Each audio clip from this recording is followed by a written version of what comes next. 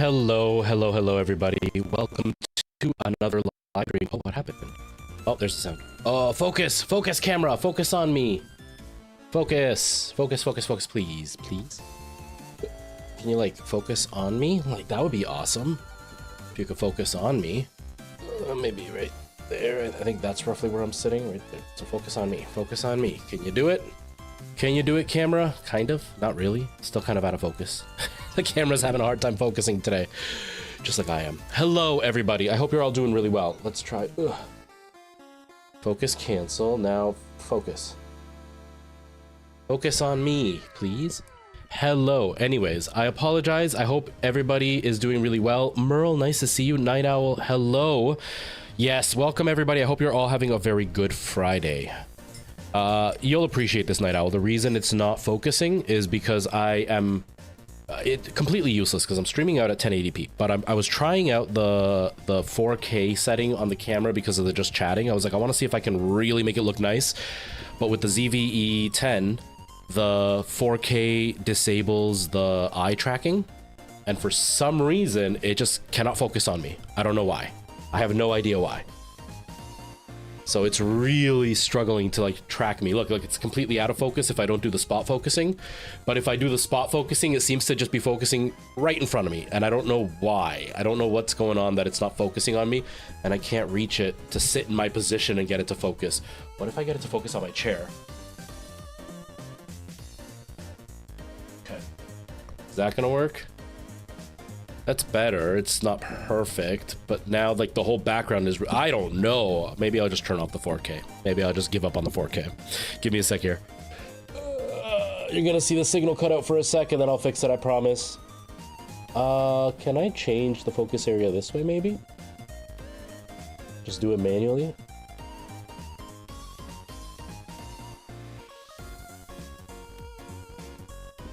Okay. What if I just change the zone area to like the middle? Is that better? I think that's better. Maybe that works. Okay, I think we're good now. Maybe. I think so. Okay. Yeah, so I've been using it always focuses on your mic. Yeah, that's what it's doing. That's what it was doing. It was focusing on my mic. So right now I just did the 3 zones in the middle. You know, the 3 little boxes in the middle. I just did that one to see if that works. Because when it's on 4K normally when I do my TikToks, I manually focus, right? So like I'll take my microphone stand and stand it right where my face is. Like I'll put my face right next to it. Then I'll focus on the stand. Then I'll go in, I'll stand, and I'll move the mic, and then I'm good to go. That's my awesome way of focusing a manual lens.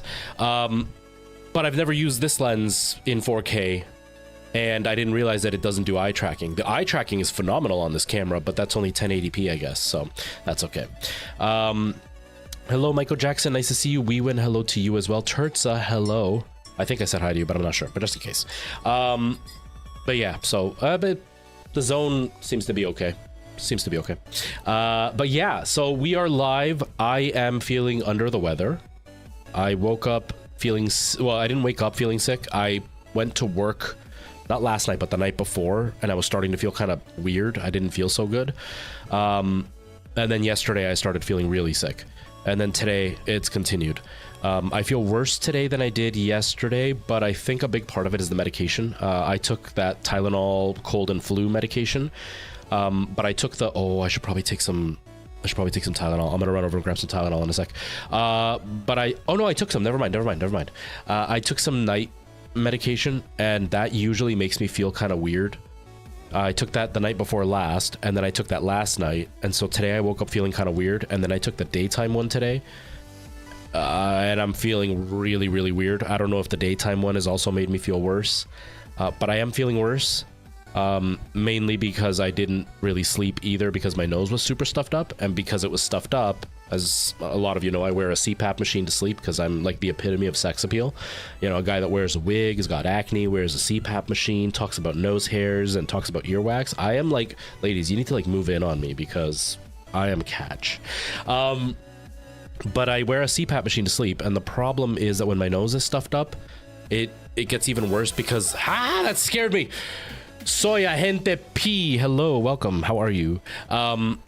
it presses on my nose like right up here, hence why you can kind of see a dark mark right here. It's where the machine is pressed up against my nose all night, and that pressure makes it harder to breathe. So then all night I can't breathe. But then what makes it worse is my nose starts to run while I'm sleeping because it's got humidity to help you not dry out. But that makes my nose run, and because my nose is running, I have to blow my nose while I'm, in the middle of the night. But that usually means I have to turn off the machine, take the mask off, blow my nose, put the mask back on, turn on the machine. Usually it involves wiping the mask again so it doesn't like have oil and slip. And I usually get woken up because like the runniness of my nose is actually like on my face, and they can get caught in the mask, and it's really gross. So the only other option I have is to take paper and shove it up my nose, so then anything that does come leaking out will get absorbed by the paper. But then I can't breathe at all, so then I breathe with my mouth open. And so all night I was in pain just from my mouth being so dry, and so that didn't let me sleep well. So the combination of not sleeping well, the Tylenol medication, and being sick, I am so off base today. I'm feeling off, but I have a feeling I'm gonna be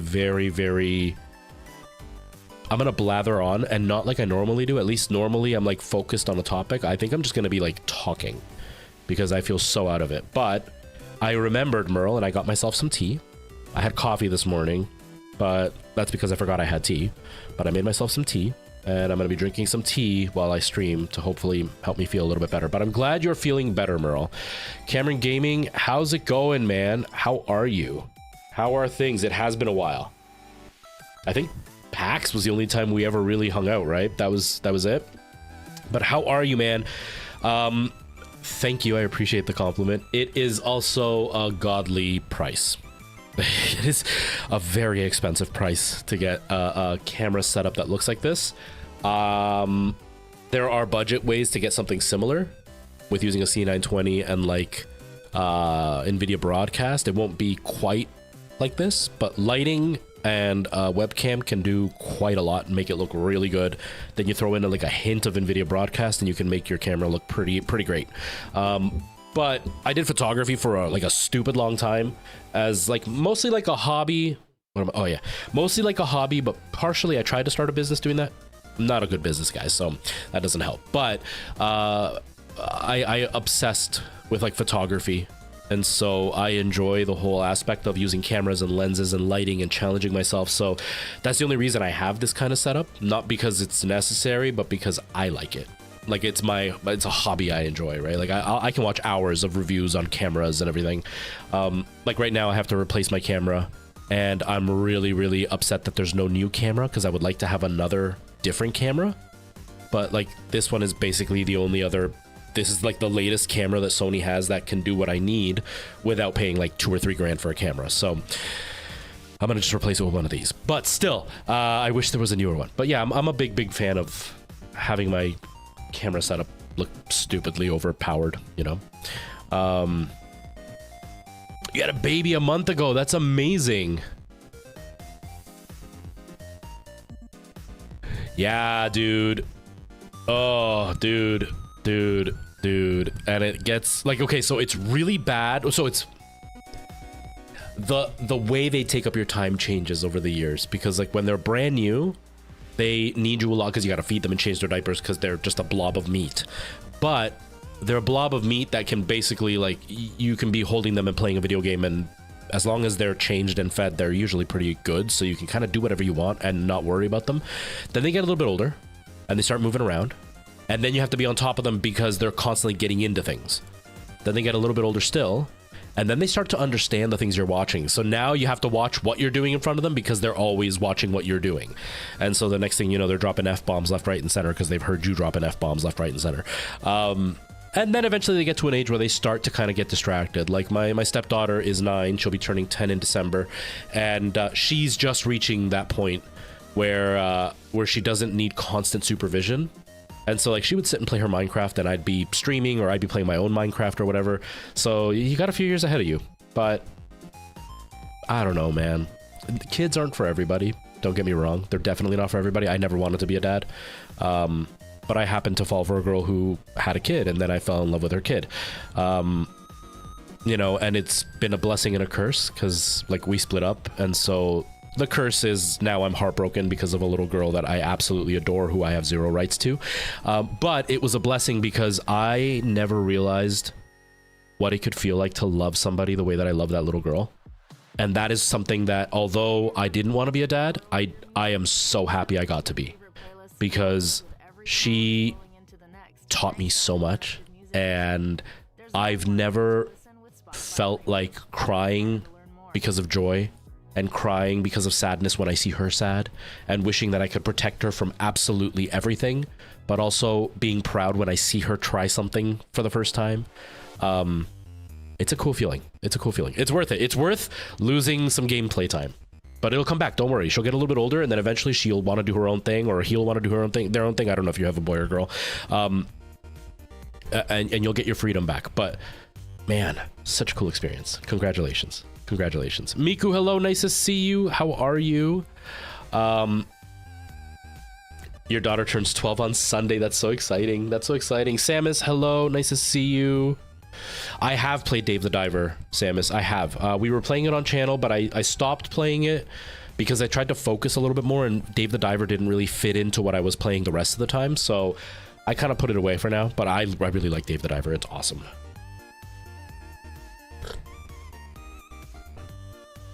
Oh, nice, Turtsa. I'm really excited for that. I'm really excited for that. I'm glad you liked it, Miku. I've been enjoying it. I played Resident Evil on Tuesday. Or no, Wednesday. I was off yesterday. I played Resident Evil on Wednesday. We'll probably be playing it again soon. Just right now I'm feeling under the weather and kind of dizzy, so I don't know if VR is going to happen for the next few streams, just because I'm not feeling great. But I will be bringing it back. Also, news that they announced that they're going to be doing Resident Evil 4 VR in coming winter. So in a few months we'll be able to do that too. I'm really excited for that.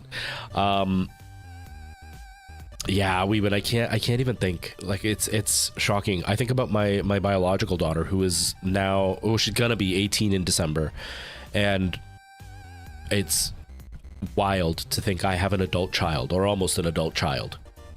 Like, I don't feel like I'm old enough for that. There's a woman that comes in the morning at one of the places that I work at, and when she shows up, you know, she's super friendly, and we were talking the one day, and she mentioned she was 36. Then a few days later, she mentions that she has a 17-year-old, because she scared my brother, and we were laughing about that. And so I showed her a clip of me being scared, and I was like, I'm a coward too, so don't just laugh at him.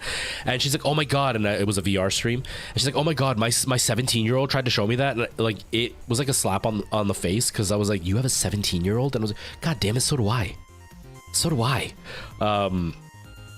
It's wild.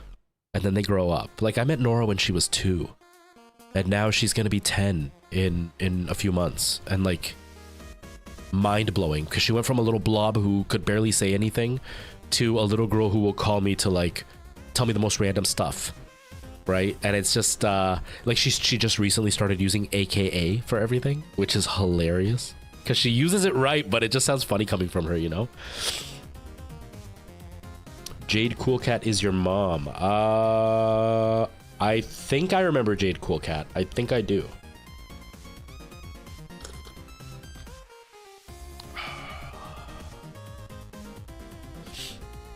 Oh man.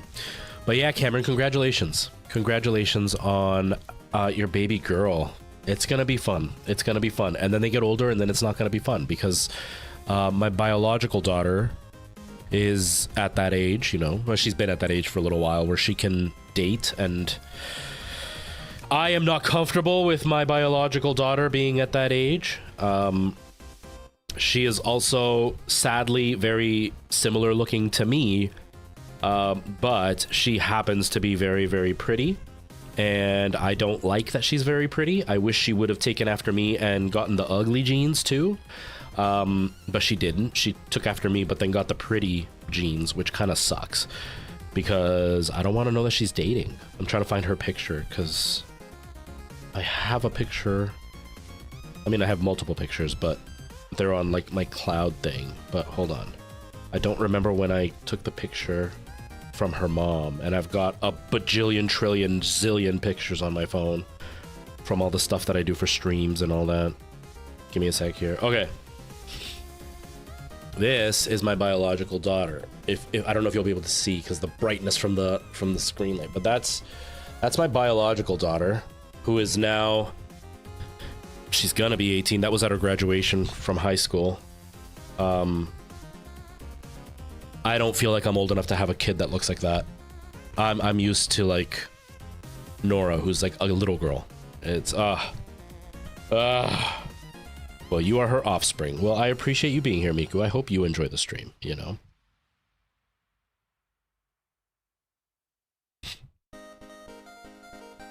What is that? Yeah. Yeah. She's at that age though. I mean, what are you gonna do, right? What are you gonna do? But yeah, I won't go into details, but needless to say, I'm not in her life, but not by choice. But it is what it is. But Nora is getting to that age, you know. She's a very smart and mature girl in some parts, Nora, but then there are parts where she's still a very, very immature little girl. Like, she's still very much a little girl, which I love, because a 9-year-old should be a 9-year-old. Whereas, like, because of phones and everything, 9-year-olds now tend to be a lot more like 15-year-olds, which is really, I don't think that's appropriate, but whatever. But Nora is very much a little girl, so she's not in that mindset yet for dating. But she's starting to get curious, because like we used to watch Afmal, which is a Minecraft creator, and she would watch a lot of episodes about like Afmal has a new boyfriend. So I know she's getting into that age. I'm her dad, so she wouldn't talk to me about it. I don't see the alert on my face. Reconos, thank you for following. I appreciate that. Welcome to my little corner of the internet. So I just think to myself, in like the next 2-3 years, she's gonna really start to like somebody. I don't know if she's gonna be, you know, if she's straight or not. I have no idea, because she's never really talked about it yet. But you know, I know she's gonna start being interested in the near future, and that scares me, because I don't want my little girl growing up, you know, that eventually, especially now that, you know, she doesn't live with me or anything, she's eventually gonna just stop talking to me. Because she would stop talking to me even if we lived together, because, you know, you got to stop talking to your parents when you're a teenager. It's going to be even harder when I'm further away, but I trust her. I trust her mom for sure, but I trust her. Hola, sí, hablo español, pero no sé cómo se dice stream en español, pero esta cosa en vivo. Usualmente hablo inglés porque todos los que me miran son de alrededor del mundo y todos entienden inglés, pero no todos entienden el español. Así que hablo español, pero usualmente paso hablando en inglés. Si me hablas en español, te puedo responder en español, pero me sale más fácil hablar en inglés.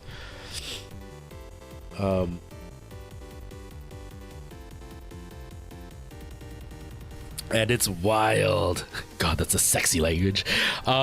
Yeah,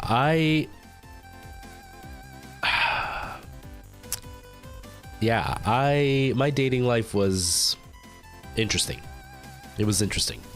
I didn't really date much when I was really young, because I've always been really weird, right? Like, up until now, I know why, but back then I was just like the weird kid in the class. You know, I was the one that would like make weird noises and stuff. I was never like the kid that hissed like a cat or anything like that, but I was always the outcast. Nobody ever really hung out with me. I had a couple of friends that kind of took me under their wing, and they always treated me like a little kid, even though we were all the same age.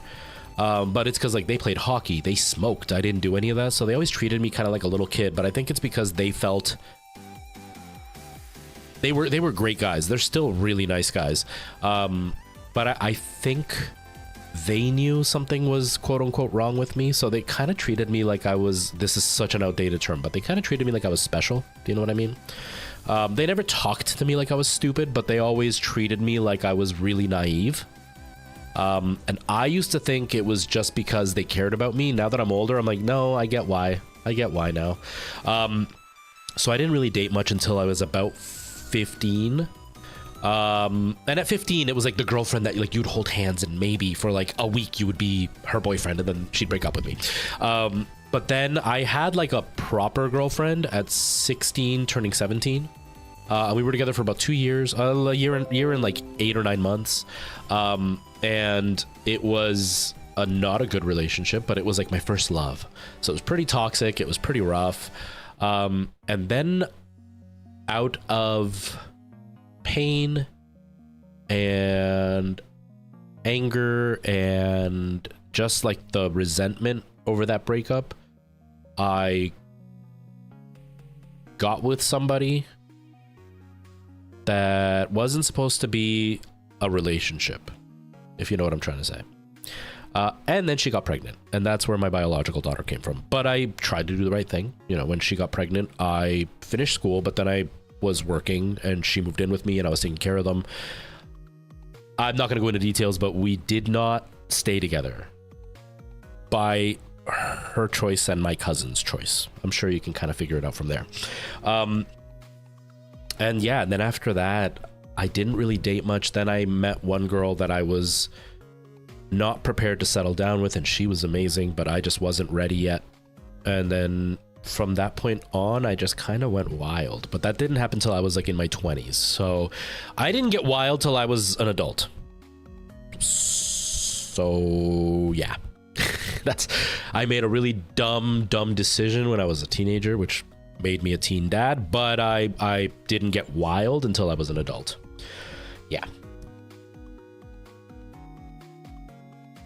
¿Será que se puede jugar The Forest desde tu PC y yo con mi... No, a mí no me gusta jugar con la gente que miran el stream, no sé cómo se dice en español, pero no me gusta, no juego yo con gente que están viendo, porque puede causar problemas. Han habido veces que he jugado con alguien y empiezan a decir cosas que no son aceptables. Entonces a mí no me gusta hablar cuando estoy haciendo esto. También tengo que concentrarme en la gente que están hablando, y a veces si estoy charlando con la persona con quien estoy jugando no puedo ver lo que está pasando en el chat. Entonces me toca ignorar a la persona con quien estoy jugando y ellos se enojan. Y a la misma vez han habido veces que estoy jugando con alguien y ellos se adelantan mucho, y entonces yo no puedo experienciar, no sé cómo se dice, pero pues sí, la experiencia es diferente, y entonces no se disfruta tanto el juego porque la persona que está jugando conmigo se adelanta mucho. Entonces es muy duro, muy complicado. Entonces usualmente no juego con gente. Si juego con alguien, es alguien más que está en vivo o son amigos que tengo, pero con gente que no conozco no me gusta jugar. Perdón. Have I seen the new Zelda? Like Tears of the Kingdom, or is there something new that just came out? Because I don't know. Mi voz en inglés es muy sexy. Muchas gracias. Sé que cuando hablo en español mi voz cambia un poco, pero creo que eso tiene que ver con que yo empecé a hablar español con mis papás. Yo vivo en Canadá y empecé a hablar español con mis papás, y uno como niño con los papás hablan con uno más niñón. Entonces siento que mi voz es un poquito más... me hago más niñón en español de lo que hablo en inglés, porque en inglés solo hablaba con mis amigos y mis hermanos, pero en español hablaba solo con los adultos. Entonces siento que tengo mañas que son más niñonas en español, pero no sé. We even get Spanish without spending points. Exactly. ¿Quieres tener una transmisión en español? ¿Quieres que hable español? Mi amor, mi nombre es Luis Ernesto Paredes y yo hablo español románticamente, pero me cuesta porque no practico suficiente. Entonces, ya no hablo tan bien. Soy agente. Yo antes hablaba mejor. El problema es que solo hablo español con mi familia, mis papás más que todo, pero... De primera soy de El Salvador, entonces tengo el acento salvadoreño y hay palabras que digo al estilo salvadoreño, pero también tengo como 8 o 9 años de no vivir con mis papás y ellos no me hablan por teléfono. Los miraba quizás 6-7 veces al año, entonces casi no hablaba español. Y la que era mi ex, ella... no hablaba español, ella era gringa, entonces solo hablaba inglés. Entonces dejé de hablar español, que pasaba meses y meses sin decir nada en español. Hoy que ha pasado tanto tiempo me cuesta porque no practico, pero poco a poco estoy mejorando. Pero sí, hablo bien, pero hablaba mejor antes. Pero mi primer lengua fue español. Yo aprendí a hablar español antes que empecé a hablar en inglés. Oh, I'm so stuffed up. I only understood hombre, which is man. That's pretty good, Night Owl, because I'm speaking at my regular speed, which is still slow compared to other people who speak Spanish, but I'm speaking at my regular speed, and you picked that up. Yeah, that's what I said.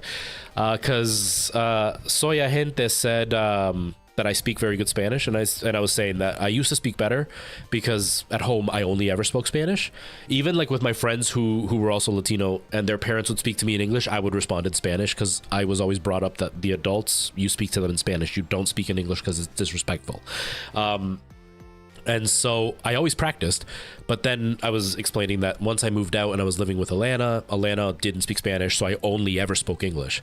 And so I've gone out of practice, and my parents never call me, they never visit me, so I just never ever spoke it. So I am way slower. Like if I were to compare it to how I speak English, I'm speaking more like this when I am speaking in Spanish because I am insecure in the way that I speak, because my tongue just isn't used to speaking at that speed anymore because I don't practice. So I'm a little bit more stilted, not enough that it's slow, but enough that you're like, it feels unnatural. And that's what I sound like in Spanish. So I was just explaining that to them. Ready to have the most power over your music? Tea tree oil. I had Vicks Vapor Rub, but Alana took it. I want something that's like menthol smelling to open up my nasal passages because I can't breathe right now. Oh. Oui, baguette. But tiny bits can get you a far way, and that's actually pretty impressive that you picked up what you did at the speed that I was speaking. Because like I took French here, it's mandatory that you take French, but I took French through all of high school and all of elementary school. We're talking, I started in grade 1, so 8 years in elementary school plus the 4 years of high school, so 12 years of French. And if I'm listening to French, the only reason I can understand any of it is because I can correlate with Spanish, but not because I actually learned anything. So that's pretty impressive, man. That's pretty impressive. Michael Jackson, you should start streaming in Spanish to practice more. I considered it. This is why I considered it, but here's the way streaming is, at least before, I don't know about it now, but before there was less competition in other languages, because I even have now a few friends that are like Russian or German who will stream in English because it's a bigger audience, because more of the world understands English. But the problem is that there's more competition because more of the world can speak English. Whereas like if you speak one of the other languages in the world, any of them, there's less people who can speak it worldwide, which means there's less competition, but there's less of an audience because less of the world also understands it. So like with German, there's been quite a few German creators that have gotten really big, but not as big as what an American creator has gotten. And it's the same with Spanish. Like there's Zeta, I think is his name. Is that his name? I think it's Zeta is his name. He's a Mario Maker streamer, content creator and whatever, and he's got like over 1 million followers, which is huge for a Spanish speaking creator who does gaming, but it's not the biggest out there because a lot of English creators get bigger. So it's like I could probably have a bit of a better audience in Spanish, but I would have a much lower ceiling in Spanish. Not that I'd ever get that big anyway, but I also don't want to stream in Spanish because I think in English and it's easier for me to just respond in English. Whereas in Spanish, I don't know common terms in Spanish, common like slang, because the slang my parents used is from the 80s and that's the slang I learned. So I don't know, I don't know how to say stream in Spanish. I don't know how to, like, if I'm talking about live streams, I don't know any of the terminology in Spanish at all because my parents don't know it. That terminology didn't exist when they were younger.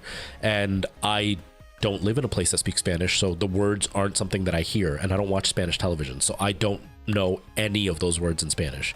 So like even chatting, I didn't know what the word chatting was in Spanish. I would just say chatear, but then I eventually learned charlear is the word, and I had no idea. My nose is so stuffed up. Time to watch telenovelas.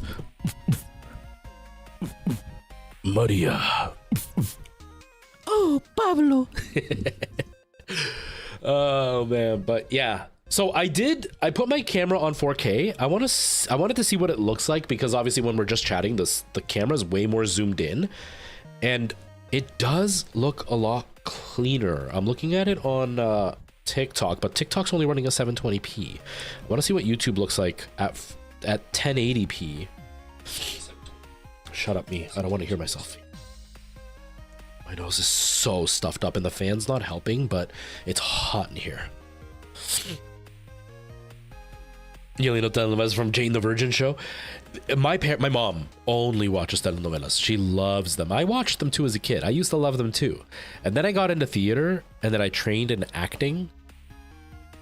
And soap opera actors in general tend to not be great. But like telenovela soap opera actors are mostly hired because they're sexy, not because they can act. And the script writing is usually really bad.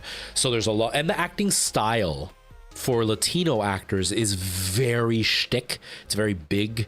It's very artificial. So like you don't get a real reaction of like, oh my God, I can't believe that happened. Instead you get like the, oh my God, I can't believe she did that. And it's just like, it makes me cringe. So as I got more into theater, the less I wanted to watch it. So then I just stopped watching telenovelas, but my parents love them. So was I, Michael Jackson, so was I. It's just, I live in Canada. There's not a lot there's a Latino community, but Canada doesn't acknowledge any of the other languages outside of French and English, because we are very, very melded. Like there's an equal part of pretty much all the different cultures here. And so they can't just pick Spanish. Whereas like in the States, there's a very large Latino population. So there's more need to have Spanish kind of be involved. So I don't get exposed to it on a regular basis anymore. And like I said, I usually date Canadian girls and most of them do not speak Spanish. So I never practice at all, ever. So even though I spoke from the day I was born, like that's my first language. That is the very first language I learned. You know, because I didn't start going to school till I was 5. And by then I was talking, and I was talking in Spanish. And so I didn't learn English till I was in elementary school. And so my first language was Spanish, but I just don't practice it anymore. So, and even with like my siblings, we only speak English to each other. So I literally do not speak Spanish to anybody, so I don't practice it. So it's like anything else. If you don't practice it, you can't do it. I would absolutely love to learn Dutch.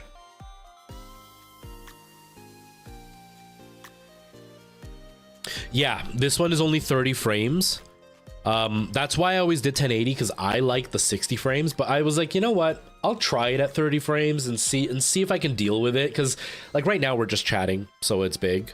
But I was like, once I'm in gameplay, it's so small that it's not really going to affect much. Not to mention that I record my videos at 24, right? So I'm like, if I like my videos at 24, I don't see, and I can game at 30, I don't see why my video being at 30 would be a big deal. I just wanted the ability to have like this big zoomed in window and have it look pretty clear no matter what size people are watching on, even if it's out at 1080p. It's that super sampling idea, right? And just to see what I thought, because sometimes I'd go back and watch my videos and I'm like, the skin smoothing looks good, because I love the skin smoothing on this camera because it's just subtle enough. But it still looks kind of artificial because the resolution's low. So I was like, what happens if I put 4K and I have the skin smoothing even at 1080p? Will it like add that little bit of extra texture to make it look less artificial and make the skin smoothing look a lot more natural? So I thought it was worth a try today. See what it's like. See how it happens, you know?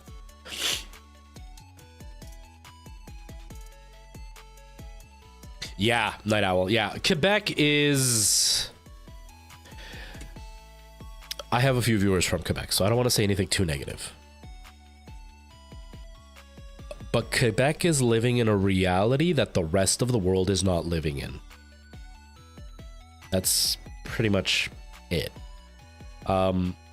Quebec is one of the oldest provinces, but has one of the oldest cities in Canada. And I have zero interest in going there because the few times I've been in Quebec, I have been treated horrendously. And so that's just left me with a really bad impression of Quebecois people. And the Quebecois people that are here have also treated me horrendously. So I'm just not a fan of Quebec. So I'm probably pretty skewed on my perception. But yeah, there's some really backwards ideas there.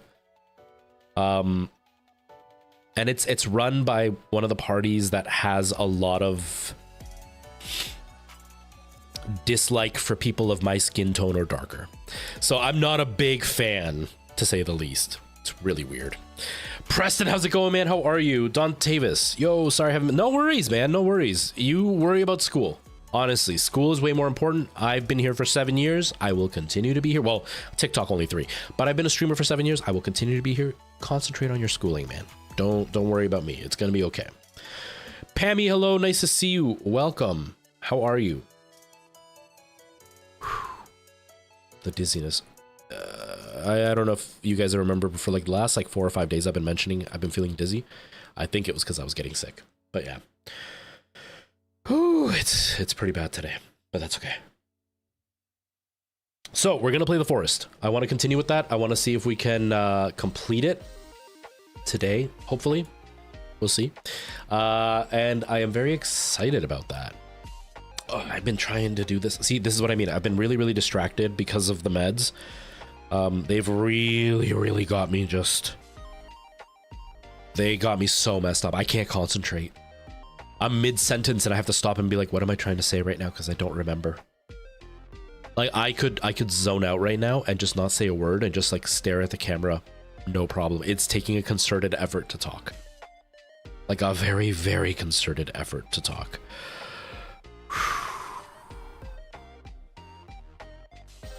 And you're in high school, right, Don Tavis? You're in high school? Preston, I hope your day is going well, man. What am I doing?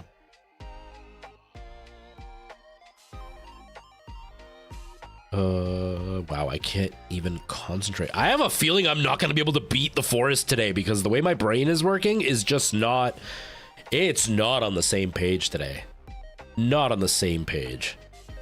Oh, Merle, that's how I feel. Like this morning, I made myself 1 egg with 2 pieces of toast. And I had to like force myself to eat it because I am just not hungry. But I was feeling dizzy and I knew if I didn't eat, it was going to get worse. So I forced myself to eat it. But I'm not hungry at all. I haven't had an appetite. I ordered a pizza yesterday because I didn't want to cook because I wasn't feeling well. And normally I'll do like... Jesus Christ! Oh, not at all. Oh, that hurt my head. Give me a sec. That made me really dizzy.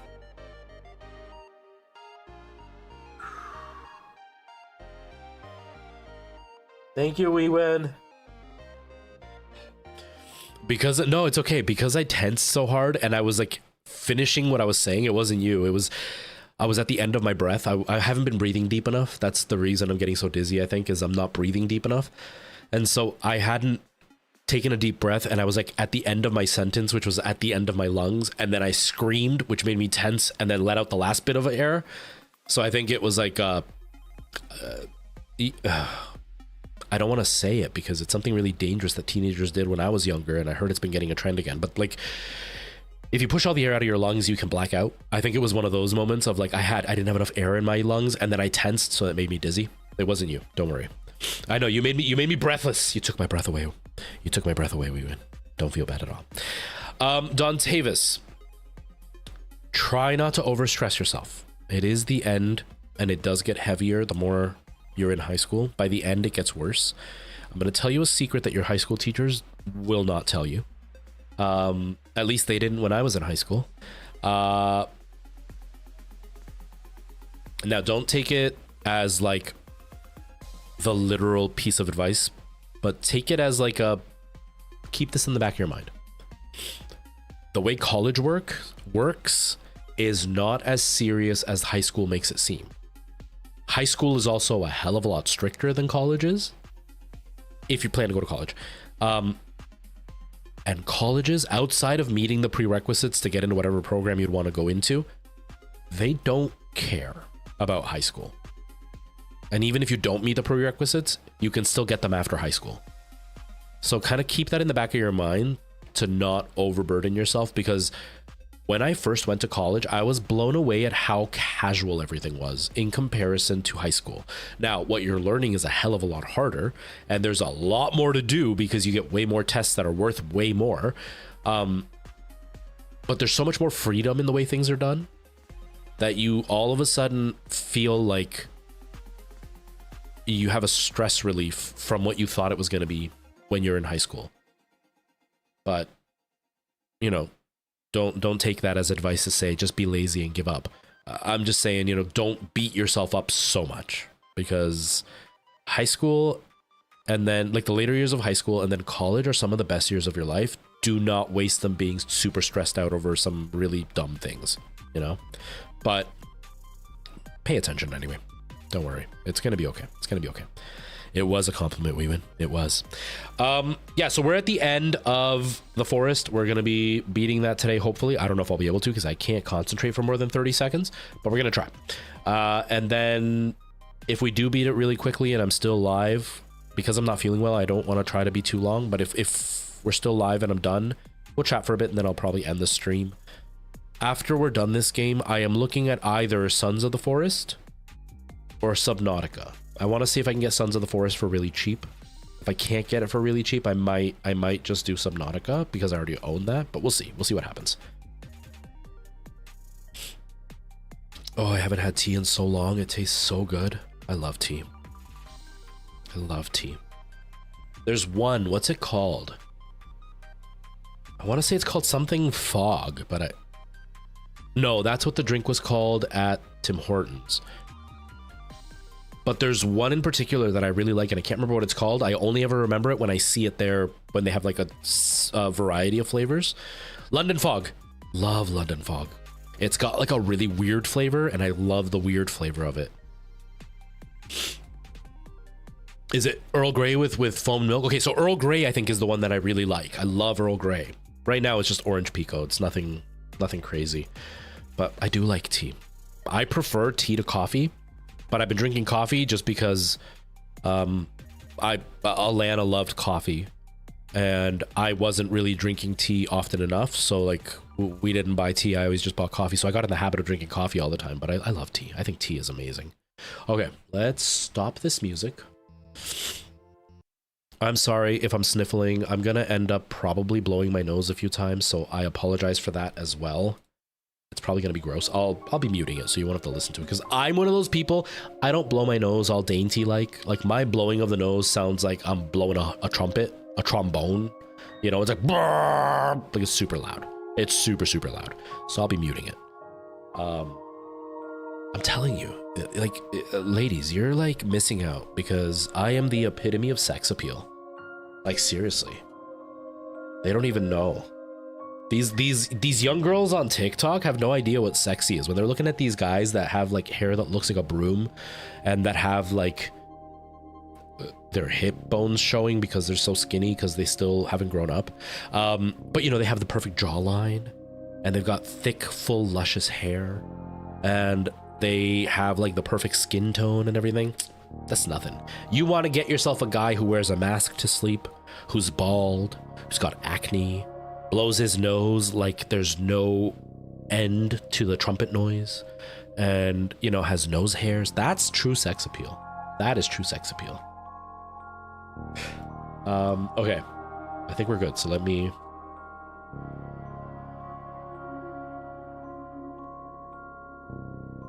If the gameplay is too loud, please let me know.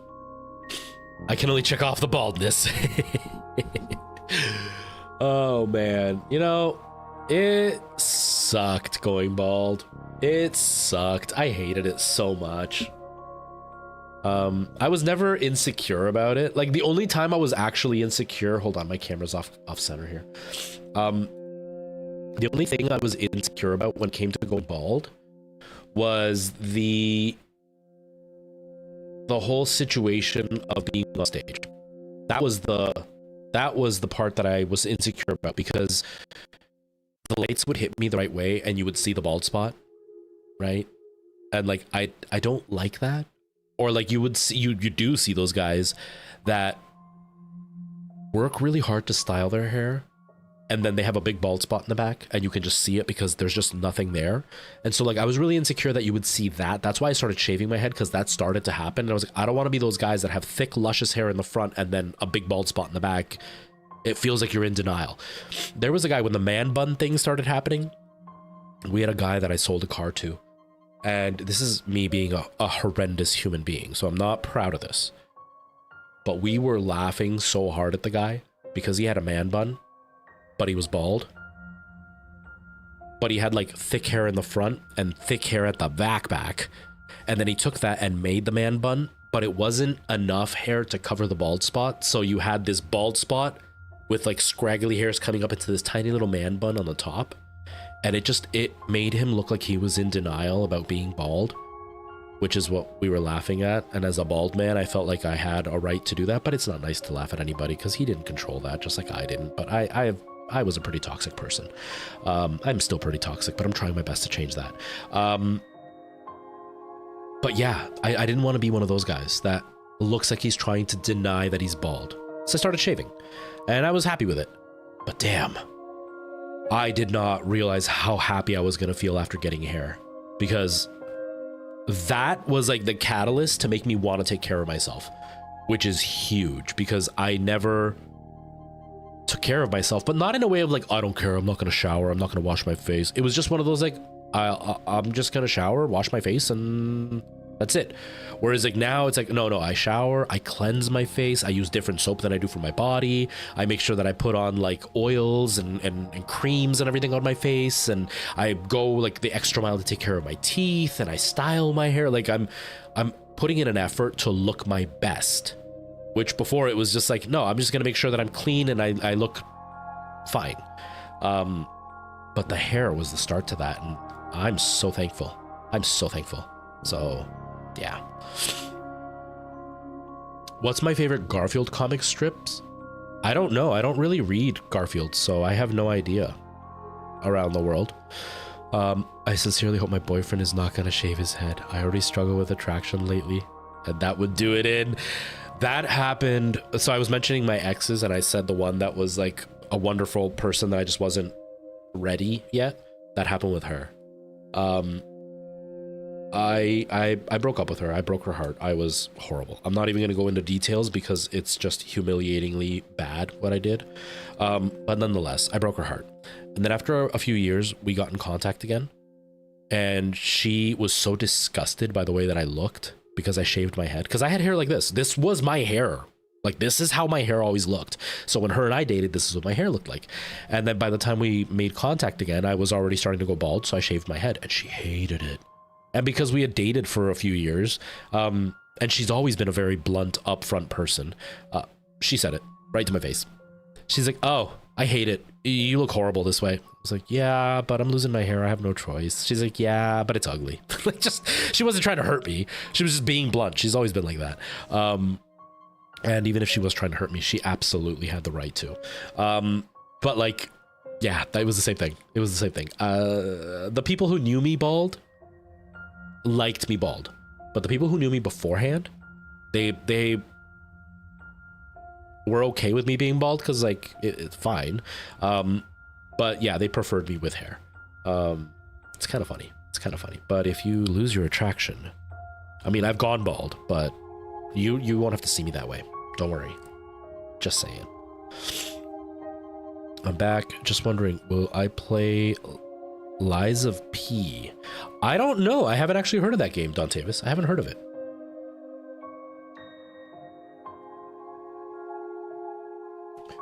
You might go back to going bald. Is that what you mean? Or like shaving your head, Dontavis? Is that what you mean?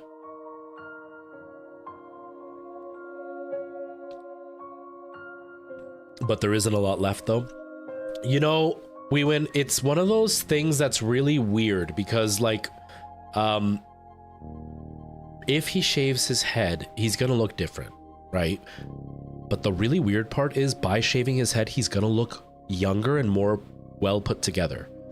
Because holding on to the little bit of hair that's left, for some reason, I guess it's just the way society has worked, it makes the person look less clean, but not clean in like, oh, they don't shower. Clean as in like, it just, messy. Even if it's brushed and combed and you put products in it, it just looks messier. I found for me that if I didn't shave, I looked dirtier than I did with my head shaved. And there's lots of guys that once they shave their head, they even look younger because of it. I mean, if they had a full head of hair, they look even younger, but I found that a lot of guys look younger when they shave their head because it's just a cleaner look. It's not for everybody. And if somebody doesn't like it, that's all their power, all their right? They're allowed to not like it. That's cool. But I definitely like when guys who are bald shave their head because it just helps clean up the whole look. You know what I mean? Which is the main reason I continued to like really shave. I used to do the buzz cut like really, really short, but I had gotten bald enough at that point that the buzz cut no longer worked. It looked like I was a completely shaved guy that hadn't shaved for a while. So then that also turned into looking messy. So then I started going for like the skin smooth to look as clean as possible. And like I said, I didn't mind being bald, but like this has been life-changing. Honestly, it has been one of the greatest things that's ever happened to me in as far as like the way I look and stuff. It's been life-changing. Honestly, life-changing. Like the last few months I've really been putting an effort at making my skin look nicer. Sorry, the Windows update thing is on my screen. To make my skin look nicer. And over the last couple of days, I've been like looking at myself in the mirror, and although my nose is scarred up and it's messed up, and I am going to be talking to my dermatologist when I see her again for my cancer screening, I'm going to ask her if there's something we can do, like a laser treatment or something to get rid of some of the scarring on my face. But my face looks so much better now. And with my hair, I love this hairstyle, even though it's kind of a headache sometimes because I'll get really bad hair days and I can't fix it. And hiding the hairline's rough or whatever. But like when I'm dressed nicely and I've done my hair and the way my skin looks, I feel like a brand new person. And I feel proud of the way I look. Before I was comfortable with the way I looked, but now I feel proud of the way I looked. And it all started because of Lord Hair, which is crazy because when I signed up with Lord Hair, it wasn't for like to make my life better. It was just I really wish I had my hair. And I don't want to do something that I'm going to regret. This will be a cool experiment. See if it is something that I like. I didn't think it was going to be something that would actively change my life. And it's changed my life. Which is wild for me. Wild. Never expected that. Not in the slightest.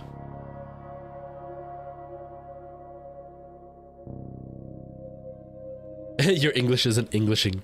Yeah, I mean, people were fine with me bald. You know, I didn't mind the way I looked bald. But I feel proud now, which is a very different feeling. You know, I don't look at myself and think like, damn, I'm hot now. I just think, wow, I've come a long way. And like when I watch my older videos, I'm just like, I don't even connect with that person anymore. I don't feel like that person anymore. I don't feel like that looks like me anymore. And I'm like, wow, I really looked bad. But not in a, like the bald look bad. It's just all of it. Just, I looked tired. My skin was really bad. I had a lot of really severe acne. And like the bald, it's just like all of it just didn't look great.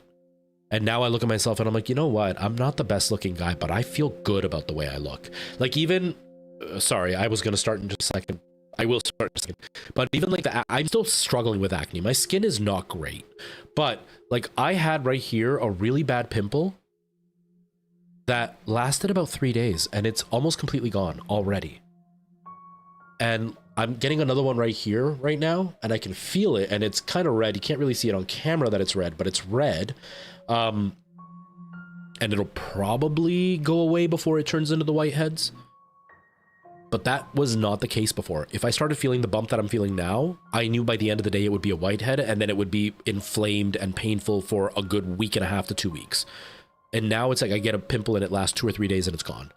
And like even like the marks on my face, like I've got scars here from older pimples and like even those are nowhere near as noticeable as they used to be. You know, like here, you can see this one.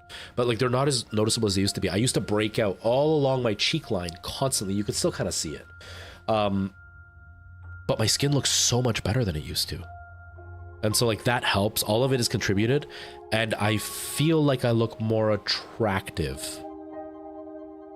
now. And I feel like the hair helps. But I also know I'm really weird. I also know I'm not exactly a good looking dude because women aren't interested in me. And I'm not saying that as like, no one likes me. I just mean like, I know, and it's fine. I'm also really like weird. And even if there was women that liked me, I probably wouldn't like them back because I am very, very, very particular. Like even the one, my TikTok crush, you know, I totally think she's awesome and super attractive and funny. I would never, ever, ever date her because we would so not get along in a relationship, but we totally get along as like friends. But like, yeah, I'm just weird. But like, yeah, women aren't attracted to me, and that's fine. And it's mostly because I'm weird. You know, oh well. But I'm just proud of the way I look. That's my big thing, is I'm proud of the way I look. I'm really proud of the way I look. It's like the closest thing to Bloodborne. Oh, I think you mentioned that before. Yeah, I think you mentioned that before. I forgot about it. You know what? I'm gonna take a picture of it and try to remember that I have a picture of it. So that way I can like, I can't see, it's too dark. Okay, come on. Life of P is so hyped. There we go. I'm just trying to get the wording on screen so I can try to remember and see it.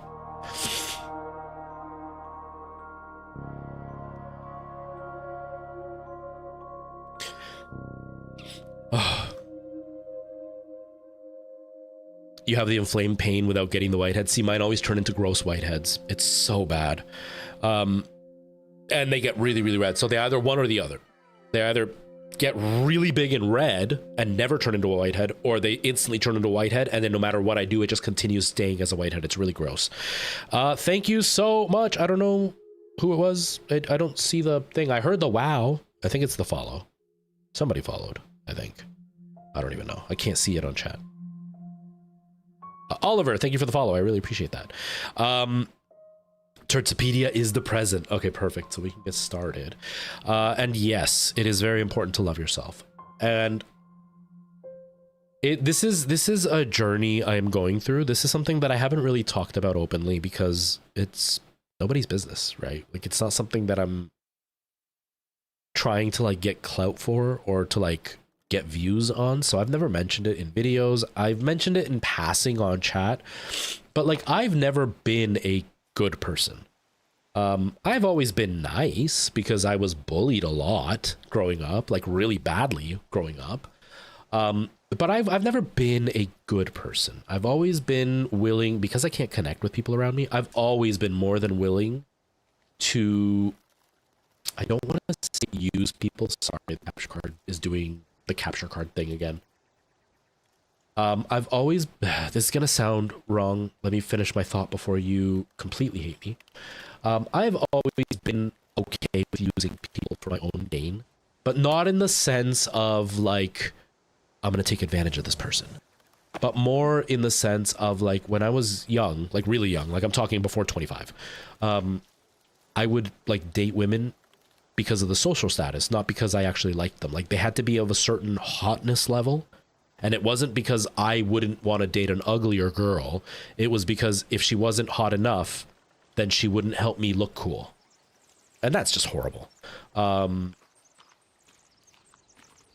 You know, or like I would help and be friends with somebody that I might consider a loser or like below me socially because I wanted the praise of like helping somebody that wasn't as cool. Like that kind of stupid ideas. And especially with dating, I treated women pretty badly. I was never the kind that like yelled and abused or anything like that. I was the kind that was like, if I lost interest in you, I'd just be like, all right, it's over, and I'd walk away. Like I wouldn't have any kind of sympathy when I broke up with somebody.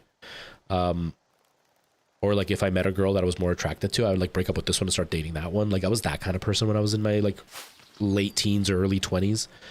So I loved myself, but not in a healthy way. And then from that, I fell like head over heels for a girl and she destroyed me, and I very quickly learned what I had done to a lot of people. And then I turned into, oh, I'm on the wrong chat screen anyway.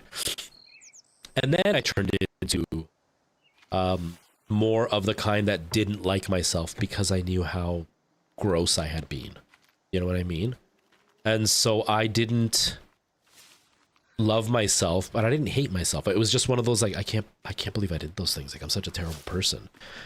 But now I've been on this journey of like, you know what? Yeah, I was a terrible person and I did some really gross things.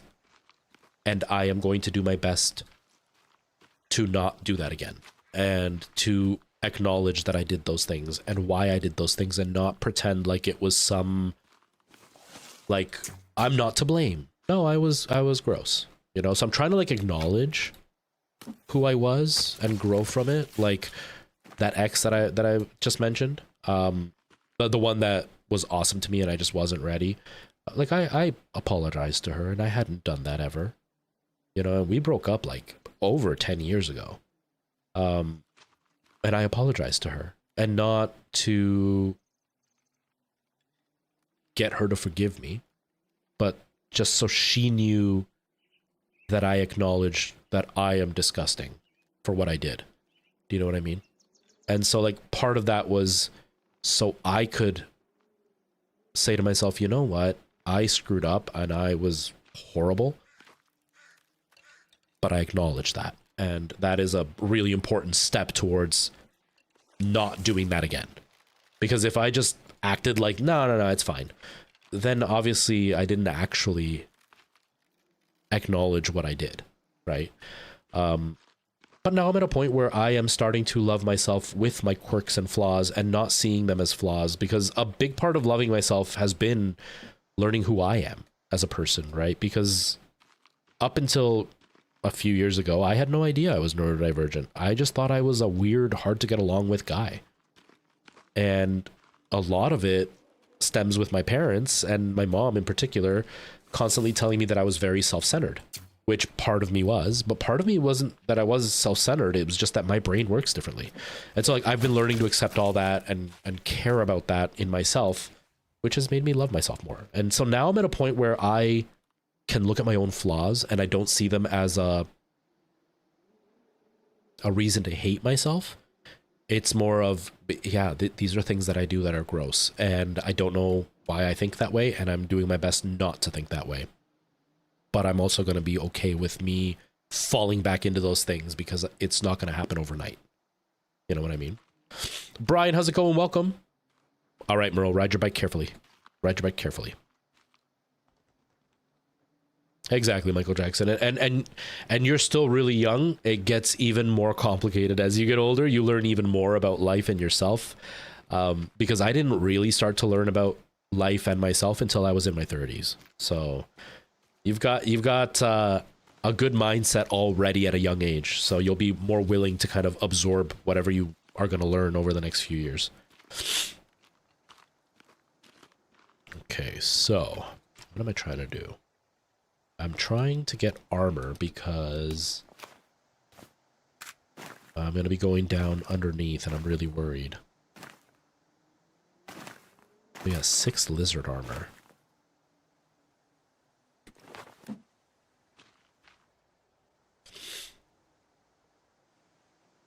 Well, I was on the fence about actually canceling today's stream. I'm sick. You can hear me sniffling like crazy.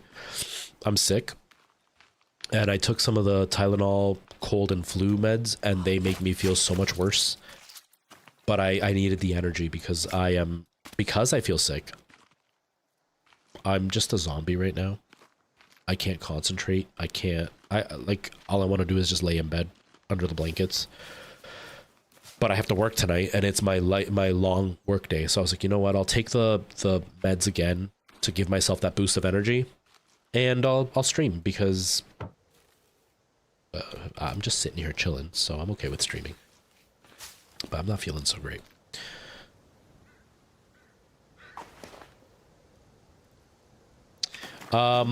There is a warm suit I can make. I can make a warm suit.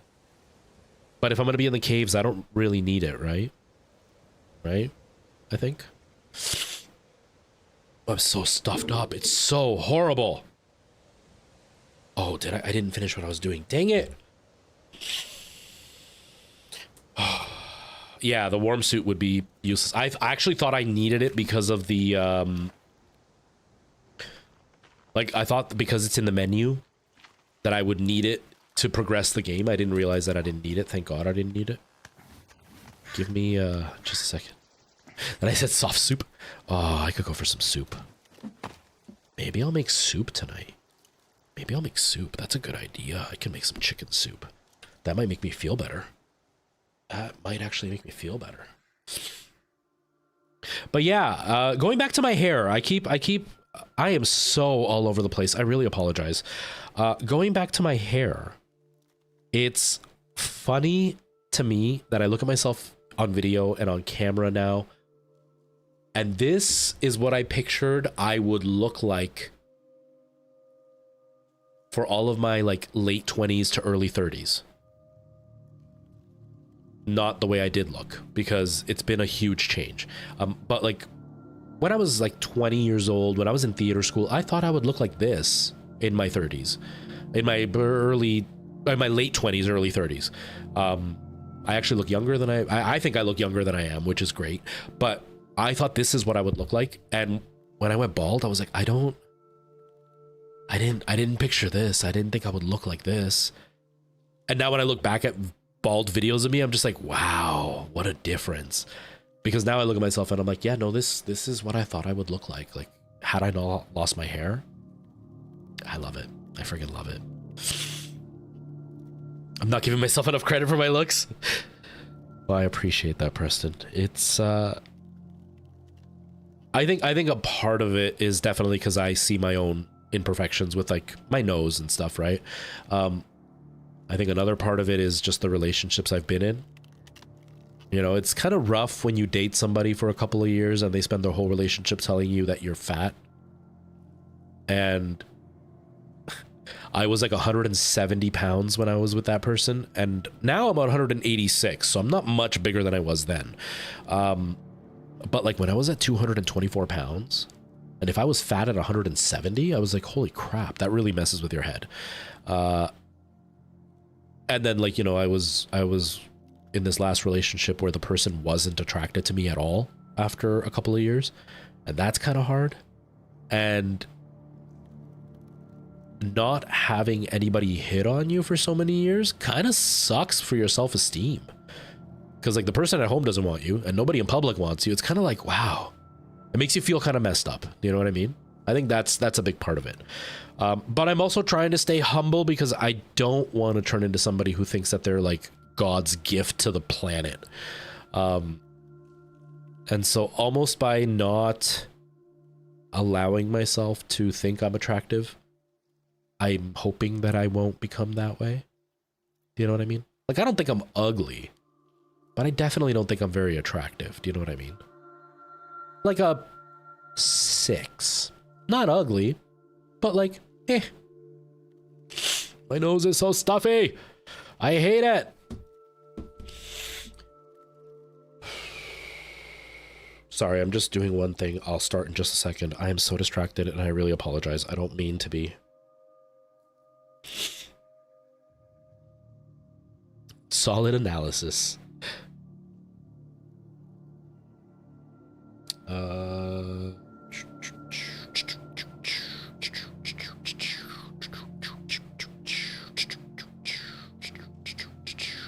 Okay.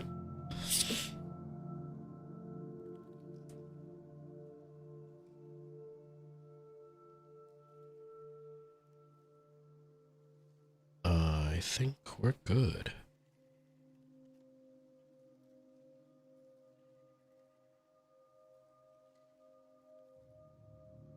Cool.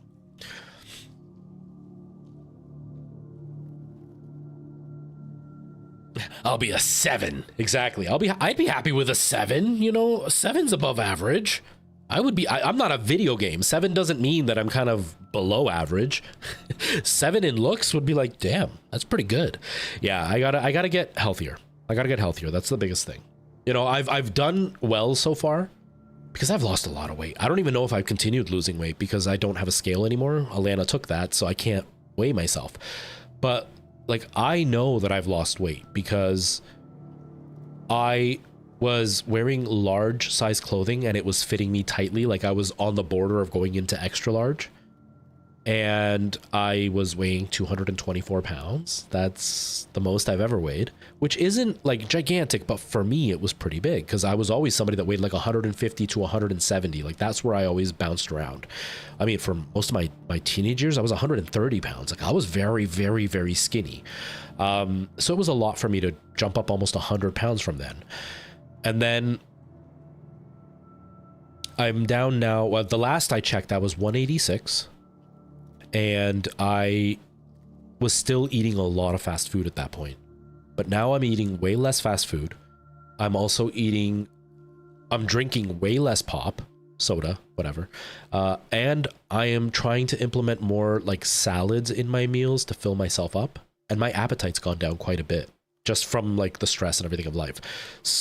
So my biggest thing that makes me think I've possibly lost even more weight is, one, my face looks less round when I watch my videos and stuff. And two, I put on a pair of pants that I haven't worn in a bit because I try not to wear them because they fit me like skinny jeans. And I know skinny jeans aren't in. They're like the millennial dad look now. So I try not to wear them. And the one day my mom was coming over and she got lost. And so I was going to go look for her, and I was in the middle of laundry. So I didn't have my pants that I normally wear. And so I threw on those pants thinking they were going to be skinny jeans, and they were loose on me. Like, the pant legs were loose. And so they went from being full skinny jeans to being more like boot cut, straight leg jeans. So I feel like I've lost more weight, but I don't have a scale, so I don't know. But now it's more about like doing the exercise to get my stamina up and to tone my body a bit more. That'll be the next step, but we're not there yet. We're not there yet. Venom, hello, how's it going? Welcome, welcome.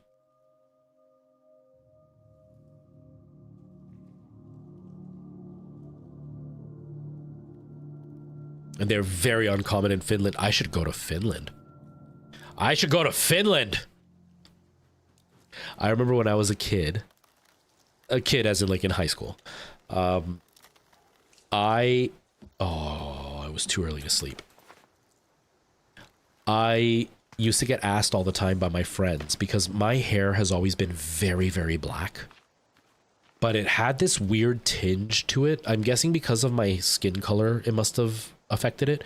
But I used to get asked if I dyed my hair blue because my hair was so black that when I would look down and you would see my scalp, because I used to like spike my hair, when you would see my scalp, it would almost look like there was blue in my hair because of how dark it was.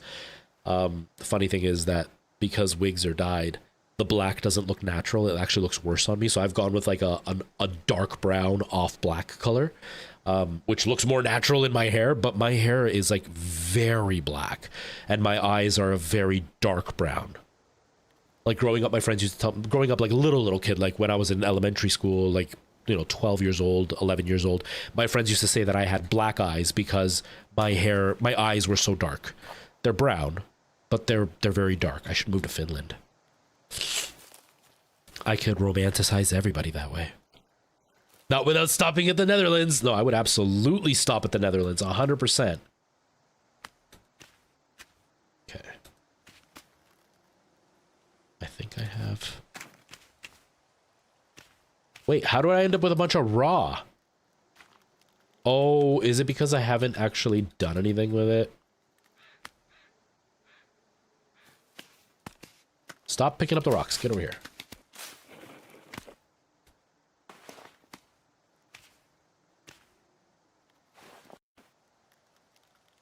Put it down. Put it down. Put it down. What the heck, dude? Stop putting up the dry ones. I want the raw ones to go up. Okay.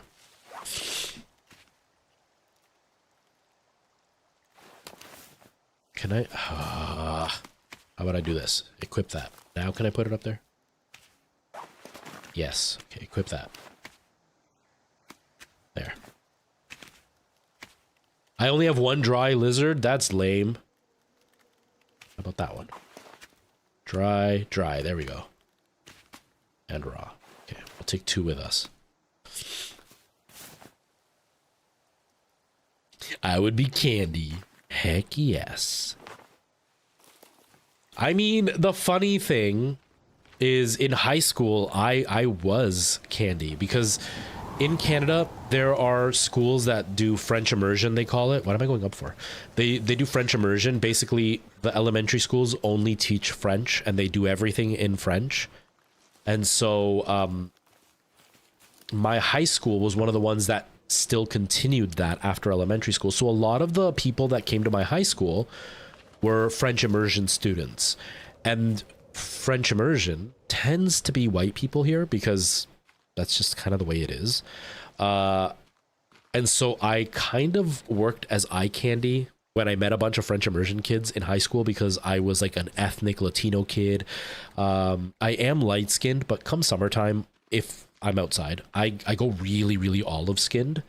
And so it like made me stick out. So I was pretty attractive. I remember there was a girl in high school that had a big crush on me. She really, really liked me, but I ended up dating her best friend because I had a crush on her best friend. And it's so dark. And I remember that we met up years later. And like I just ran into her on the bus. And so she gave me her phone number and we chatted a little bit when we were like catching up, right? And she had gone to, was it Guatemala? It might have been Guatemala or maybe Peru. And she had lived there for a year, doing something, helping like kids with education or whatever. And she's like, you know, I was really disappointed when I was there. And I was like, why? She goes, because while I was in, while I knew you in high school, she goes, I thought your name was something super sexy. And I was like, uh-huh. She goes, and then I went to Peru. And now that I understand Spanish, I know what your name translates to. And it's not sexy. I was like, nope, no, it's not. Because my last name is Paredes. So when you hear Luis Paredes, it sounds exotic. But Paredes literally means walls in English. So my last name is Luis Walls. And so she's like, that's not very sexy. I'm like, nope, no, it's not. It's not sexy at all. Schmeg, this is the forest. This is the forest. We are at the end of it, but it's really, really dark and I can't see anything. And I'm scared to turn on my light because there are cannibals all over the place and they're going to try to eat me. Wait, that's the way, right? It's over here, isn't it? I know you said it was by the... I'm just heading in the wrong direction. There we go. Okay, I think it is this way at least.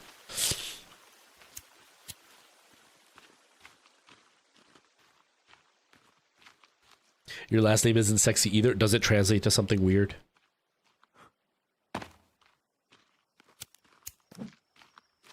The funny thing is my name is very, very common in the Philippines. My name is of Spanish descent, like from Spain. And the Filipino reason is the same. It's from the Spanish descent because, you know, Spain, just like England, did a lot of not great things. And so my last name is a very common Filipino name. And because I have the eye shape that I have, I often get confused for being Filipino. And like when I work in healthcare, or I did work in healthcare, and that has a very heavy Filipino influence. And so like I'd go into work, they'd hear my last name and they would just start speaking to me in Tagalog and I had no idea what they were saying. And they would get upset with me because they thought that I didn't understand my own language. And I was like, no, man, I'm not Filipino. I'm Latino. Sounds the same, but we're not the same. Then they would laugh. I have no idea. Your first last name is also a place in the Netherlands, but your married last name, you have no idea.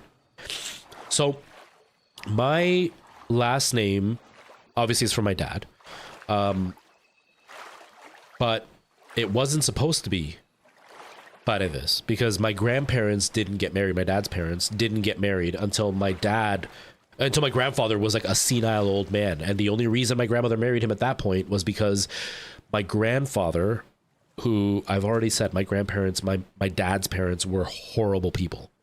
My grandfather was everything that you would say all men to. My grandfather was the epitome of it. He was an alcoholic. He was a womanizer. He didn't care for his kids. He was abusive. He never hit his kids, but he just never cared about them. So he's not a good person. Oh, crap. This isn't where I want to go, but I'm going to go in here because these guys are attacking me. But he had some woman that he was living with. My grandfather was in his 80s, and this woman was like 32. And she was trying to get my grandfather to sign over his land to her. And so my grandmother went and married him because they have all their kids together. My grandfather has a few illegitimate kids, but his main kids are the ones he had with my grandmother. So she went and married him so that way she would have control over his land when he passed away. And his last name was supposed to be our last name. My mom actually tried to convince my dad to change his name into my grandfather's last name because my grandfather's last name is Cabrera, and my mom wanted that last name. And so I have one of those stereotypical really long Spanish names, but it would have been Cabrera instead of Paredes. And I think Cabrera sounds nicer, but it would have been way worse to try to get people to say that name properly. Okay, so I don't know if I'm in the right cave, but that dude was attacking me and it was scary.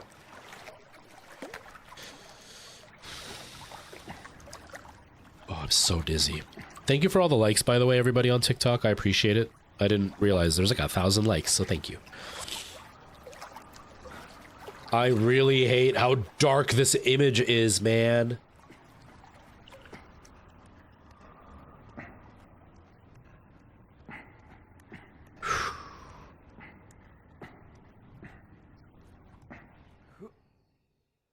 Okay.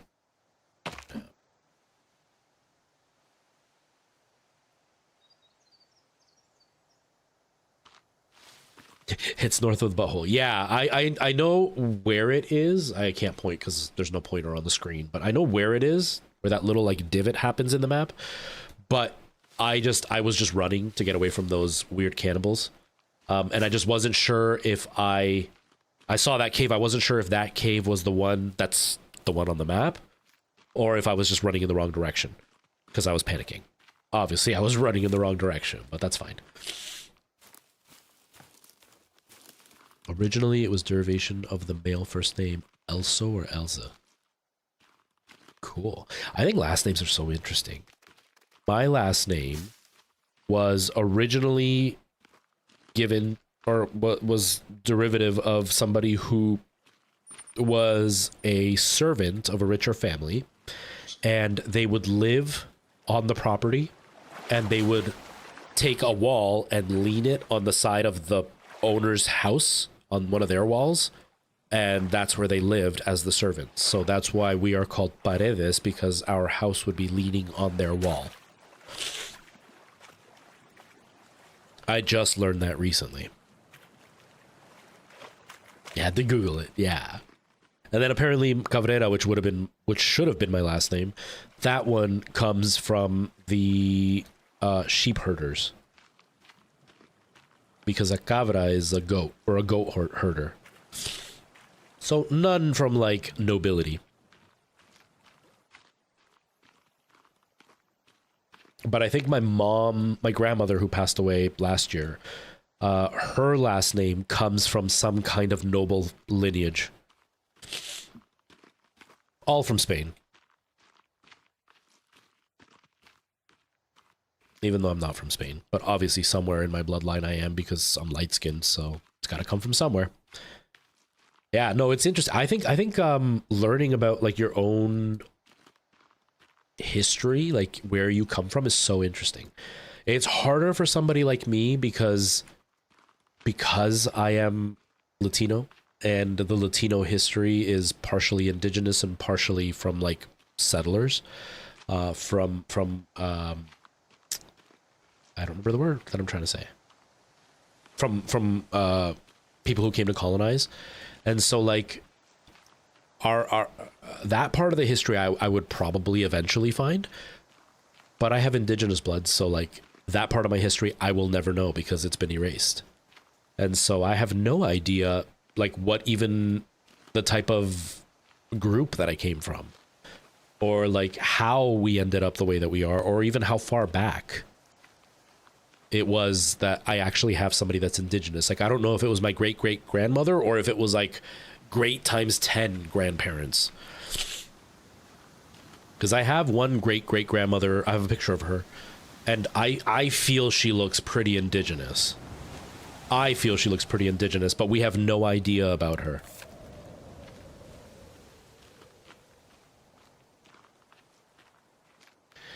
It is and it isn't, Michael Jackson. It's great because obviously I can make my stream look pretty good. But it's not great because TikTok wants you to use their app, and their app is trash for streaming. And so it's really, really complicated to get it to work the way you want. And that part sucks. But it is really nice that I can do my stream properly, even though my capture card is struggling. But I don't think it's the capture card. I'm wondering if it's this PC that can't, like OBS can't capture this PC very well. Maybe that's what it is.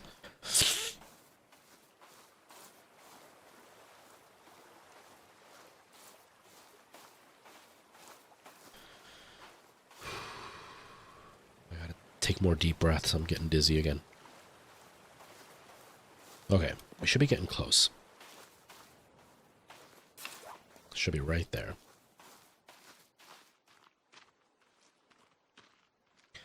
But yeah, like TikTok is a nice place to stream, and you can very easily have a stream completely blow up on TikTok. Like, I've seen multiple streams with like hundreds upon hundreds of viewers. I've had a couple that were that big. Hasn't happened in a while, but that's because the algorithm is not happy with me right now, and I am losing followers. I am losing viewers. It's kind of rough right now. And so my live streams just aren't getting pushed. But it's pretty interesting. Downside to TikTok live streams is it's not like other platforms where when somebody watches you on a different platform, they're more invested. They want to be part of your community. They want to hang out. They want to get to know you. TikTok, it's literally like surfing the web, or surfing, channel surfing, we used to call it when we were young. When you had cable and you just keep switching channels, you wouldn't necessarily watch a show, but if it was on, okay, cool. And that's kind of what it's like to stream on TikTok. Whereas on Twitch and on YouTube, there's more of that feeling of like, if you come to watch a channel, you almost feel like you want to be a part of the channel. Whereas right now it's just you're watching the game for the sake of the game. So it's not great for community building.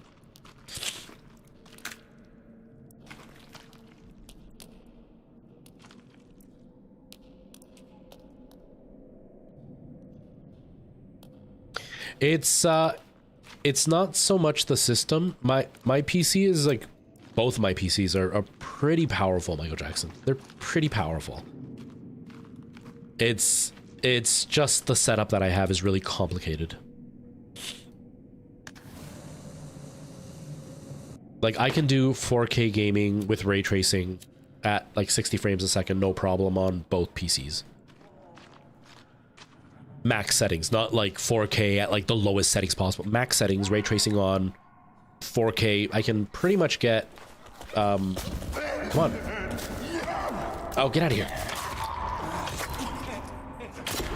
That is really loud in my ears. I can pretty much get between 45 to 60 frames a second. So like, it's pretty, the PC's pretty powerful. I just have it set up in a super, super complicated way, which makes the frame rates kind of dip on OBS.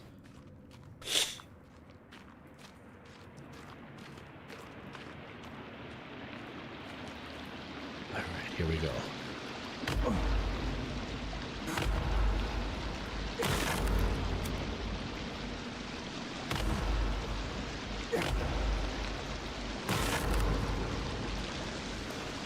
The biggest problems I have right now is just my equipment is old. So I'm slowly replacing everything that I need because all of it is starting to go. Is my light still on?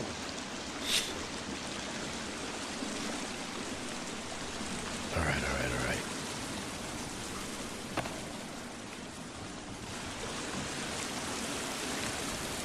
Yeah, the good thing is that it works, most of it. The only light right now that I'm having like major problems with is the one that's right up here. It's like a cheap USB ring light I got from Amazon, and it's worked fine for a few years, but now the part that connects to the light, there's a little switch in the bottom, in the middle of it. That part that connects to the light is broken.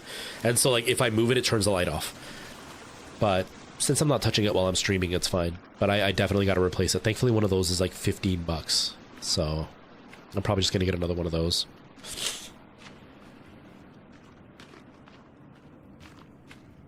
Okay, so I don't really know where I'm going, so we're just kind of gonna wander around and hope we find it. And if I get really lost, I will definitely ask Tertsopedia how to help me. I gotta pee. That tea went right through me. I gotta pee.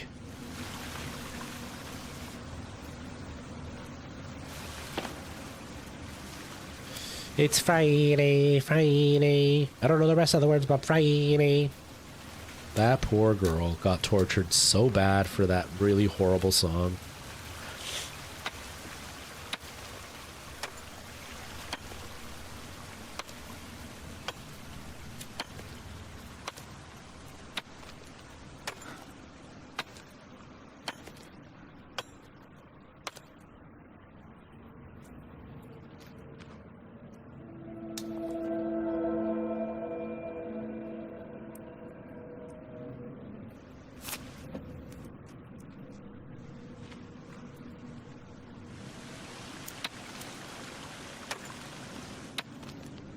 I said this before, I gotta say it again. We all need to take a second to appreciate how absolutely strong this guy is. He is climbing with 0 climbing gear except for that axe. And he's holding a freaking match while doing it, or a lighter while doing it. Like, that's pretty crazy. That's pretty crazy. I'm so gonna die. I am so gonna die with this. I know I am. I have a really bad feeling about this.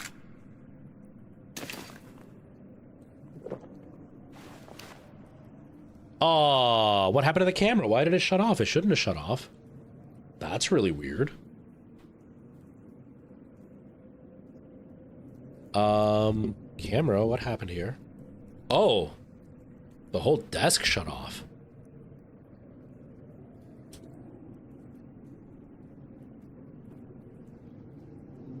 I don't know what happened. Why did the camera shut off? Weird. Weird. And it's out of focus again. That's so weird.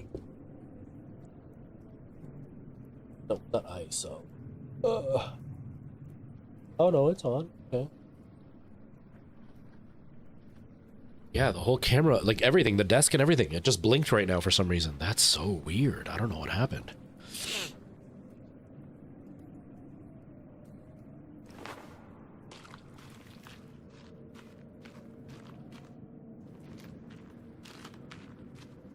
This is where I fought that gross monster, right? This is where I got attacked.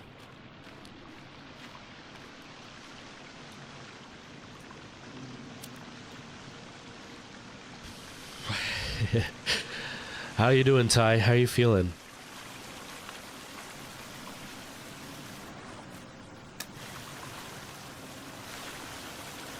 You know that website of the store that does the shirts and stuff? You know what's really ridiculous? I went to their website, and all over their site they have stock photos of the shirts. They don't actually have like examples of what they do. They literally have a blank shirt, and it just has like a photoshopped text that says your logo here, but it's really poorly photoshopped. And then like they have pictures that say like place your order now, and then absolutely zero way to place your order now. I don't want to talk badly about the company because I want to work with them, but like, what? It's like the equivalent of saying, you know, you can buy yours today, call right away, and then you don't give them a phone number. It's like I'm gonna have to email them and be like, hey, how do I do this? Because I want to, like, they don't even have like a selection of the shirts that you can pick to do it with. the style. Like, can I do a hoodie? What about a zip up? What about a regular t-shirt? What about a long sleeve shirt? Like, there's nothing. Like, you would think they would at least give you a mock-up and be like, these are the different shirts, these are the different colors, select yours, maybe even give you like a code. Like, if they don't want to have a website that does that and they're just going to use Instagram or Facebook, maybe like put up a little photo album and show all the different shirts and all the different colors and write down next to them what the code would be for each one. So then you can be like, this is the kind of shirt that I want, or you can have an idea of what they offer instead of just a plain t-shirt picture with literal text, like a Photoshop text of like your logo here. Not even text tries to make it look like it's on the shirt. It's really weird. Yeah, it's good. I'm gonna have to go in to talk to them. But it's just like, why would you put that all up online and then not actually provide anybody a way to do it online? Because they even say you could walk in or pick it up, like order online and pick up. How? You don't give me a way to do it. I wanna order online and pick up. I'm sick right now. I don't want to go over there. But like, it's just one of those, the bare essentials are missing. Thank you, Michael Jackson. Thank you. I oiled my hair today and I conditioned it and everything, so I'm feeling pretty good about my hair today. Uh-oh. Uh-oh. Whoa. Go, get up.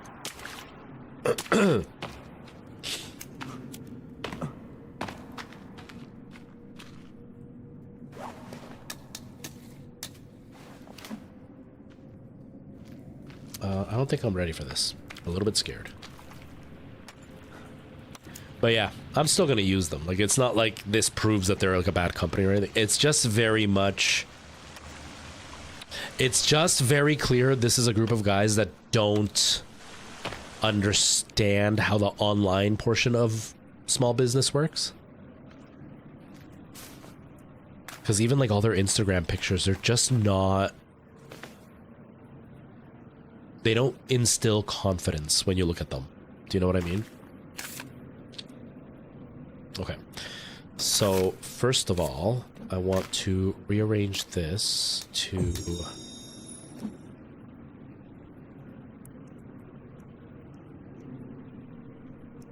Oh, I can't do it that way. Okay, never mind. Actually, let's get rid of Molotov. Just so I can...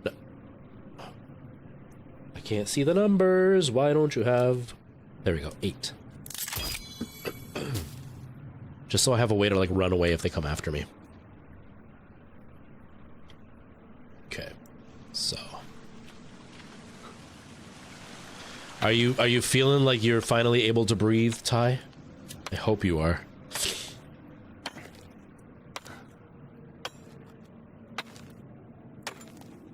Yeah, I think they obviously know what they're doing, right? Like, it's smart, and like their store is great. I thought they had really good selection. They had stuff you don't easily find anywhere else. They're just not aware of how social media works. And I'm sure part of it is just they haven't hired somebody who's done it, and they're not experienced in it either. And I wouldn't blame them for not wanting to hire somebody, because social media expert, one, it's kind of a catch-all, and two, it wouldn't be cheap to get somebody to do social media for you, and all they're literally going to do is make TikToks and post Instagram stuff. But that doesn't help their image when online is so important nowadays, especially for stuff like gaming.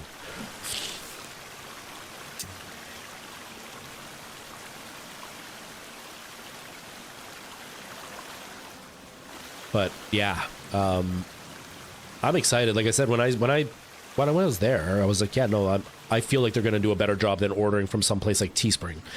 But just looking at online, I'm just like, if I wasn't already comfortable, you know, with going with them, like if I hadn't already been there and seen what they can do, their online presence would have instantly made me go, no, they're amateurs. Do you know what I mean? And that's not what you want as a business. Because they're obviously not, but it's just the feel you get when you look at their like poorly photoshopped pictures.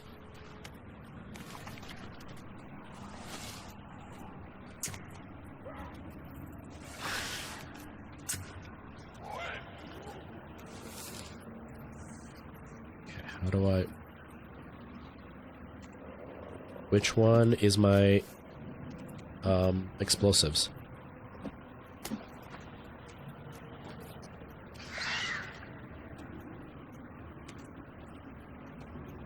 I feel like he's gonna get me.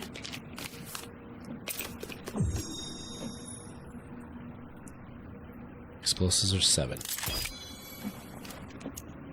There we go.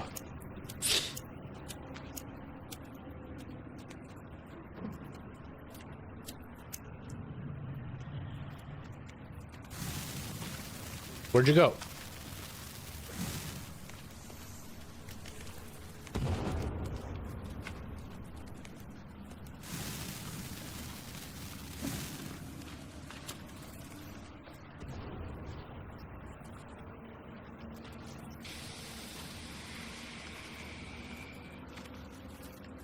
I can't tell if he's gone.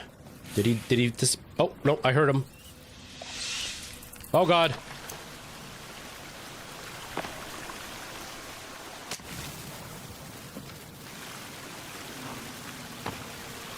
I screwed up. Oh, it blew up way too late. Oh, God, he's right behind me. Go, go, go. Oh, I didn't mean to go down. Why am I going down? Oh, God. Is this the way I'm supposed to go?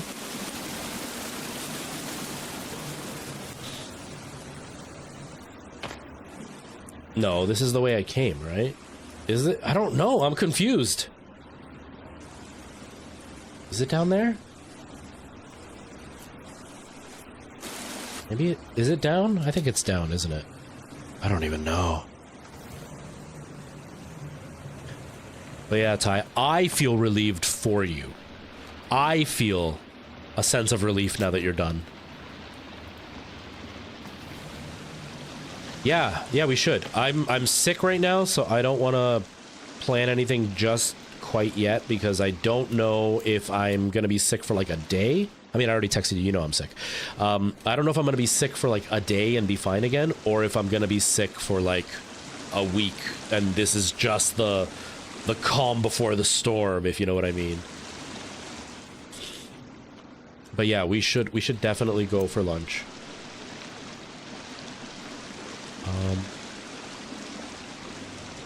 I don't know where to go now. Why am I here?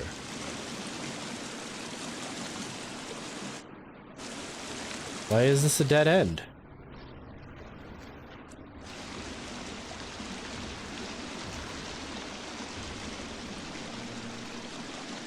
I'm hearing a lot of really loud bangs. It's getting warm in this room now. 2 PC setups are a nightmare.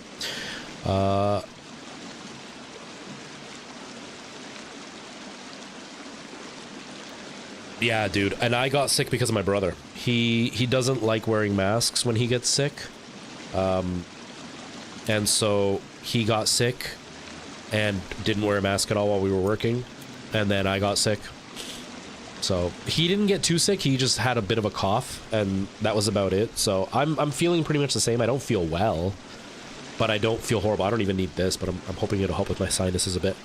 Like, that's the biggest thing is my sinuses are really stuffed up. So I have pressure in my head. And then the medications made me feel kind of, ugh. Not even like the sickly, I'm cold, I'm going to get a fever. Just like, ugh, if that makes sense. But yeah. No, I definitely want to wait until I'm a little bit better because I wouldn't want to get you sick. I wouldn't want to get anybody sick, so that's kind of where I'm standing right now. But as soon as I'm better, for sure. I'm just hoping that this is basically how I'm going to be. Because usually I start to feel sick the first day. The second day I start to feel like death. And then by the third day, I am a complete mess. And I started to feel sick the night before last while I was at work. Then yesterday I felt pretty gross. And today, the stuffed up nose, the gross feeling is worse, but I don't feel more sick. So I'm hoping it's just a really light cold that I'm going to get over and that'll be it.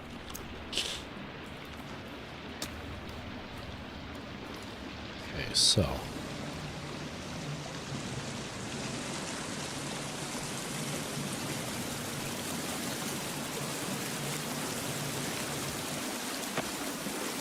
right? So we came down. Oh, God!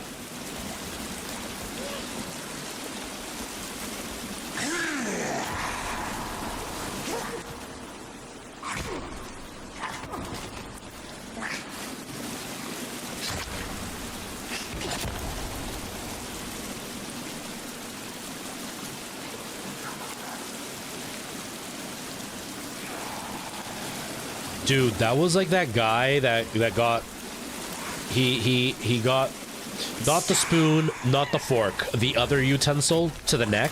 I don't know if you guys ever saw that video. It was all over Twitter. It was wild. Like disgusting wild.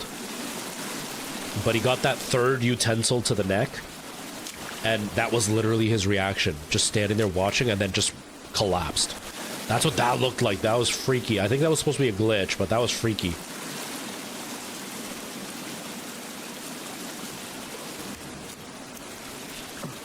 Dude, but that's how we do our job. You gotta lick the floor first, and then you run the buffing machine afterwards to pick up all the spit and to shine the floor. That's how it works.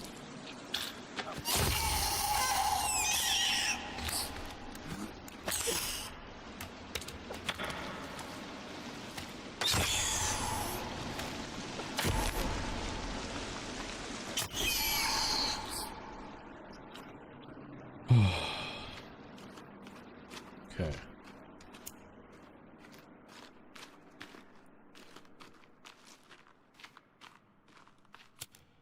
Scary. Okay.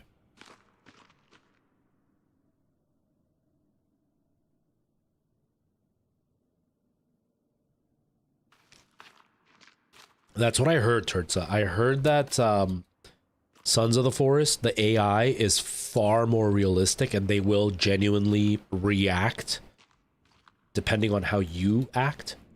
Whereas here they kind of, my understanding is it's kind of in steps. Like they're not aggressive, they're just curious, and then they get more aggressive as time goes on. And it'll speed up if you attack them, but that's about as far as it goes. Whereas like Sons of the Forest is way, way, way more detailed in how aggressive they get and in the way that they get aggressive, which is like super cool. Okay, so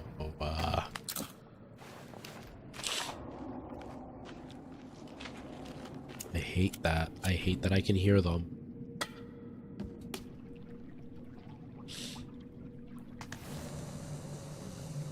We are, man. It's part of our culture. It's training from day one. Actually, ironically, my brother, when he was a baby, he was learning to walk, but for some reason, he decided he could only walk if he was holding a broom. And not like using the broom as like a walker or a crutch or anything. No, no, no, no. He would lift the broom up in the air, and that's how he would walk. The second you would take the broom, he would fall down. Did it die again? Again? Why? What's going on with the cam?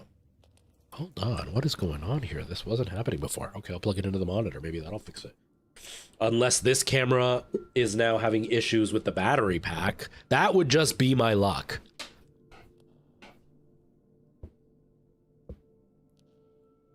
I mean, I have a spare battery pack, so it'll be fine. But still, it would be my luck.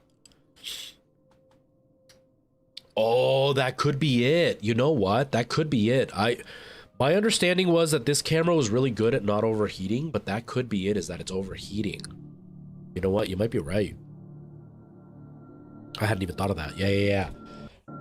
I watched a bunch of videos and they talked about live streaming with this camera, and they're like, oh no, it's great, and use it in 4K, blah, blah, blah. So I thought that was confirmation that it worked in 4K without overheating, but you're right, it might be that. Let me turn it down.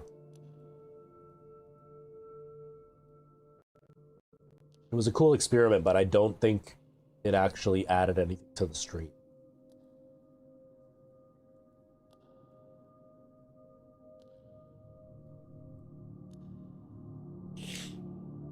Night Owl, asking you because you know, and I tried Googling it and I couldn't find the answer that was clear and somewhat concise.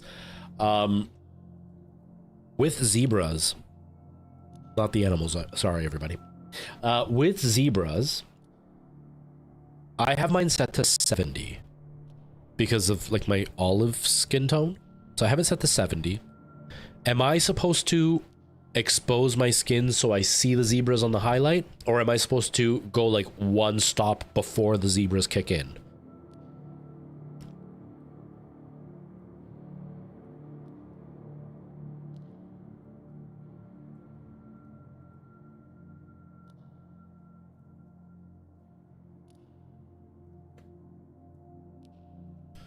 Okay, camera's back on. And it's not cropped, so that's another benefit to going 1080p.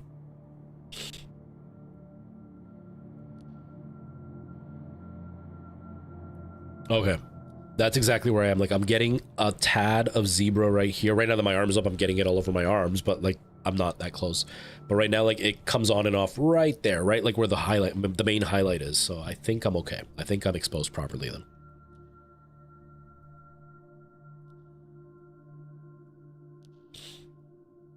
Yeah, because it's hard for me to tell. Like, I think it looks good, but like this monitor is a TN panel. It is horrible for color accuracy.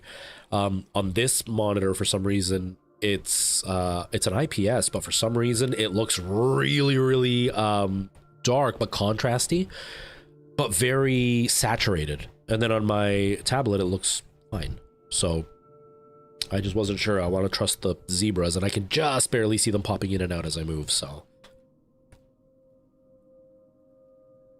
Seeing zebras, what was in the tea? You don't want to know. You don't want to know.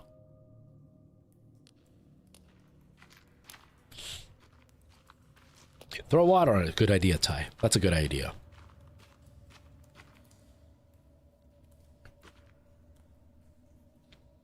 To 75 to 80. That's why I went to 70, because I was like, I'm pale for a Latino guy, but I do have an olive complexion. And when the camera auto adjusts, like when I set it up to do like the auto ISO or whatever, just to see, or if I use my phone, I look way paler than I am in real life. Lighting really affects my skin, which is really weird. I've been paying way more attention now that I'm a content creator. I never really paid attention when I was younger, but lighting really affects my skin. Like, there are times where I look at myself in a mirror and I'm like, holy crap, I look like I've been tanning. Like, my skin looks so dark. And then I go to a different place and I'm like, oh, I look really pale today. And it's the lighting. But with the camera and with my phone and stuff, I end up looking way paler than I am. So I was like, I'll put the zebras on to come on earlier, and maybe that bit of adjustment on the settings might help my skin look more accurate to real life. You can, Weeban. You have to come over, though. You have to come over here. Okay, so. Oh, another one? A bunch of them. Oh, God.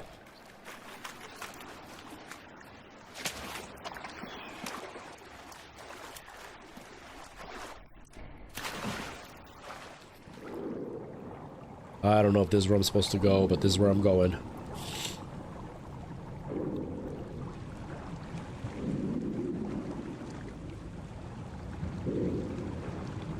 Yeah.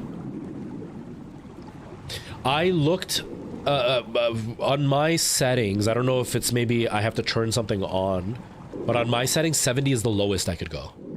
But I also know, like, I'm olive skinned, but I'm still very light skinned, so I know I don't have to go super, super dark. So I figured if 75 is what a lot of people use, then 70 is probably a better choice for me.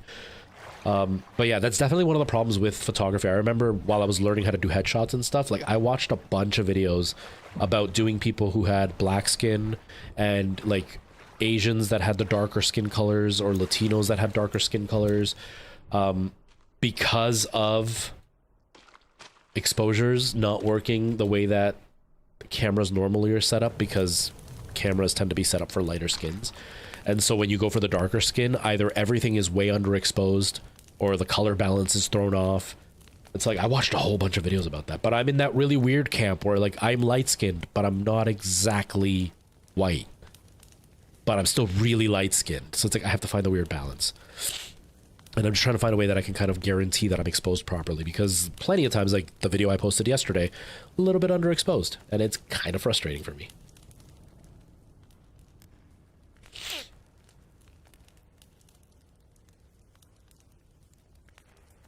Ah, okay, so you can get the custom numbers to do those lower numbers. Okay, okay. I think 70 is okay though. I think at least from what I can see, my skin looks pretty accurate right now. I think there's just enough of that olive complexion, just like my real skin is. At least I think. Oh, we got an actual arrow, a bow now. Oh, heck yeah. Oh, heck yeah.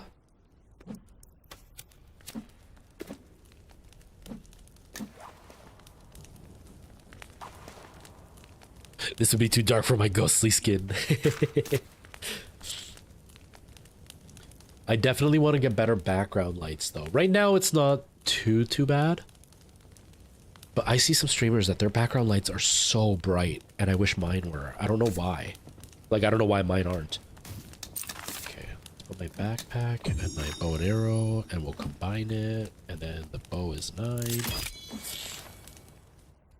Okay. Now. Oh, my health is low.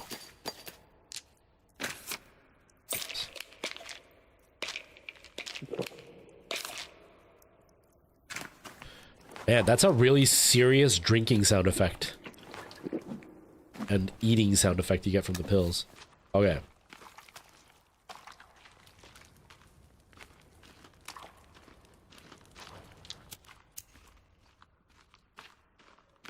Turtsa, are you still lurking?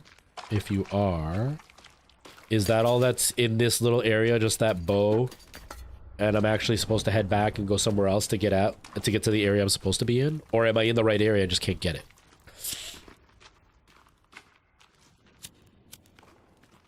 Sorry, I asked like 10 questions. Yes, this is where the bow is and that's it, right? So I gotta head back. Crap. That guy was scary. That guy was scary, man. I don't want to go back. I'm also almost out of food. Is there food in any of this?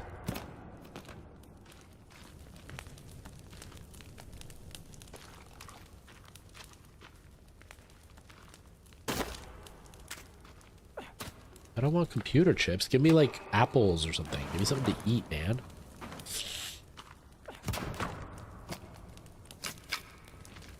Lots of arrows. I guess we're as warm as we're gonna get, so... I guess we head back. Dang it. There's so many monsters over there. I don't want to fight them. I'm scared of them.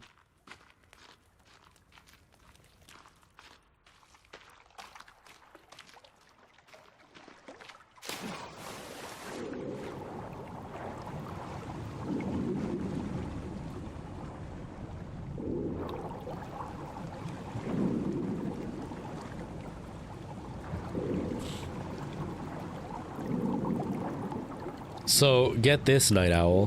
Don't worry about responding, but I think you'll at least appreciate what I'm about to say. I got an email. I've gotten a few emails now for some products that people want me to check out, and there was one that I was interested in because my Go XLR is faulty. So I was like, it would be cool to try it out, and if it does an okay job, I don't mind replacing my Go XLR with this. And then they asked me my price, and I quoted them.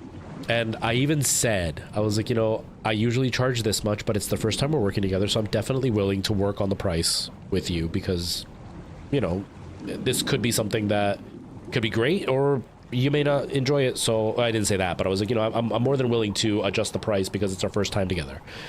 And then they wanted to like review my video before I posted it. And so I even said, I'm like, normally, oh God, normally I don't get asked for that, like, but I'm okay with that. Like, I don't have anything to hide, and I would rather have you be comfortable with my content before, you know, me posting it, so that's fine. And then they ghosted me. No response at all. It's kind of like, what?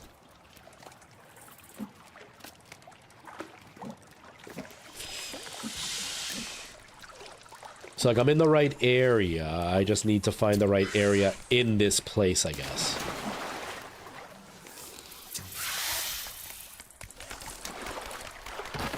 Whoa!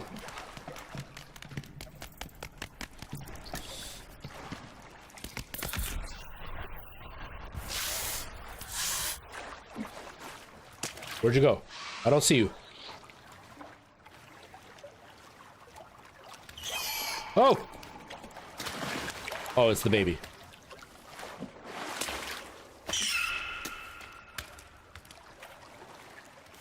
I think it died. I think the big thing went into the water and died, maybe. But I'm freezing, so hurry and warm up.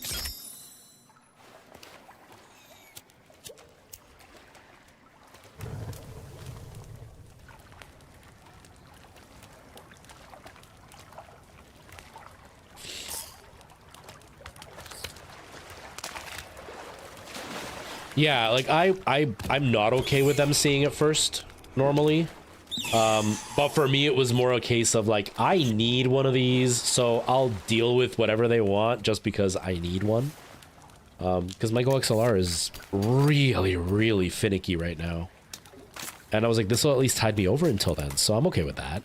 But I'm not normally okay. That's why I kind of said that in the email of like, normally people don't ask me to review my videos first, but I'll do it, it's fine. But yeah, I don't normally like that because I feel like I'm being pressured to say nice things. That's not cool. But yeah, then they ghosted me. Like, not even a response. Normally, like, I had Raid Shadow Legends reach out once, and I quoted them at $400. This is when my channel was doing really well. And they said no, that it was too high. And that was it. They're just like, oh, if, you know, unfortunately, it's above the budget that I'm able to spend right now. So if we ever have a bit of a bigger budget, I will reach out to you. But they just ghosted me, these people. I was like, aw, why did you just ghost me? You should, like, at least make an effort and be like, sorry, it's something that I can't really do right now. Could you do something better on the price or anything instead of just ignoring me? Hello, Moa, how are you? See, and I was charging that when I was doing really well. Now I'm not doing really well. So I was like, you know what? I'll do it for 200. I'm like, normally I would charge about 200 for a post. I'm like, but I'm willing to work on for the price. It's fine.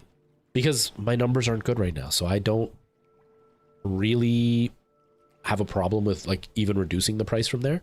But again, it was something that I need. So I was like, yeah, like I'll give you a better price because I'm actually going to get something that is going to benefit me. It's not like one of the other things like the Steam Deck dock. I'm not really going to use that. I don't need it for anything. I've got a 2-stream setup, so like I don't need the Steam Deck dock for anything. But I wanted to check it out, so that's cool. But like that thing, I would have taken advantage of it. How are you, Moa? It has been a while. Yours truly, hello, nice to see you. How are you? Okay. I am so lost right now.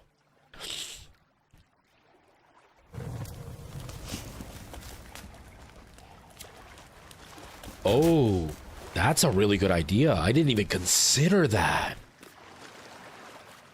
That's a really good idea. Something worth knowing for down the line when things get a little bit busier with my channel. Because, yeah, that would be really cool. That I could be like, you know, either you pay me this much or send me 2 of them. One for me to review and then one for me to give away. That would be really cool. That would be really cool.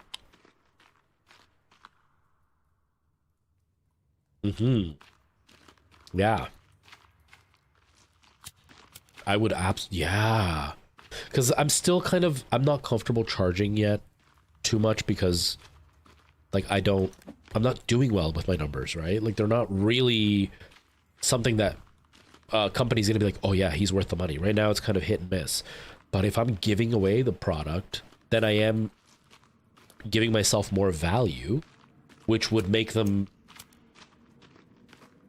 not be taking advantage of me, if you know what I mean. Like it's not like I'm just giving away my work for like a sample product, but if I'm giving one away, I'm charging more, but I'm also benefiting them because I can give one away and I can literally be like, hey, these people did that, so it's an extra shout out to the company. That's a really good idea. Wow, that's a fantastic idea. Give it to me. I'm giving a giveaway away. I'll pick a name, Tyler, out of the hat, or Ty out of the hat, but it'll be completely randomized. Random which paper that says Ty on it I pick, but randomized nonetheless.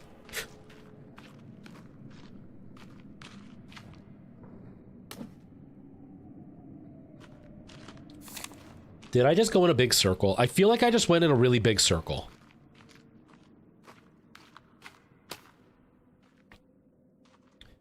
Yeah, do it, man. Do it. I tried doing a giveaway, and it backfired, like, really badly in my eyes, in my face. It got in my eyes. I tried doing a giveaway, and the person who won lived in the UK. It was going to be a free game. And the person who won lived in the UK, and they didn't have a Steam account, so they made one for it. And then I tried to give it to them, and Steam doesn't allow you to give it away right away. They have to have an account for so long and had to have made a purchase or something. So I couldn't give it to them that way. And then so eventually they're like, you know what, just give it to somebody else. It's okay. It's too much of a headache for you, and it's fine. So I'm like, okay. So I pick a second name, somebody in the States.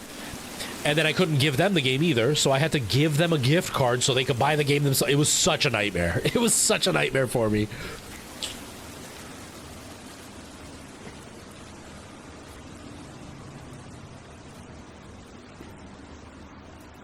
And you give the other to me. Perfect. That's a perfect idea, Ty. It's a perfect idea. Yeah.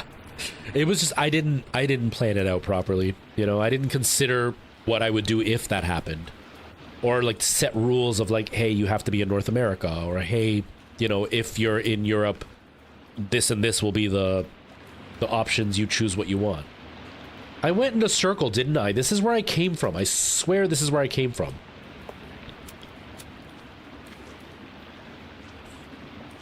I'm lost. I'm completely and utterly lost. The winner must be 15 kilometers from my house.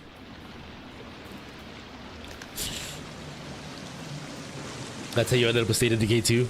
That's awesome. Yeah. I haven't done many giveaways. I did a couple where I gave away a shirt. Like some of the merch or whatever.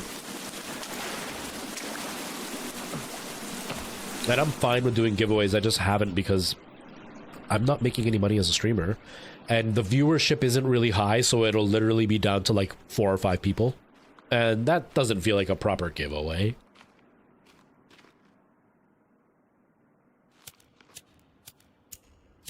But it wasn't region free. Yeah, like if I did one, I wouldn't want to make it region free. For that kid in the UK in particular, he didn't have a Steam account, so he applied for it, but like he doesn't have a Steam account, so he automatically made it worse, and then there was no way for me to get it to him in any other way.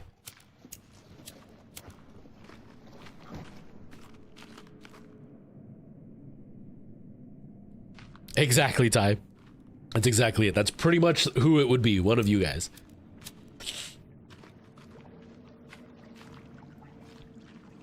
Oh, I don't know where I'm going. I'm so confused. And I'm almost out of food, and I'm starving, and this isn't good.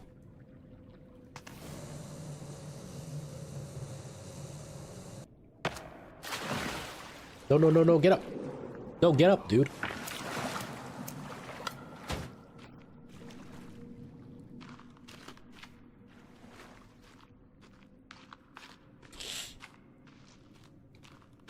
You want a shirt or a hoodie? I like I said, I switched over to Stream Elements. You know what? I went in a big circle. I'm going to load, and I'm only going to load because we just wasted a whole bunch of time and food for nothing. Oh, wait. Oh, I already quit. Never mind. I got the bow, and now I don't have the bow anymore. Dang it. Oh, well. I went with Stream Elements, and the shirt I've gotten from them is still in great condition. It's still in amazing condition. So I do like Stream Elements. But like, this is Spring Tea, and look at this. This is the only one that lasted. Out of everything I got from Spring Tea, this is the only thing that's lasted, and look at it. Mind you, this is like 5 years old, but it just peels off so easily, and it's really frustrating that people would spend so much money for it to just get destroyed. Oh wait, no, wait, I saved at this one, didn't I? Yeah, no, it's fine, we're good. You know, like for me, my hoodie, once I put in shipping and taxes and everything, it's like $70 for a hoodie for me.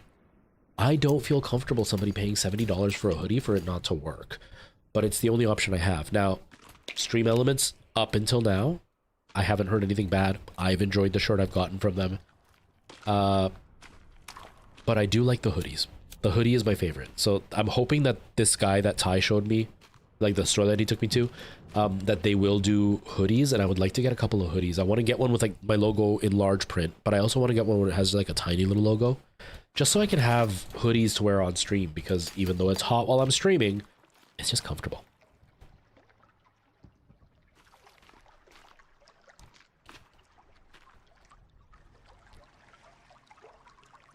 It's going good, Preston. I got lost, so I just reloaded just to not waste as much time as I did last time, because my guy was getting hungry, and I wandered around and did nothing. I'm so stuffed up. But it's going good. It's going good. The mug, I don't remember where it's from. I think it's Stream Elements. I think it's Stream Elements. I don't know, actually, because my mug is still in great condition, so I'm guessing it was Stream Elements, but I don't actually remember.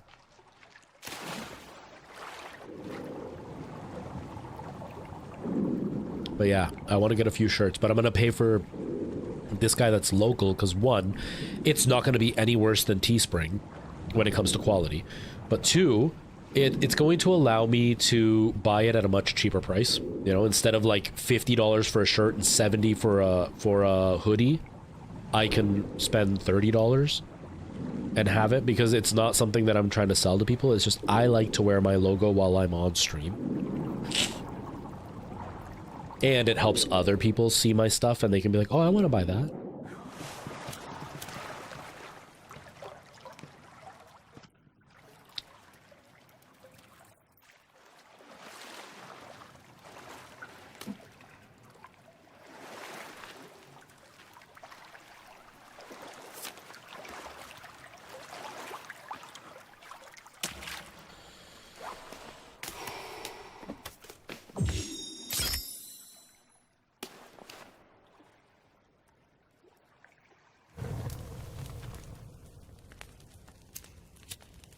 Yeah, Stream Elements, if I recall, it's around the same price, like $25, $26. But that's an American. So by the time I do the currency exchange, now we're looking at like $32, $33, a bit more. But then the shipping is what kills me, because the shipping almost costs as much as the shirt itself.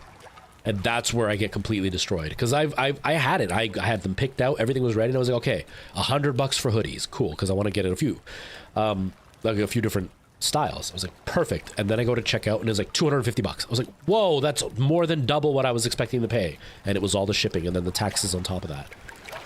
And then it's still going to be like 3 to 4 weeks before I get it. And I was just like, I can't justify spending that much money for shipping. That's going to take that long.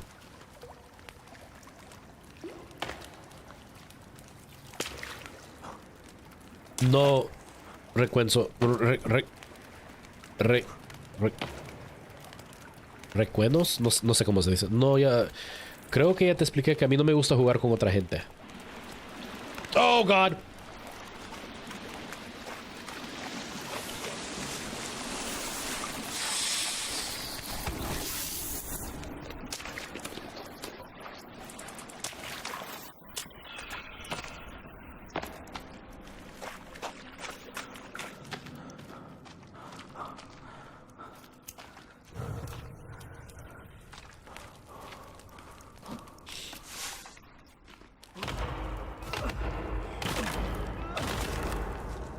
Let me in, come on.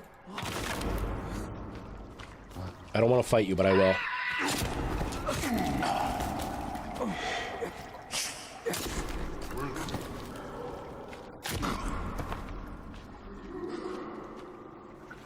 Dude has not skipped butt day at the gym. See that butt? Look at that. Look at that butt. Holy crap.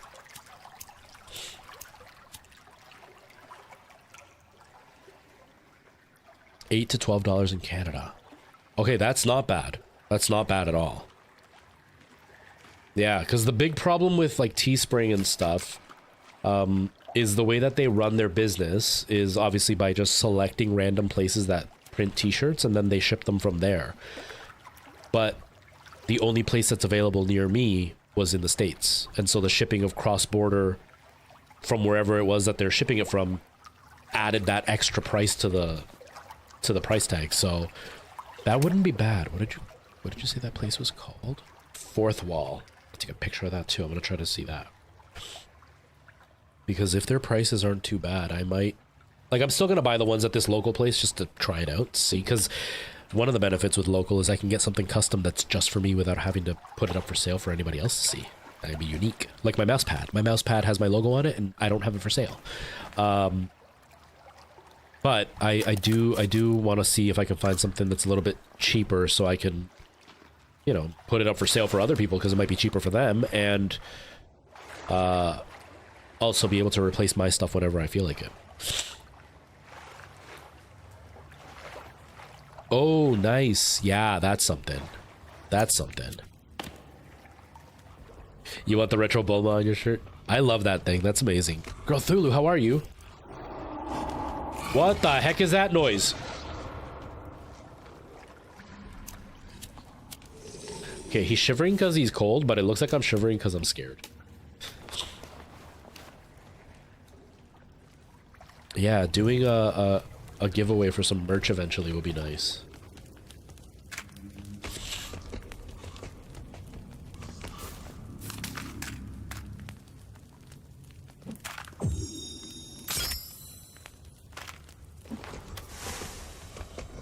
Oh, they did something to the little kid.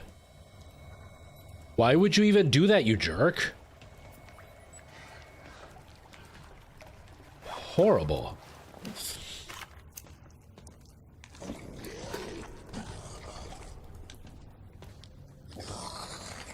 Yeah, that's exactly it, Girl Thulu, because I have people that still have my retro merch.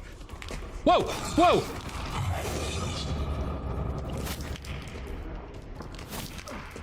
All I saw was a butt. I didn't even see what killed me. All I saw was a butt, a fabulously defined butt.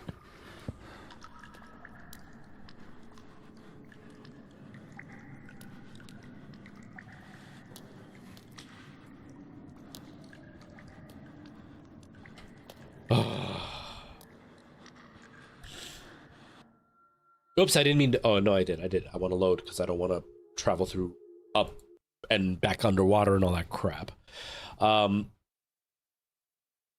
Yeah, and that was it. That was exactly it, Night Owl. Like I was saying, some people have got stuff from my merch store and have said, no, it's amazing. Like, I don't know why you think Teespring is no good.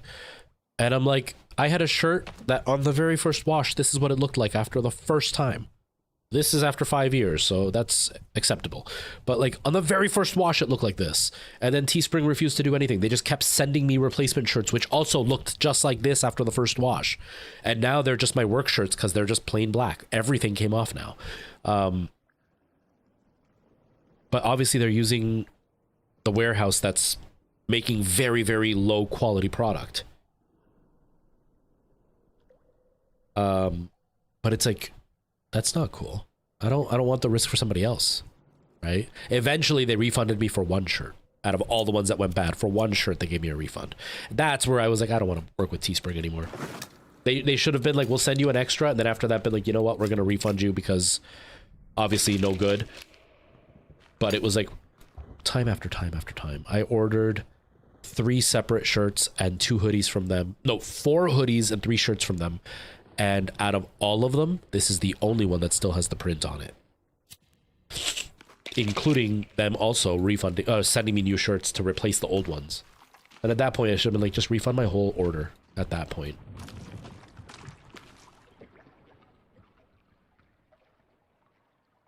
Yeah, the one that I have from Stream Elements, that one is in mint condition still. It's starting to wear down, but you can tell it's wearing down just from old age. Like it's getting those little cotton balls on it and stuff. But it's not peeling, which I really, really like. Which is why I wanted to get my hoodies from Stream Elements, but the shipping just destroys the option for me. That's why I want to try this local place, because if it lasts, then it's just right there, and I'm only paying for the shirt and the gas that it cost me to go pick it up.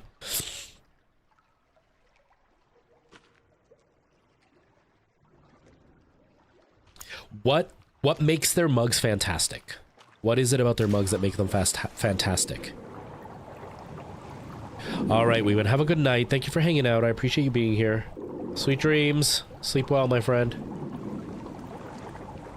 The print quality? Mine, I think mine's from Stream Elements. I actually don't know. I don't know where I got mine. But, like, it's also really, really decent. And I've put this through the dishwasher multiple times. And it hasn't had any problems. The only thing I don't like is that I can't, like, decide how the print functions. Does that make sense? Like, I can't decide if I want it to, like, cover the whole mug or if it's just, like, a little framed section. I want to say that this is from Stream Elements because I think I remember that I tried with Teespring to get a mug, and their mug ended up looking like a picture posted on top, and so it didn't look like it was part of the mug because the mug was one color and then the background of my logo was white, so it looked like a badly photoshopped picture. But I don't remember anymore. It's been a while.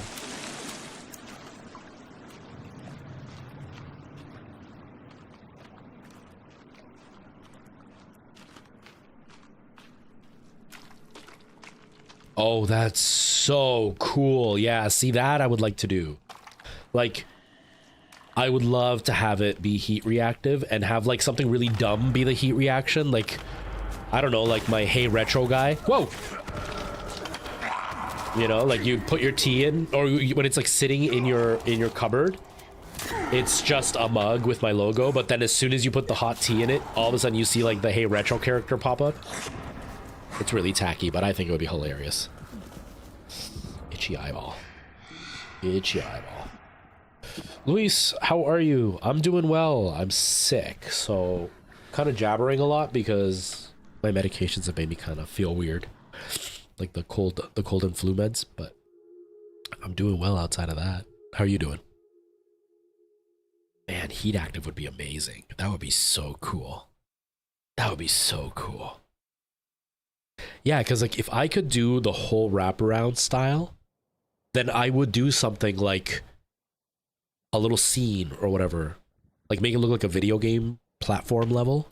Do you know what I mean? Kind of like I have a Super Mario one that's like that, but have it be like a whole scene with like my logo as part of it, and then have like a little picture of me pretending I'm jumping or something being there, like something dumb like that. You know what I know? Well, you know what I mean?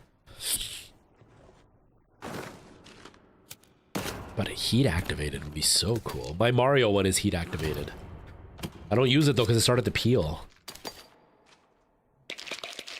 My Stream Elements mug is in better condition than the one that I bought from like an official Nintendo product. Thank you, Luis. I'm playing The Forest, but I keep dying because I'm so ill-prepared to be here.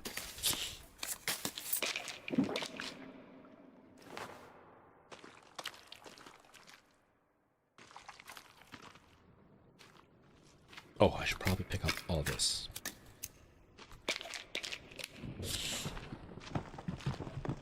That noise makes me so scared. It makes me so scared. I don't know what it is. Alright, let's try to find the dumb area again. There we go. Yeah, I'll try fourth wall. I'll see if... because I haven't really done anything for my merch. I haven't updated anything of the merch. So I want to update... I still want to use the logos, like the designs I have, because I'm pretty happy with my designs, but I would like to vary how they look. Like have some that literally only have like the little chest design, or have like my logo on the chest design and then have the design that I made, like the NES controller and stuff, on your back. So there's a few options for different shirt designs. I would like to do stuff like that.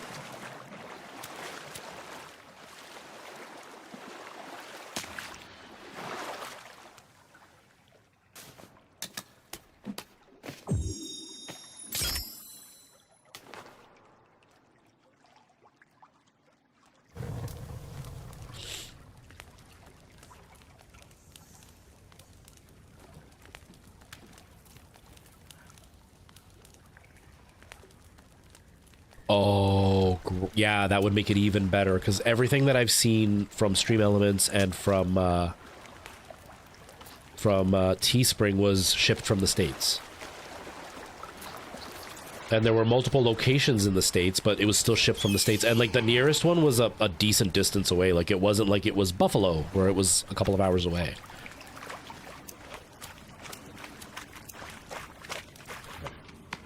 Back here. Oh, that skull scared me. That looked really freaky. Yeah, not all places ship everything, but even if it was like just a basic t-shirt and that's what I could get, that would be worth it to save the shipping. You know what I mean?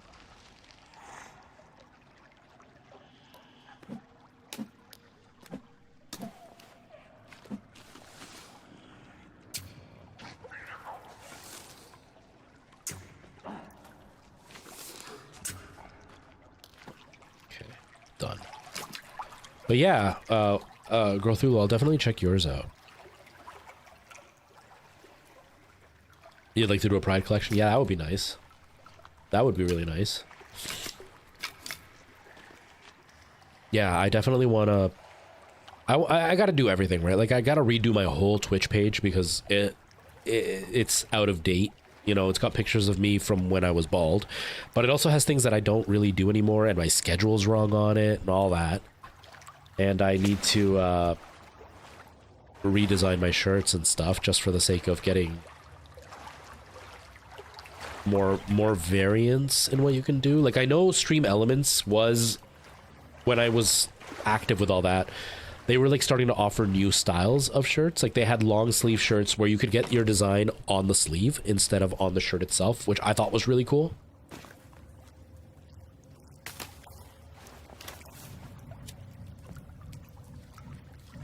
Makeover! Exactly, that's what I need. I need makeovers. And it's so hard to find time for everything. Seriously. Seriously. A big thing that I'm struggling with is I forget to check my junk folder, and I get a bunch of emails that get put right into the junk folder, and I miss out on opportunities. Not that there have been any really good ones over the last little while, but there's been a few over the last, like, 2 weeks that I've been getting. And I know I've missed a few from, like, months back, so I need to pay more attention, basically.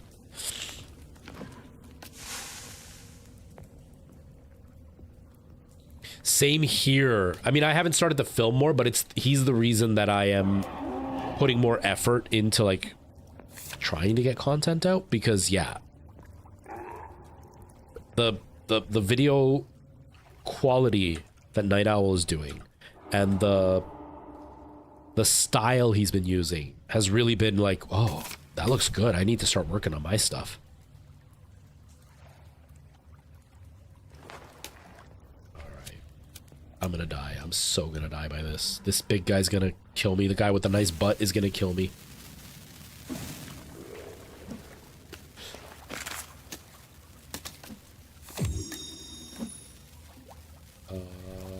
Crafted bow.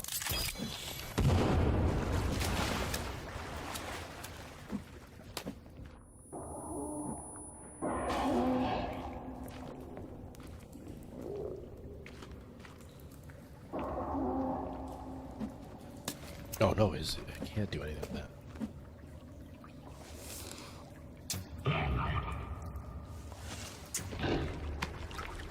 Go across, go across, go across, hurry!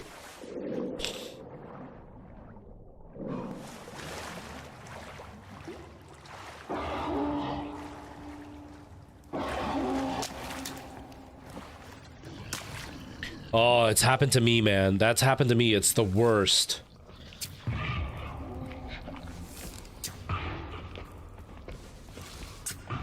It's so frustrating. It's all BS how TikTok tries to say that they don't punish creators or that, like, there's not a cooldown style. But it absolutely does happen, because I've had myself get a strike and then all of a sudden my videos just completely die out. Or like right now. I don't know what is going on, but it doesn't, at least in my brain, it doesn't make sense, because I am not doing great with my videos, right? But they're performing at like a half decent pace compared to how they normally do. You know, they're at least getting a few thousand views, but I've had multiple that have broken like 10 to 15,000 views, and my following keeps going down.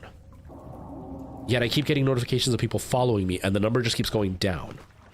And suspiciously, it all started to go down the second I got that email from TikTok saying, hey, you're no longer part of our program.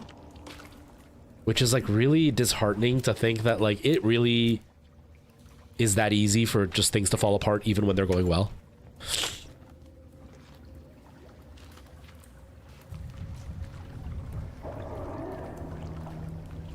Yeah, the consistency is going to help. I just haven't been consistent. Like that's 100% a huge problem I'm having is I am not consistent. I haven't been consistent. And I need to be consistent. Whoa, why were there not these guys last time I was here? Or is this a different door?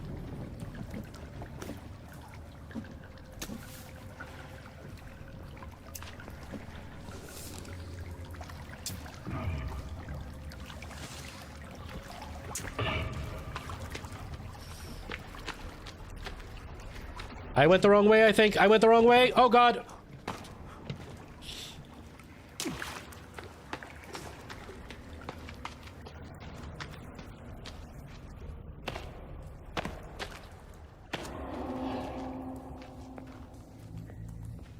It scared me, man. No, don't run away. Come here. Let's fight. Fight me, man.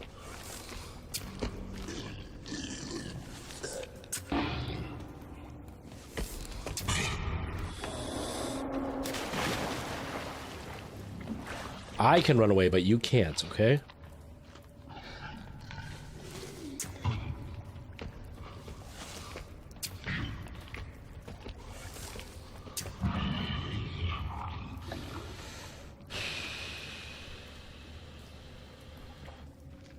Feel me there too, yeah. The thing is that what makes me feel suspicious is I've had drops in viewership, right? Like, I think the worst I had was I lost like 5,000. But it was like in one fell swoop, like within 48 hours, they were all gone. So it felt very much like, deleting a bunch of people. But this has been consistent for the last like 3 months now, where like I'm just continually going down and it's at a very steady pace. So it just feels really crappy. You know what I mean?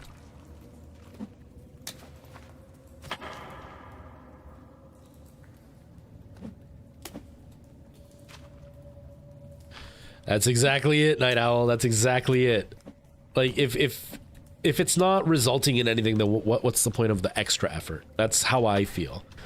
But I'm trying to do the extra effort because now I'm at the point where I'm like, all right, I haven't been doing anything and I need to get going. But it sucks sometimes. It sucks sometimes. Like, I'm at a point now, even a few months ago, I wouldn't, not a few months ago, even like 6-7 months ago, I wouldn't have been in this position. But like, I'm at a point now. I posted that video about the Steam Deck dock and the the Steam Deck dock and the ROG Ally and streaming and stuff, and it's got like 3,000 views on TikTok, which is not much for the amount of effort I put into that video. But I'm at the point now where I'm like, yep, that's good enough. I'm happy it got that much. It's more than what I thought. But like, damn, it's a lot of effort for 3,000 views.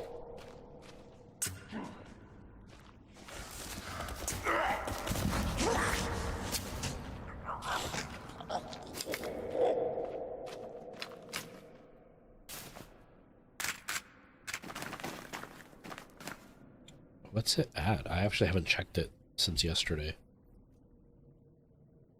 Yeah, it's sitting at about 5,000. So it's on average 7,000 now. So it's gone up 2,000 in the last little bit. It's on average for what I've been kind of getting lately. You know, like my Camlink one only got 3,000. My comedy bit only got 2,000. My ROG Ally line 3,000. Like, I haven't really been able to break 10,000 in quite a bit. So this indie dev one might. But even my one about Alana Pierce only has 5,000 on here. But on Instagram, which I have completely shut down, on Instagram, that one got 15,000. When my Instagram sits at like 45, 57, 100, 7. So that one did really well on Instagram, but it didn't do anything on TikTok, which is really weird. Even on YouTube, I think it's done better. I think. But I'm at that point now where I'm like, you know what? All my videos are pretty much flopping, so I'll take 5,000 views. I'll take the 5,000. I'm okay with that. Let me see. What did the Alana Pierce one get? The Alana Pierce one's got 2.5K. So half of what I got on TikTok, but the views are worth way more on YouTube. Yeah, it helps to push the videos out, and the video was actually doing okay as far as what I could tell anyway. Because normally my videos, if they're going to get anywhere, it takes like a day or two for them to start picking up momentum, and that one got a couple thousand views within the first couple of hours. And now going live, it seems to have helped it go a little bit further. I was kind of hoping it would be the reverse, that video having some momentum would bring more people to the live, but it seems like at least it's helping the video grow. But I do definitely want to try to keep the consistency going just to see if I can kind of jumpstart the viewership again, because right now I don't know what the hell I'm doing.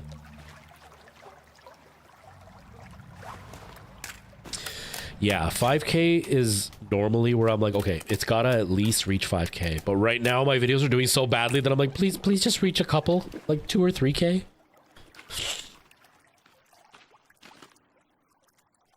I'm taking myself out to eat at 100K. Yeah. I've also had this really weird experience with my viewership lately, like my viewership numbers, where my videos start to really pick up way down the line. Like way down the line. Because I did my Gary's Mod video, which flopped hard when I released it, my remake of my original Gary's Mod video, and it like stuck at 7K. And I was like, wow, the original one had like 120K. This only has 7. I was like, that really sucks. And right now it's at 96. So it blew up out of nowhere. But there was another one, my Baldur's Gate drama one. That one, again, was stuck at like 10K, 15K. And I was like, that's pretty good. And now it's at 91. But it took a few weeks for it to actually do something.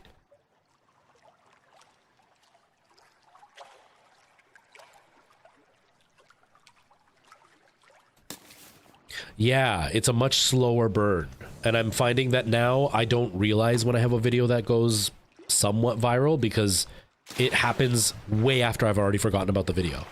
And there's no real way for me to tell that it's doing well because I'm getting a bunch of likes, but no comments and my following's going down. So I have no idea that the video's done well. Until I'm like scrolling through my old videos to like find something, or because I'm, you know, trying to see which videos are doing okay, and all of a sudden I find one that's like, oh, 200,000 views. I was like, where did that come from? Yeah, same here, Night Owl.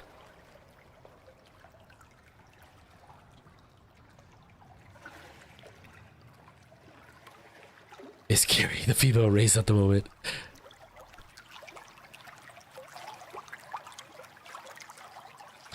Yeah, I haven't figured out the 1-minute videos at all. I keep getting those stupid notifications of 1-minute videos are what people watch the most, so make sure you make longer videos. And then I do, and they just do not do well, and there's so much more effort for way less results.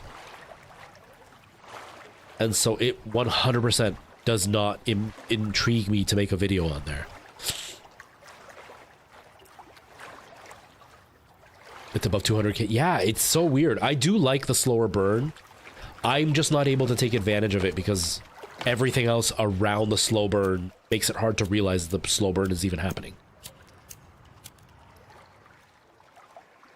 And I'm also dealing with the whole feeling of like nobody is following and I'm losing numbers. So it's like I don't feel like I'm actually doing anything. Oh, I really gotta pee. Don't get in trouble, Merle. Don't get in trouble.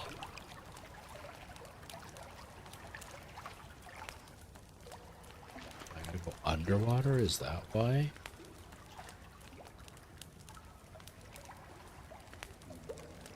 Exactly. I don't make any money on TikTok, so it really sucks because all that effort literally leads to nothing. All I have is the growth, and I'm not getting any growth right now. I'm dealing with shrinkage. I was in the pool. I was in the pool.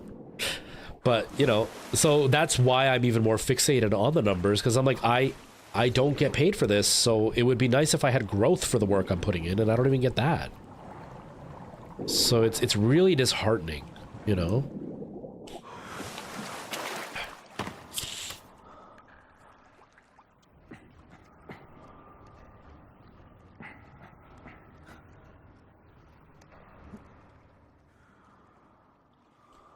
I don't even know how to look at that. Like I'm really bad with analytics. I'm really, really bad with analytics. So like, one, I've never considered looking at like the overall monthly viewership, but I can't read those pages. I go to them and it's just like a bunch of numbers on screen and a bunch of lines. I really don't know what any of it means. So not only is it a waste of time because I'm just staring at gibberish, I might as well be reading something written in like Cantonese calligraphy or something. So I can't make use of it, but then I see all the negative parts and I'm like, okay, so it's bad. And I can't dissect what I'm supposed to actually be looking at. You know what I mean?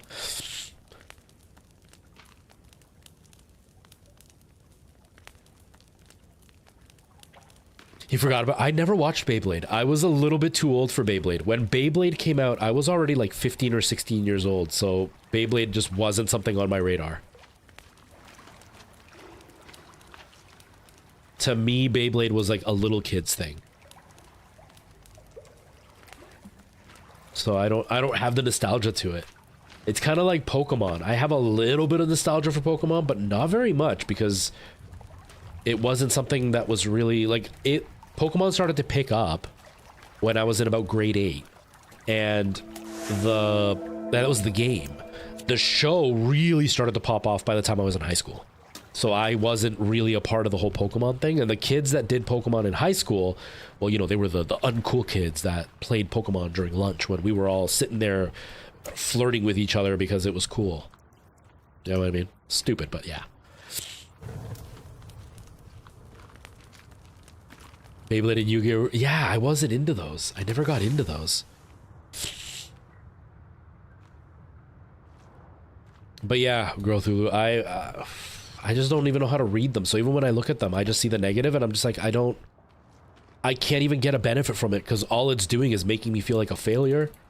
And because I feel like a failure and I'm not even reading it properly anyway, then what is the point? Hey, we're finally here.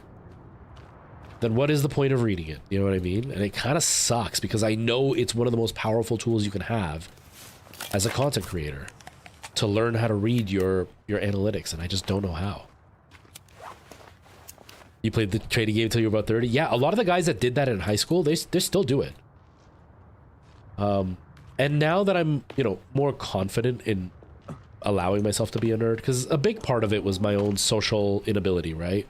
Because I didn't know how to be social, I was masking, but part of my masking situation was really, really heavy into doing what the cool kids were doing because I had gotten beat up my whole life and made fun of my whole life, that I knew that if I did things I enjoyed, it would just give more reason for them to make fun of me. So I would do whatever the cool kids did.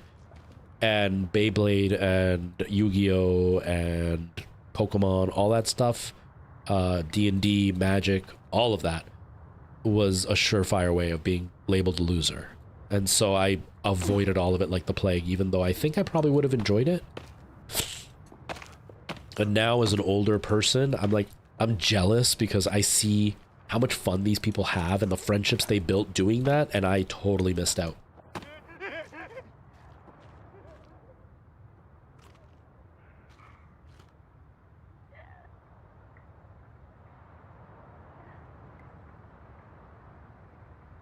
I streamed once in the last month. That's not my average.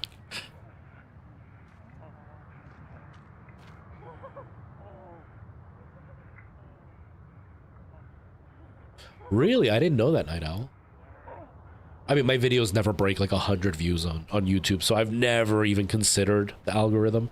It's kind of like I get a whole bunch of copyright claims on old streams, and those streams have like 20 views. So I'm like, okay, cool, go for it. I'm sure that if I was getting thousands upon thousands of views, I would be really, really upset about them taking my income. But right now, I don't care.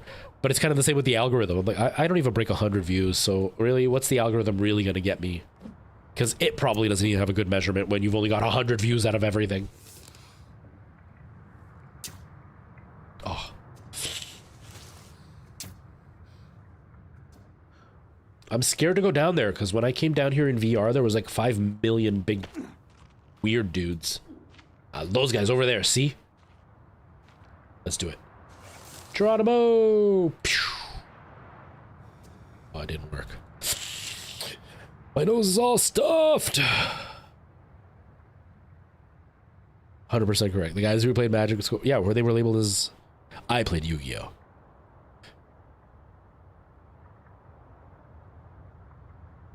That's it, right? It wasn't even like it was a logical thing. Like, the guys who were doing that, if anything, they were the braver ones. Because they were playing what they enjoyed. They didn't care about the whole status of being cool. They were just more worried about having fun and enjoying time with their friends. Whereas, like, I was more worried about trying to be cool, and I did things I didn't like just so I could be cool. And so now all my friends, quote unquote, that I had,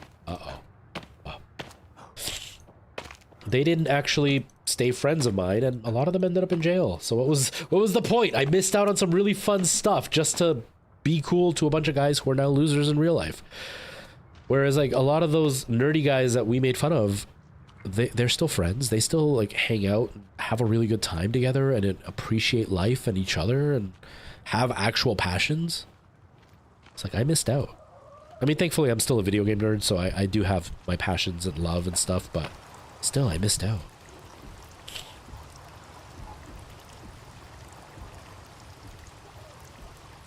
Yeah, same here. Nobody played video games when I was in school. If you did, I remember I was, like, really big into gaming, and my two friends, I mentioned them at the very beginning of the stream. They were two guys that they very much, like, took me under their wing, but the way that they did it was, now I look at it, that they treated me very much like the slow kid in the group, the special needs kid in the group. Like, that's kind of how they treated me all the time. Not because they thought I was that way, it's just they felt I was incredibly naive, which I was. But, like, even them, they would be like, oh yeah, we like video games too, trying to, like, find something that we had in common, because, like, they were smokers, they drank, they partied, they played hockey. I didn't do any of that stuff.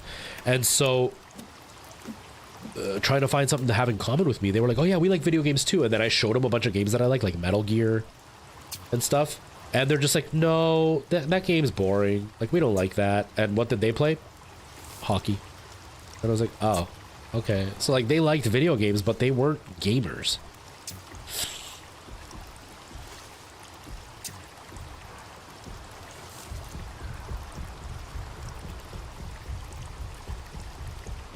Come on, dude. Fine. Oh. Yep, a walking fat chicken. This is the kind of chicken I want to get breaded, like KFC style, Popeye style. Yo, is KFC in the States actually crunchy?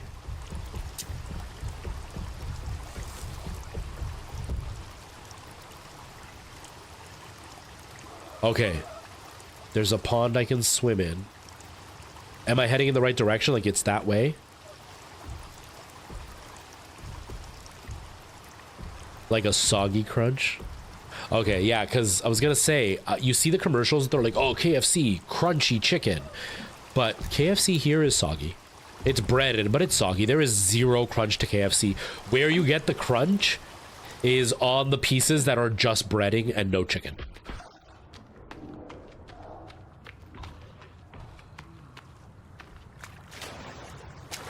Go, go, go, dude, get out. Okay.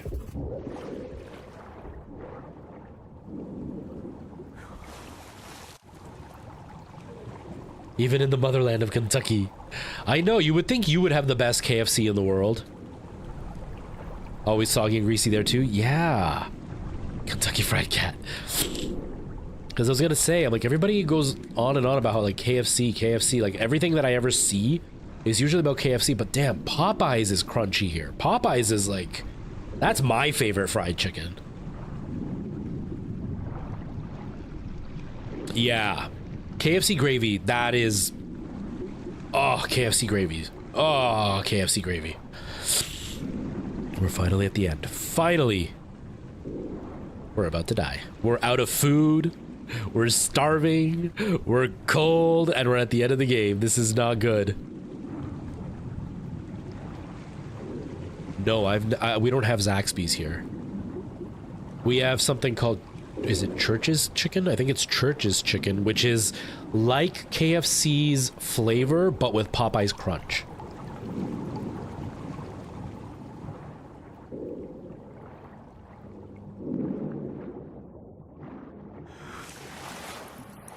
I've never had Mary Brown's, but yeah, Church's I like. I like Church's. At least the one that I went to, but the one I went to wasn't actually a Church's. It was really weird. It was a convenience store, and they sold Church's Chicken at the convenience store, which I had never seen before. And I only picked it up because it was one of those days I was at work and I didn't bring I brought lunch, but my lunch was ice cold by the time I got a chance to eat it. And then I was by a convenience store. I was like, you know what? I'll just go to the convenience store and grab one of those like Jamaican patties or like a sub or something. And then I saw they had Church's Chicken. I was like, okay, I'll try that. And I really liked it.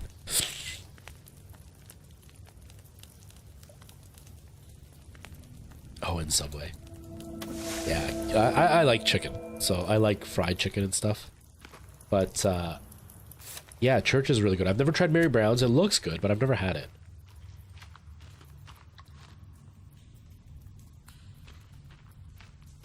Chick-fil-A is supposed to be, outside of the grossness of the company, that's supposed to have really good chicken too, isn't it?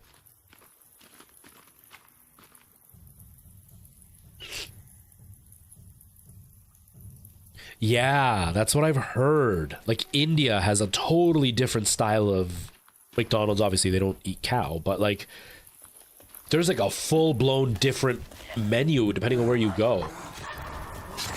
Are you wearing somebody's skin? Dude, stop hitting me!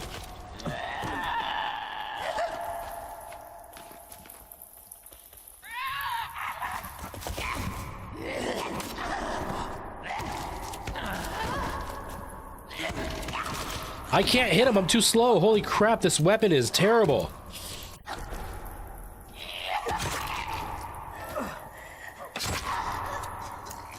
Gross, he's wearing a face mask that's made of somebody else's skin.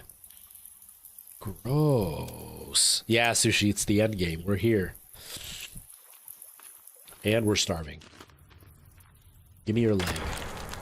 Give me your leg. I can eat that at least, I think. Dang it, I guess not. I got nothing to eat. We're starving. We're almost dead.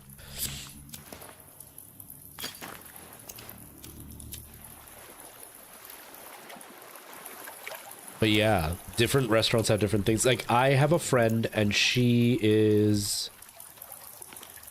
Oh god, I can't remember where she's from. I hope she's not lurking. She's from somewhere down south. She's got, like, the southern accent and everything.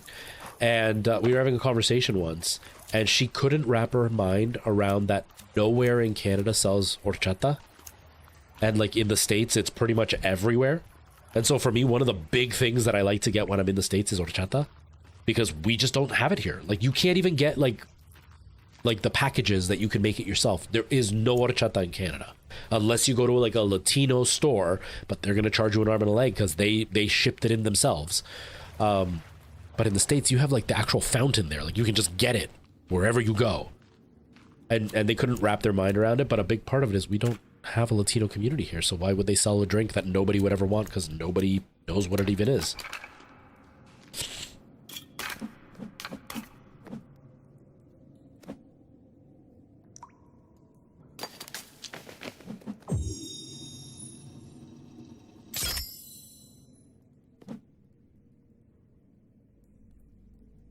You spelt it perfectly, Preston.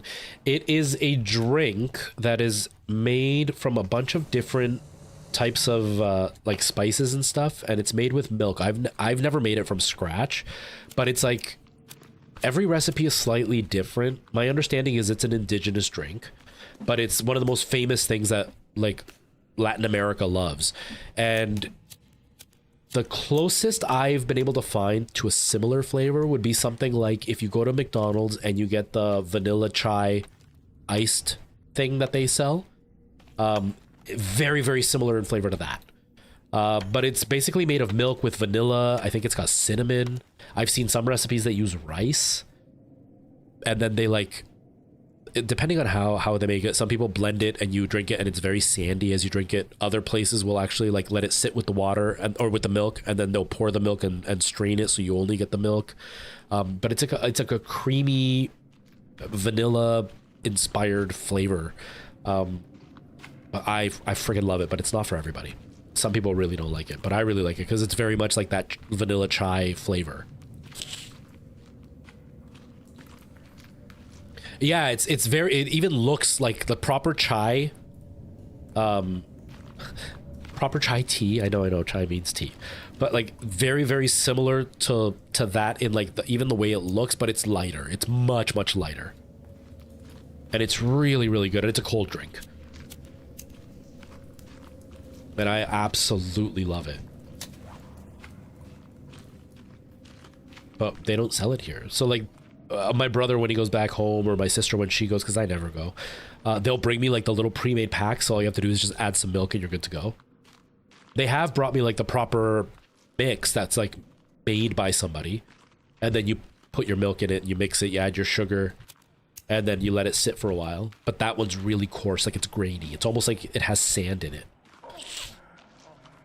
But it's the best one because it's the proper one.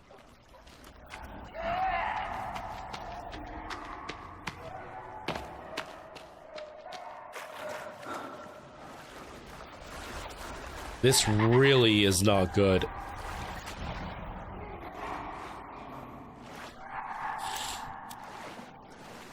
I would be willing to. I don't know how to, but I know there's recipes out there. I've seen recipes.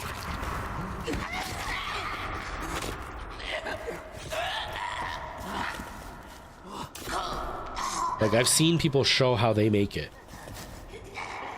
So I would be willing to try. I just never have, because it's a lot of like really random ingredients. So it's not as simple as like put two things in and add some water and you're good. But I would definitely be willing to try.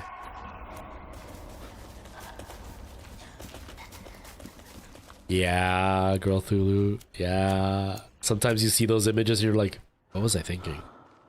Why did I do that? Or like, I really thought that looked good, didn't I? Or it's been that long. Those are the worst. I just had one on Facebook about when I did the show Grease. It was like 12 years ago today, you and so became friends. It's like, holy crap. I only have it because of, oh, please don't freeze. Please don't crash. Okay. I only have it because that's where, what the hell? Because that's where I have all my pictures and where like most of my theater friends are. So that's where I can kind of hear about auditions and stuff. But I almost never use it. I never post on there. I never talk to anybody on there. I hate Facebook.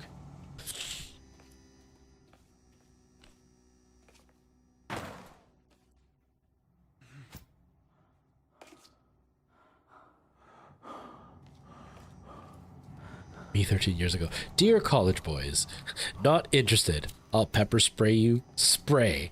Pain Town. You're so edgy. So edgy, Girl Thulu. Horchata for the first time.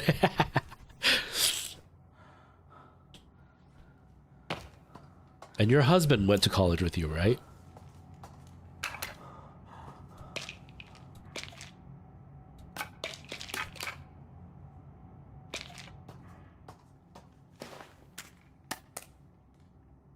I mean, this gives me energy, but it does it kind of fill my stomach?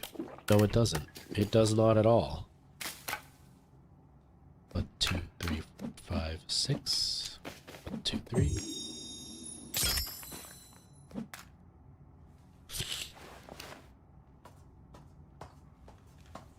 You didn't show me, but I looked it up because I think you talked about it or something. You did, or like you showed your chat and I saw it, and then I looked it up and watched and I creeped all your videos. But you've always been like super personable. So I liked your videos. I liked your original ones, and I'm not just saying that. because we're friends or whatever. I genuinely liked your videos. Ah!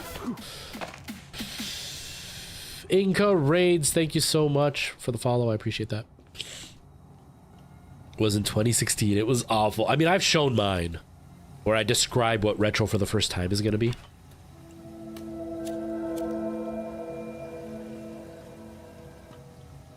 Mine was pretty cringy.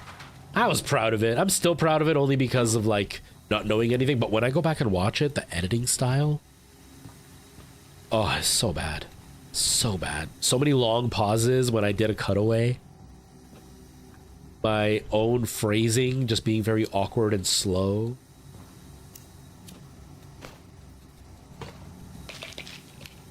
Why is there no food here? My early videos were so great. My comedy sketches were pretty good, but my other videos outside of that, they were pretty ugh. But I'm still proud of them because I've come a long way. That's the biggest thing. I've come a really long way since then. I always say I'm a terrible. I don't know, man. Your videos lately have been so good in the presentation style, even in the way you approach when people are criticizing you. Like, I don't know if it was a criticism, but the one person that was like, "Why do you use OBS all the time?" And your approach, I would have been like, "Screw you." No, I would have been like that. But you know, I would have taken it as a more insulting comment, and you were like so chill about the way you responded. Ginger Gamer, how's it going, man? I definitely liked the game reviews. I would change them a little bit now, but that would be more of an editing thing. It wouldn't be that I would change them from like the format or the way that I talked. It's more about the actual presentation, the actual editing of them, like the speed, the pacing, even the way that I wrote the script a little bit different. Because the way that I did it before, my editing in particular, there were a lot of like really long, weird pauses in the editing itself. And it was very low energy. I was like trying to hold in my energy as I was presenting, which, you know, as you know, the difference between film and television, right? You're going to see more of like a high energy thing on stage, but on film, you're going to be a little bit more reserved because it's all like what happens in your brain, not what you're physically doing. And so I did that for my reviews, but they come out as very low energy and like I'm bored. So I would change them up a little bit, but that being said, I think overall they were okay. And I've been considering doing the reviews again. I just haven't really thought of how I want to approach it. I like the sketch comedy thing, but the sketch comedy thing, one, it's not really popular anymore because I like the whole idea of like a TV show where you have like episodes that intertwine with like little callbacks to old things, or like you get to know the character and there's a callback to a different character. But that doesn't really work anymore. And so I know that wouldn't be something that would be worthwhile, but I like that style, so I want to do it that way. So I don't really know how I'm going to make it work.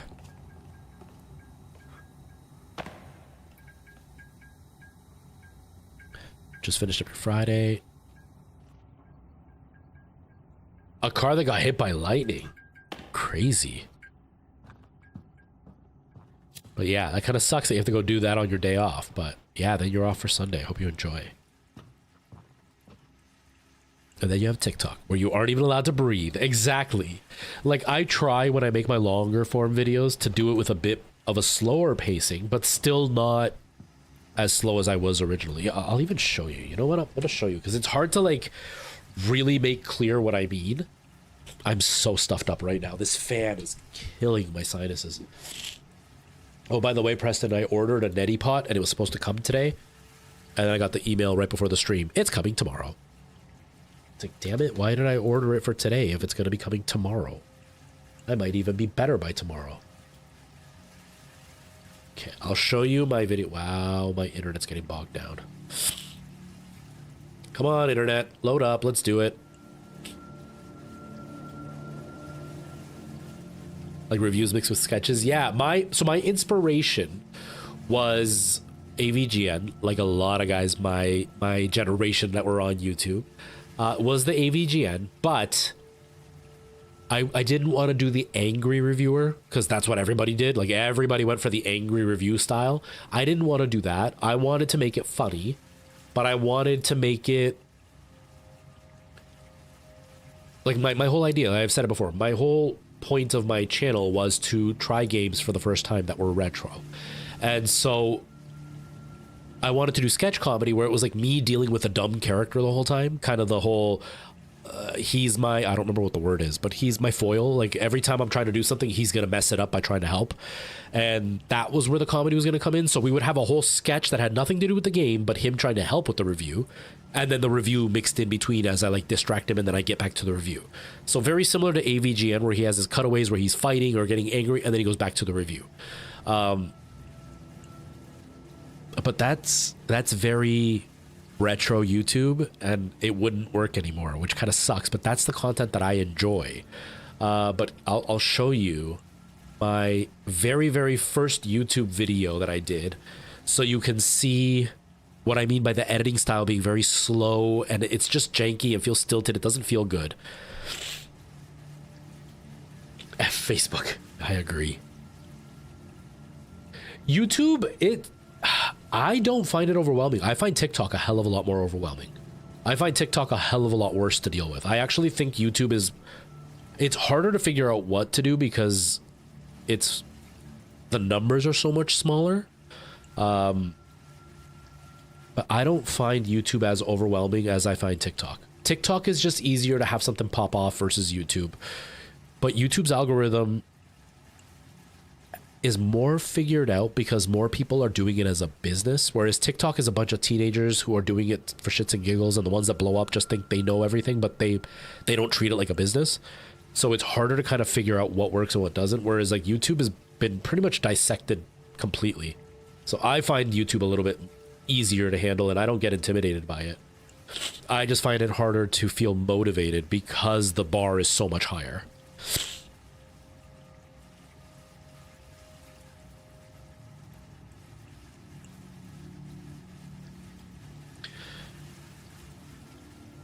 Honestly, you almost have to treat your YouTube video. Now, Night Owl can correct me because he's a little bit more knowledgeable on this, but you almost have to treat your YouTube videos like it's something totally different and like forget streaming. Like you're not a streamer. You happen to stream, but not a streamer, because stream highlight videos, stream stuff like that never do well on the channels. The only reason any of them do well is because they're already big, like Marksepticeye or whatever, or not Marksepticeye, Jacksepticeye or Mark, whatever his name is, the deep voice guy. They're already big as it is, but that's the only reason people watch their like stream style videos.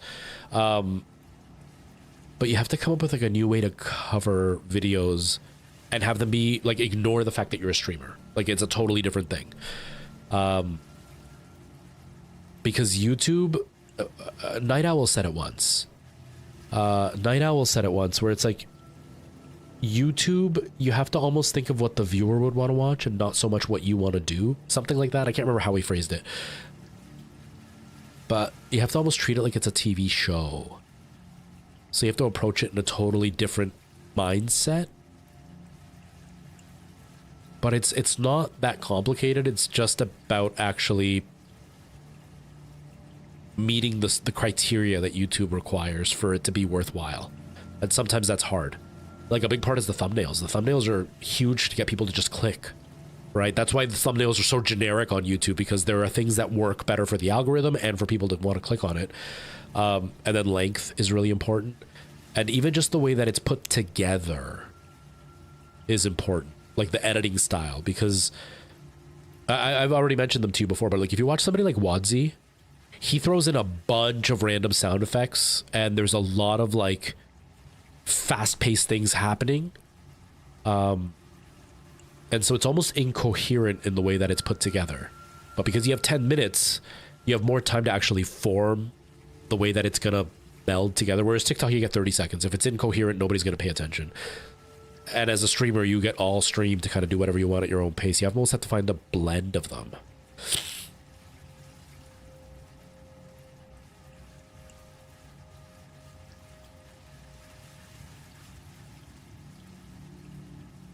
Yeah, no, I completely understand the wanting the consistency. That's one of my problems, is I would like consistency, but I also like variety, and that really messes with me, like with the way I do things. But yeah, there's just, YouTube has to almost be a completely different beast than everything else. You almost have to treat it like, this is my YouTube, and that's me being a YouTuber, and I happen to stream, but that's totally different. Almost like saying I work at McDonald's, but I'm also like a nurse, and those are two totally different worlds, and they have nothing to do with each other. And I'm not going to tell people that when I'm a nurse that I'm working at McDonald's, or people at McDonald's that I am a nurse. You kind of almost have to separate the worlds, just so, at least that's how it works in my brain, just so I don't try to cross the ideas, because I'm always disappointed when I try to. Because like, even with my streams, my videos do okay, and I still get people now that'll pop in and be like, you started streaming now? And it's like, I've been streaming for years, and they have no clue.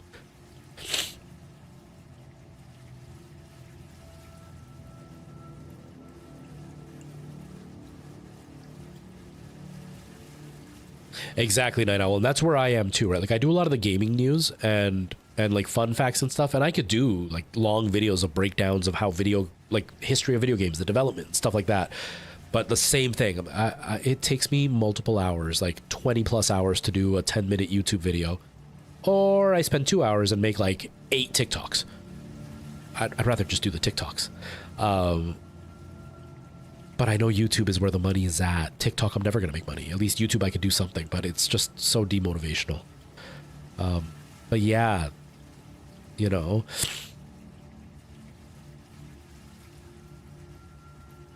I hate horror games outside of content. Yeah, I like horror games all the time, but I don't like playing them outside of content.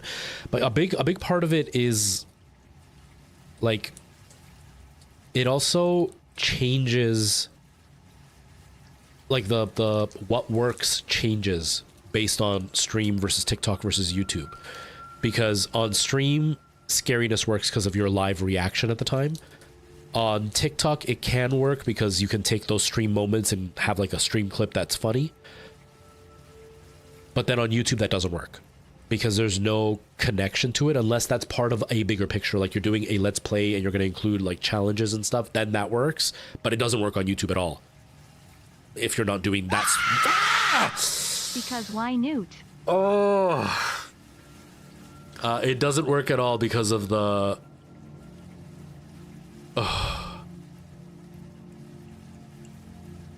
Is he finally done now? Rothulu, is he finally done? But yeah, like, it doesn't have that same feel unless you're in that very specific style of video. So then if you want to do horror, you have to almost do a totally different approach to horror and see if it works, and it might not even work. It's what we were talking about before with the TikToks. My stream clips don't work for TikTok because I've spent the last 5 minutes. I can't make a 5-minute TikTok of me just jabbering on it. Nobody would understand or care. 3 more weeks. So close. So close. Oh, that hurt my head. Oh my god. Okay, real quick before I get back to the ending of the game. Thank you, Turtsa, by the way. Thank you.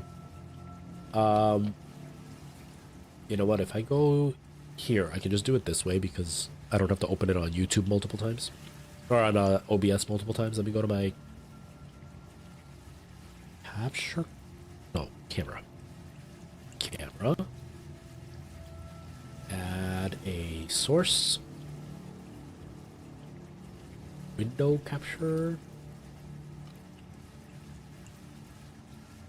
So this was me announcing what retro for the first time was gonna be for the first time. Look at my face. Look how much rounder my face was. And that wasn't even at my biggest. That wasn't even at my biggest. Mind you, the facial hair does not help at all. Oh, can I? Do I look different or do I look different? I think I look pretty different. Anyways, you gotta listen to this. The editing is just so bad. So bad. Okay. Shut up, video game. Okay. This is what I mean by the editing pace is just way off. Hey YouTube, my name is Louie, and this is Retro for the first time. I know what you're thinking, not another retro show, but I promise you, this one's a little bit different. I spent a long time watching a lot of review shows, and you've probably even watched a few of the same ones I have. But I don't know if you've noticed one of the things that they all have in common. They all grew up with these games. Well, I didn't. I didn't really start gaming until about the SNES era. I know that's a little bit late, but I figured better late than never, right? So now I figured I'd give myself a new challenge. Or is that an old challenge? Or it's a new old challenge. I've made that joke so many times on I'd give myself TikTok. a challenge. So what I'm gonna do is revisit the NES games for the first time and see if what they say is really true. Is Castlevania really as hard as they say? What about Ninja Gaiden? Would I be able to get past it? Is Fester's Quest really that bad? What about that game that made full-grown men cry? Dr. Jekyll and Mr. Hyde. Well, I really hope you're willing to come with me on this trip while I become retro for the first time. Until then. So just like the pauses when I would cut away, that millennial pause in every single cutaway, and the way that I was speaking very slowly and low energy, it doesn't seem interesting at all. And I seem so nervous.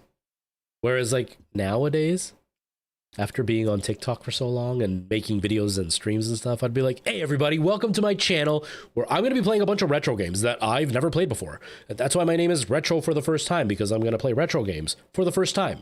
And I want to see if they're going to be as hard. It's going to be way more energetic.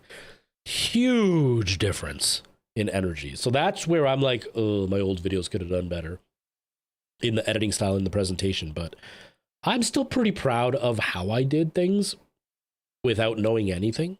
You know what I mean? So I don't hate on my own old videos, but they have come a long way. A very, very long way.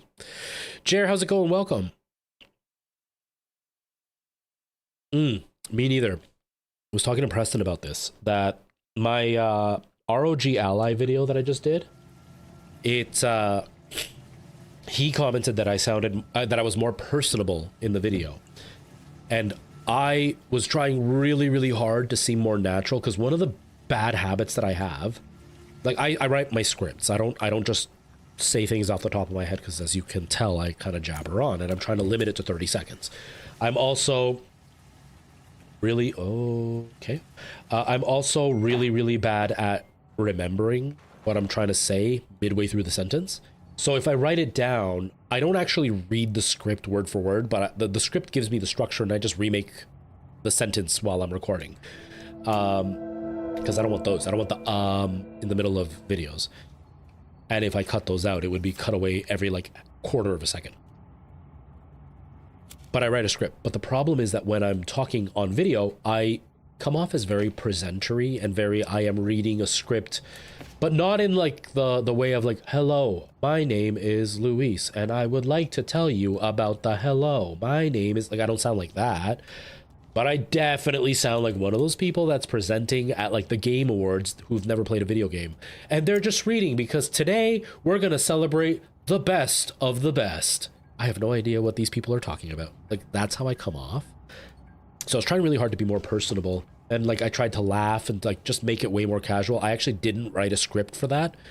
It made it a hell of a lot longer of a process, but trying to keep that more B vibe to it.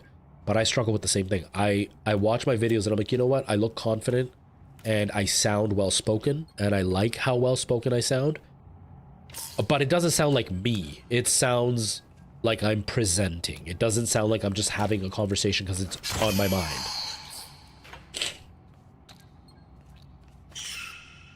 I'm so stuffed up.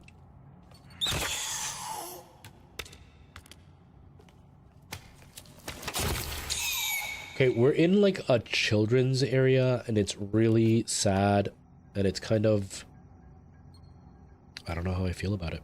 I just don't know how I feel about it.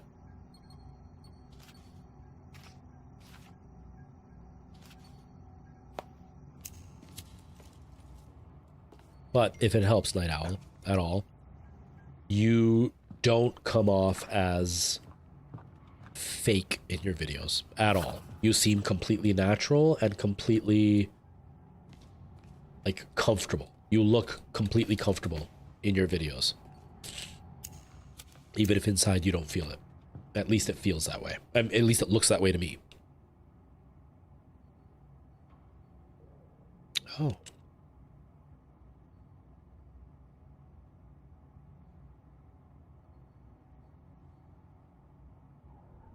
Nora just texted me.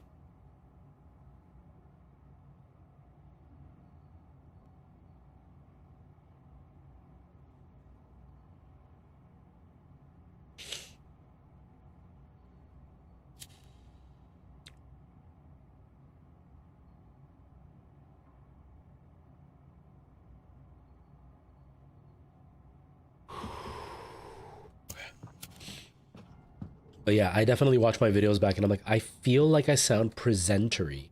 And it sounds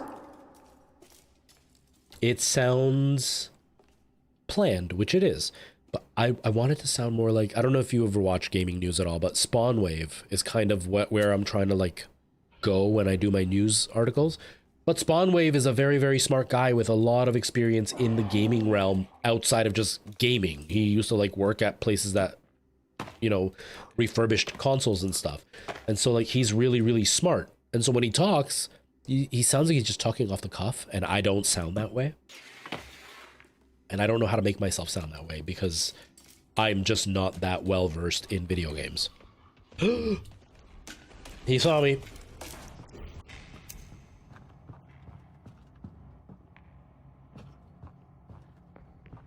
Okay, I think the AI can't get past that door.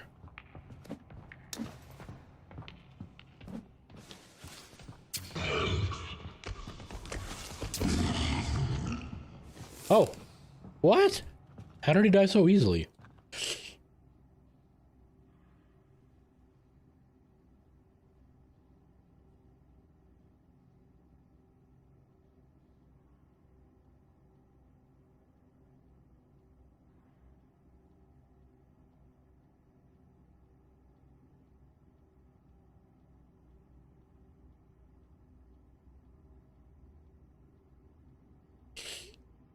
Oh, my nose.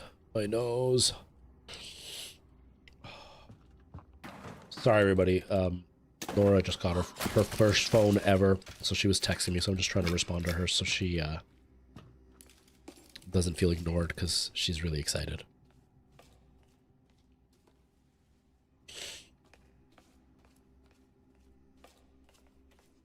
Almost there.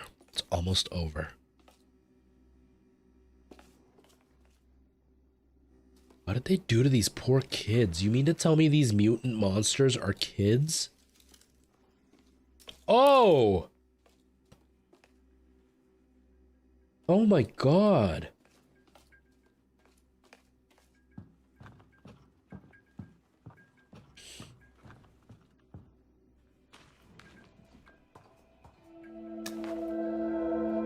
Property of Megan.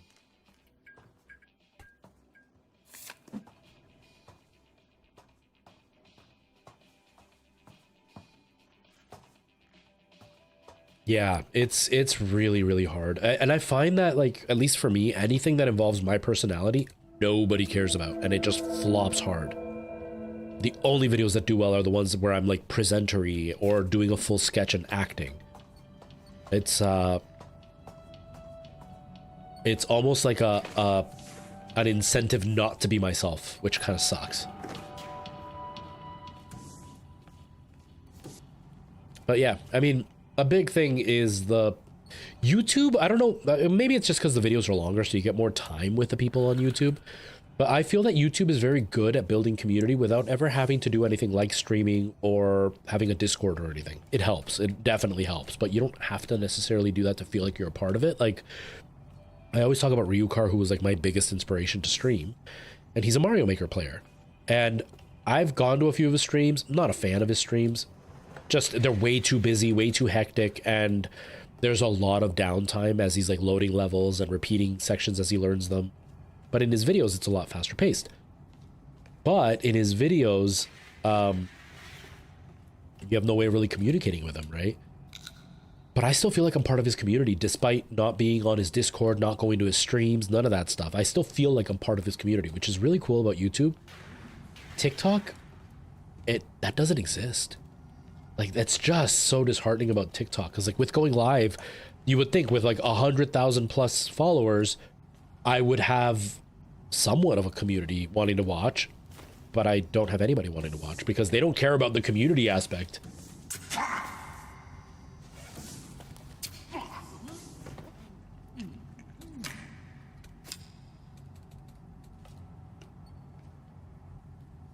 Yeah, this is pretty crazy. Turns out this is pretty crazy.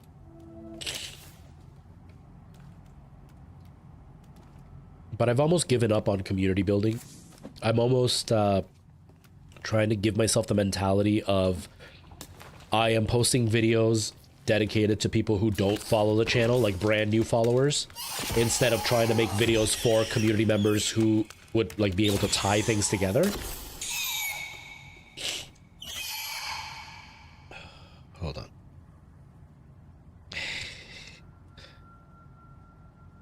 on. Because like I think of the way I was doing it before, where I'd have like my, hey Retro, can I help you with this? I would do callbacks to other videos and nobody had any idea what I was talking about because they didn't watch the other video, they just watched the one that's in front of them. So I'm almost at the point now where I'm like, each video is just going to be its own standalone thing. And if it's a standalone thing, then I definitely don't feel like it's part of a community, and then that totally kills that kind of mentality for me, which I hate because I like the community part of it.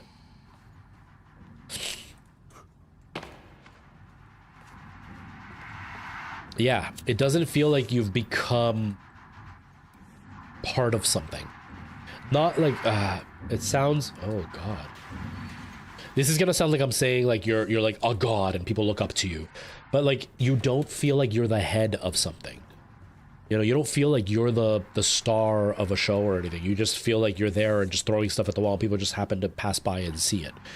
Whereas like on YouTube and when I was streaming like really, really heavily, I felt like I had a show and I was the star of the show and it was a business that I was running, which is a very different feeling than TikTok, and it's really like demotivational.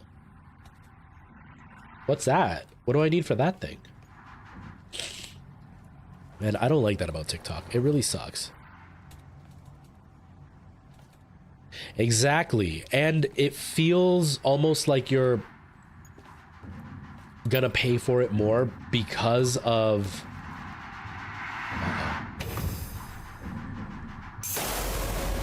Timmy. Hold on. We found Timmy.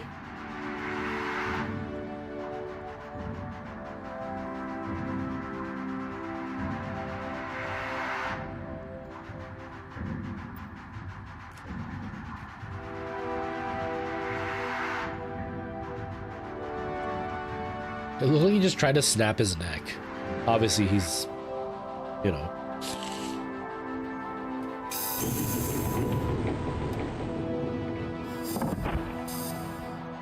What'd you guys do to my kid?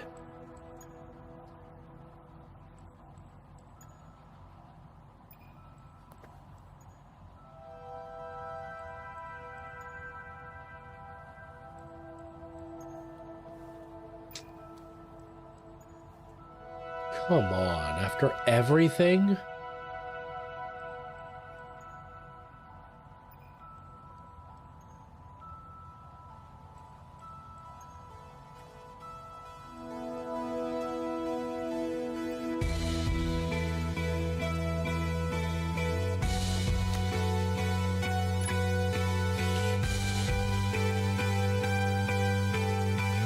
Let me just get past this emotional moment, and then I'm gonna finish what I was saying.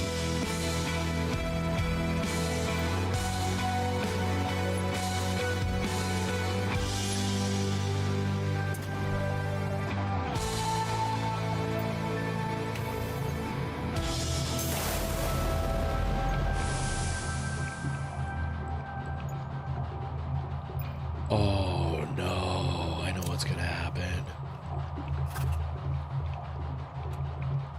Oh no, I don't know what's gonna happen. I thought I was gonna sacrifice myself for my kid.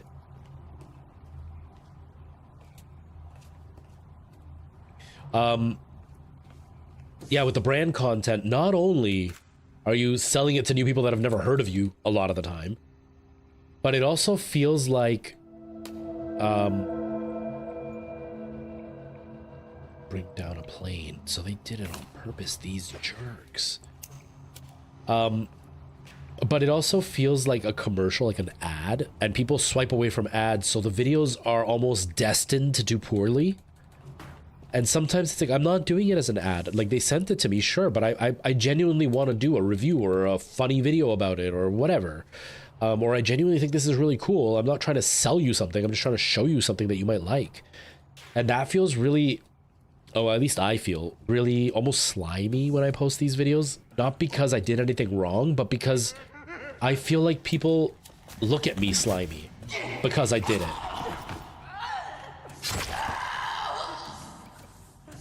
You know what I mean? Like, I feel like people are going, oh, no, I don't want to watch your video. You're just doing ads. When it's like, no, man, I actually, like, I think this is cool. You know, like the Steam Deck one. Yeah, that was a collaborative video, but it was a literal thing that I was thinking of. I was like, I want to see if I can stream from my ROG Ally. I think that would be really cool.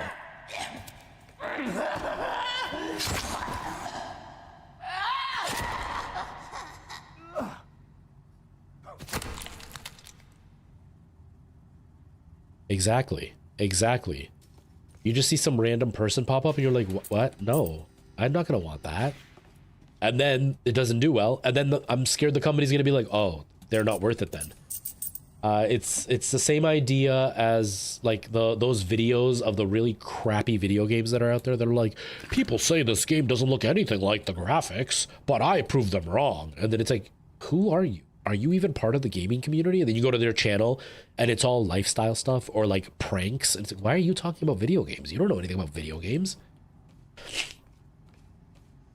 But then I see my friends and I never see their branded stuff. And it's just like, what? Why?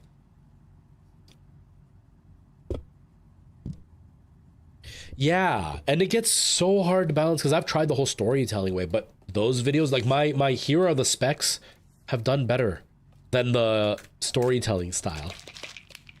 Because I've tried the storytelling style and they not only flop, they flop hard. And then there's like all the laws around it, right? Like if you don't say it within like the first few seconds that it was sent to you, but as soon as you say it, oh, it's an ad. Well, like it's a collaborative effort, but it's not an ad because like they didn't pay me to do this. It's not a commercial. They asked me to check this thing out and share my thoughts with you guys, and that's what I'm doing. Itchy eyeball. So it's so hard. And then obviously they set their own rules as to what they want and what they don't want. Like I did a video once for a company. I can't even remember which one it was anymore. And I had done a more complicated video and then they emailed me back. They're like, actually, we just want you to cover what it is. And it was like, oh, but I think this would be a lot cooler. This is what my channel is like. Now at the time it was one of the very first times I ever did a collab. So I was like, okay, then I just reshot the video. But like, it's weird, right? It's hard to figure out what to do. I hate it. I hate trying to figure that stuff out. And because people are people, you can't ask the company to give you an answer because they're gonna lie about it. To like take advantage of you or to like get more out of you or to downplay what they're doing. Oh, we're not gonna kill this little girl for our son, are we?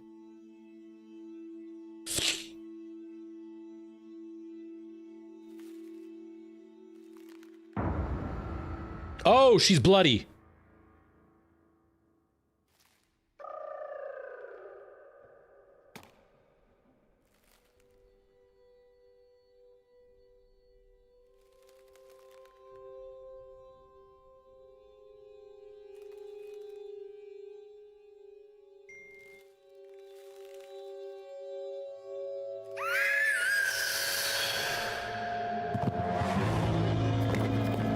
Oh!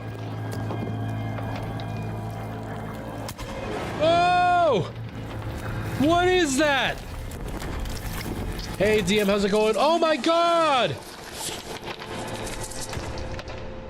Oh, I'm done for. I'm supposed to do a boss fight now? I'm not ready for a boss fight. I got like nothing.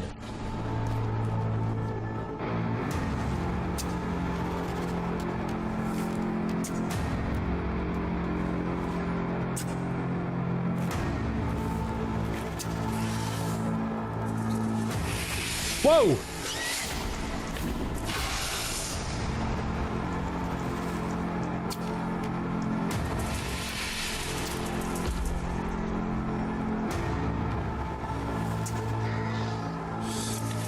Holy crap. Yeah, this music is great. This music is great. Yeah, I gotta start running.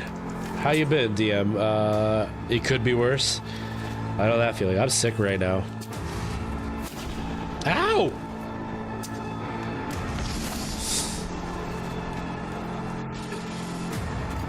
Where's my pills? Get my energy up, I guess.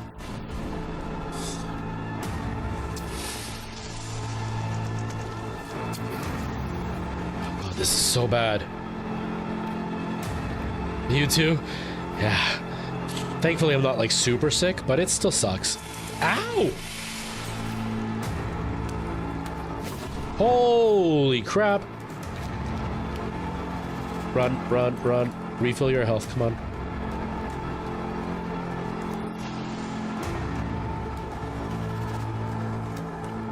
I swear I had TNT somewhere. There it is.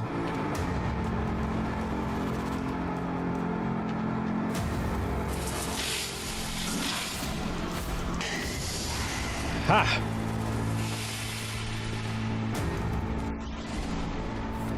Oh, that's really serious, dude. I hope you're okay.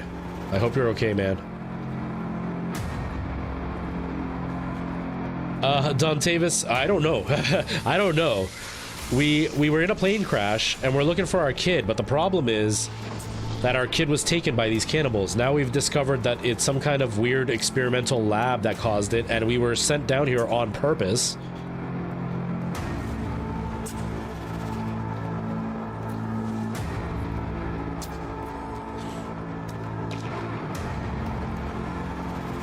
What is it doing? What is it doing? I don't like what it's doing right now.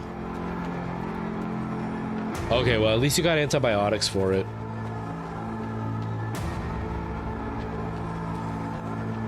It's probably not a very comfortable feeling, though, because any kind of, like, bone infection is horrendous if it's in the bone. But even on, like, a face, there's so many muscles and nerves on your face that it's horribly painful. Let me up. Oh my god, I can't get up. I'm in the corner. Oh god, and he's coming right at me. Or she's coming right at me, whatever. Right? It makes total sense.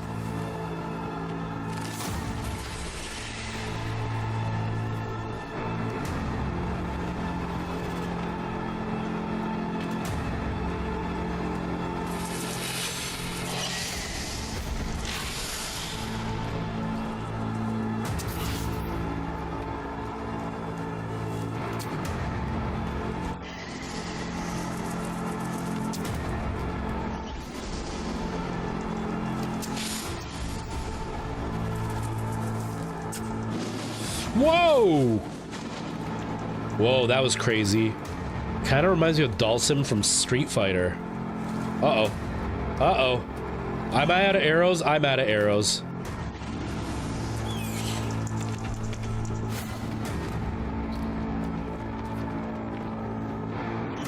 Oh, this isn't good.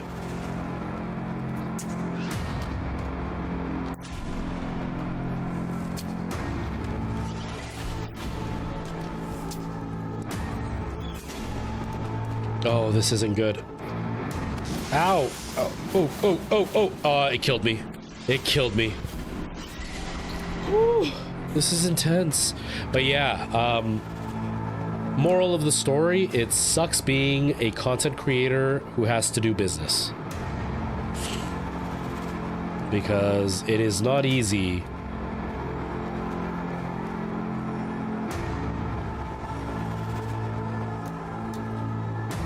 What? When did I get a machete? The damage is so high on that axe, though.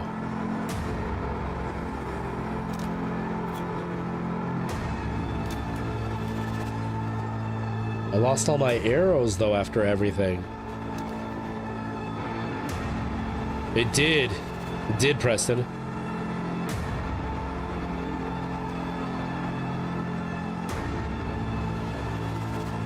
The +1 to the hair and the -1 to the goatee. I've actually never liked having facial hair, ever.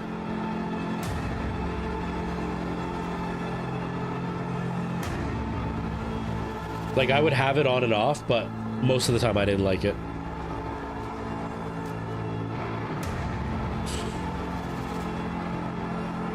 Then why did I have it? Because other people in my life liked it.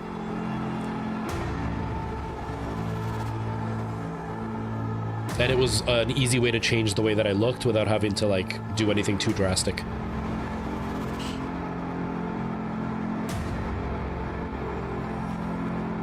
Did you shave, Night Owl, or are you still have your facial hair? Or, like, do you mean that you feel like you would look weird because you had facial hair for so long, or you've shaved and now you have no facial hair and you look really weird?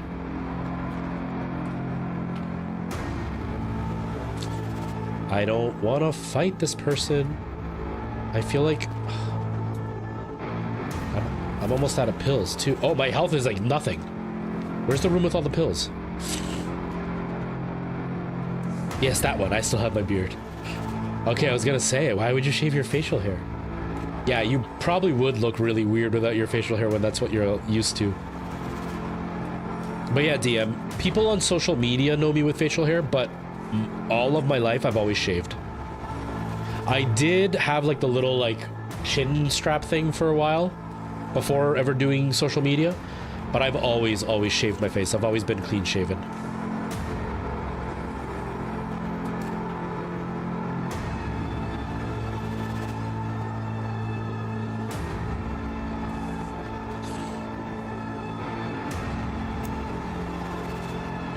I thought there were a bunch of pills in here last time I was here. Why aren't there any now?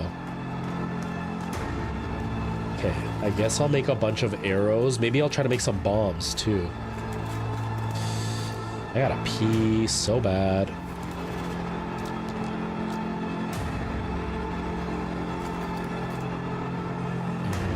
Tape. Oh, do I have enough? Oh, I have 13. Okay. What else? Watch. Computer parts. Didn't I put money there already? Oh, that's a stone.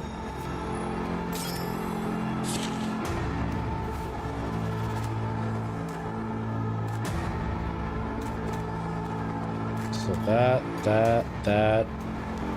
Not old ammo. This. What's the other thing I'm missing? Oh, I got the chip. The bottle. The watch.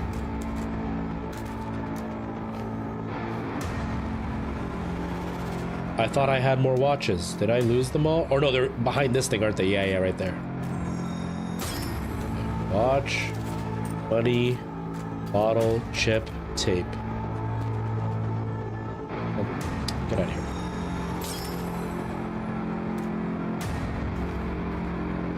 A little bit of armor, at least.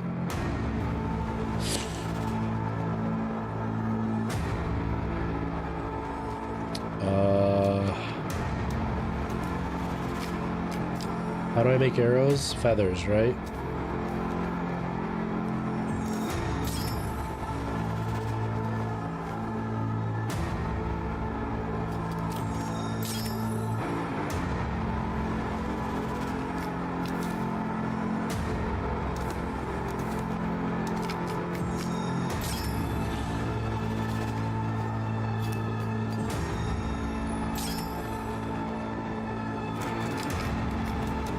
How many bombs do I have? I have 1, 2, 3. 3 bombs.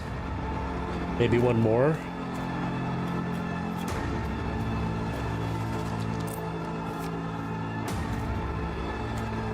Come on, watch. It's my only complaint. The menu system sucks in this game because things block other things. Okay.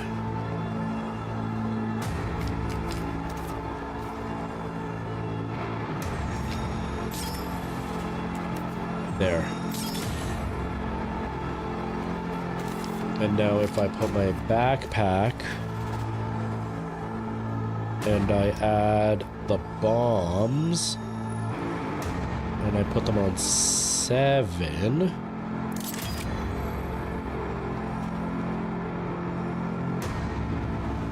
It is. It's so stressful, the music.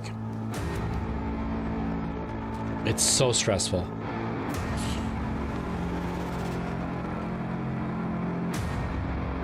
Why not pull my chainsaw? I don't actually know if the chainsaw does damage. Does it?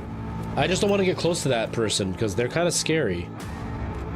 You know what I mean? Look how big and scary that monster is. Here we go. Oh, you ran away, you... Oh! You run away? No way. Oh, you're throwing babies at me, that's why.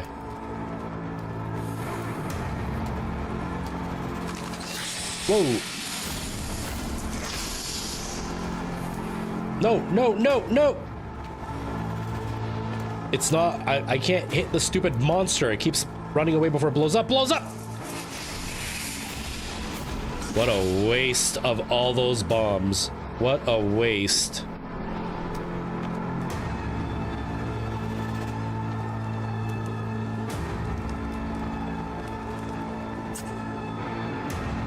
Oh.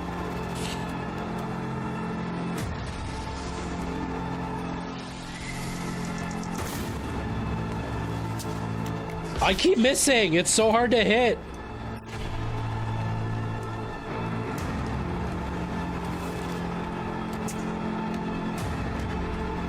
Not even once. I haven't even hit once.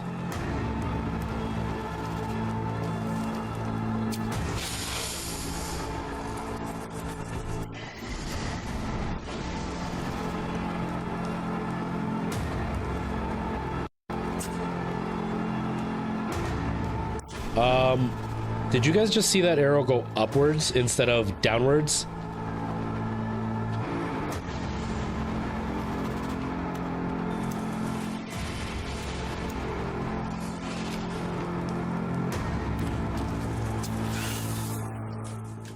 Oh! It just needed one more hit after all that. After all that, just one more hit. We did it. All right. Thank God it's over. Oh, I'm gonna feel really guilty about doing this even after this monster tried to kill me for the last 10 minutes. But we're doing it anyway. That's it. My guidance system was wrong. I used the chips to make a bomb instead of more guidance system arrows. How long have I been live? Holy crap, I've already been live for 4 hours? Alright, well this should be the end of the game.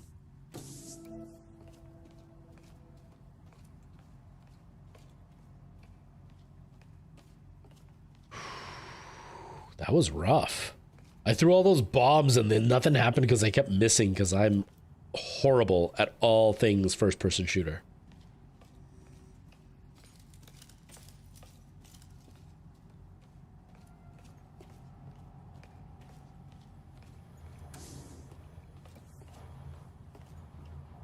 Gotta stick my... Hey, have you heard that there's a sequel that's coming out soon? I'm so excited. I can't wait. I'm wondering if they're gonna ask me to stick my hand in the pumping again. All right, little lady.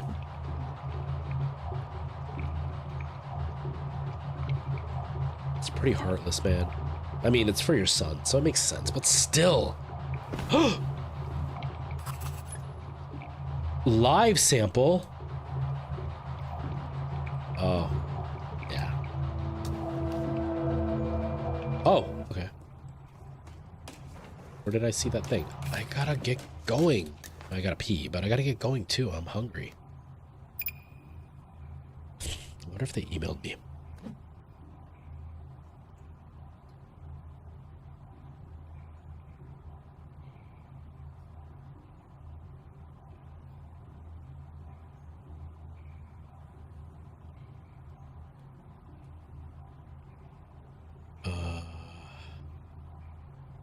I bet you they're like full-blown gonna ghost me, which kind of sucks. It's the worst when you get ghosted by a company, especially one that you're like, huh, I'd be interested in that.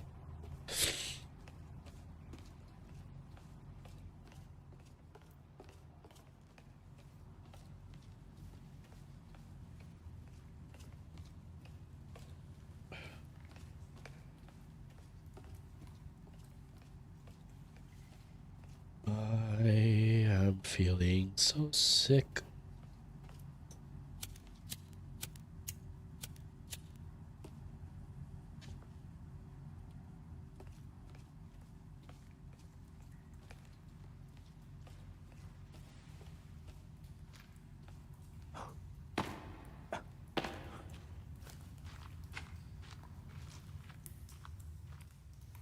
Okay, I genuinely thought we were going to sacrifice ourselves when it said you need a live specimen.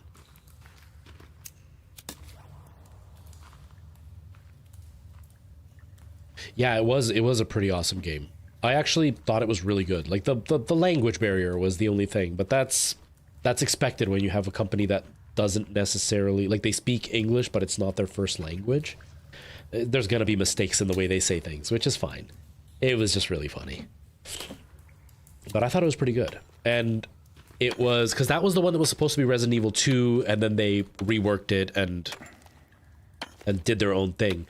But they overcomplicated. I remember, like, the systems that they put in the game were a little bit too complicated. So hopefully with this follow-up, it's going to be less complicated, but I am very, very excited to see what happens.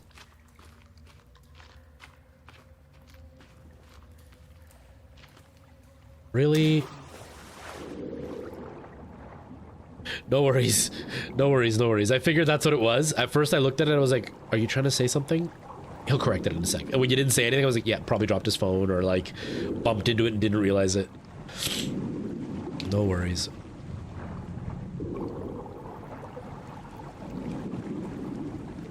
Yeah, they tried and they did a really good job. Like, for an indie developer, it was very, very respectably done. You know what I mean? Like, they did a job that seemed like it would have been a much bigger team. So, I'm excited for the follow-up. I'm excited. Get up. Get out of the water. Dude, get out of the water. There we go.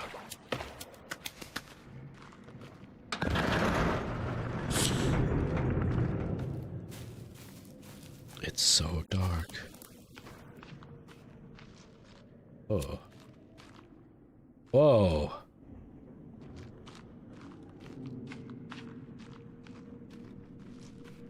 Damn, what is up with this place?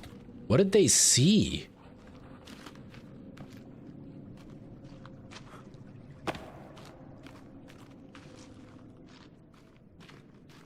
I might have to pause and go take a pee-pee, everybody. I really feel like I gotta take a pee-pee. Oh, really? I thought there was gonna be an entrance. I gotta go down there?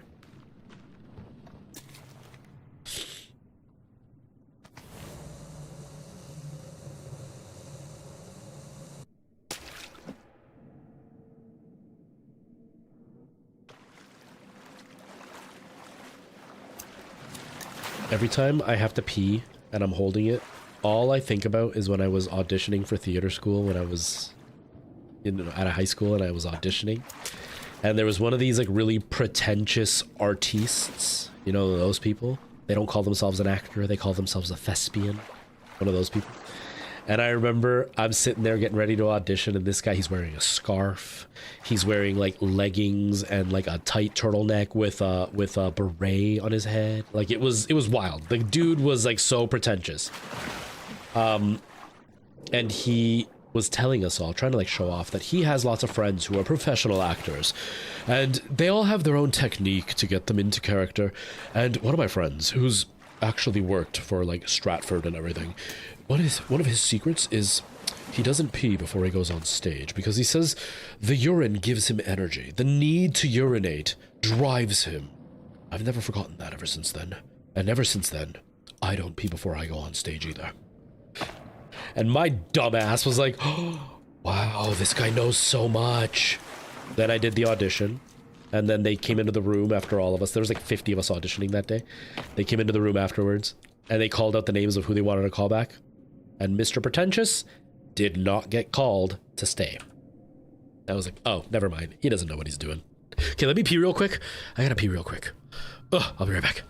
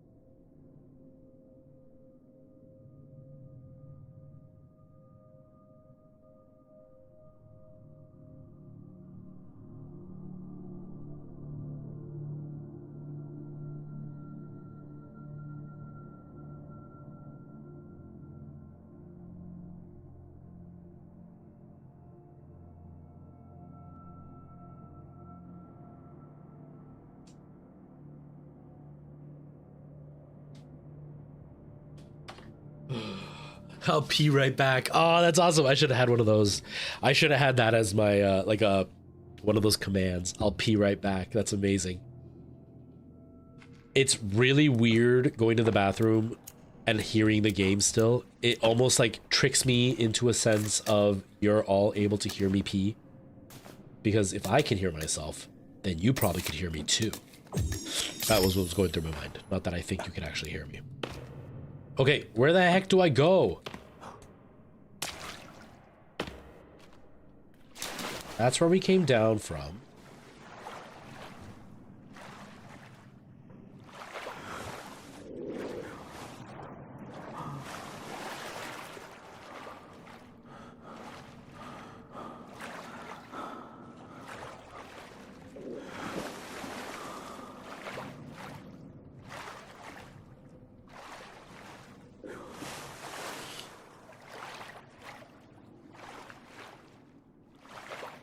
Up that rope, but that's where I came down from. I came down from that rope, didn't I?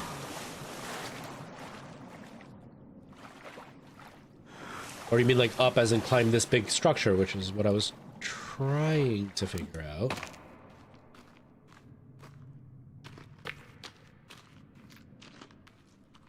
Did I fall down? No, I thought I climbed down on purpose. I swear I remember climbing down on purpose. Okay.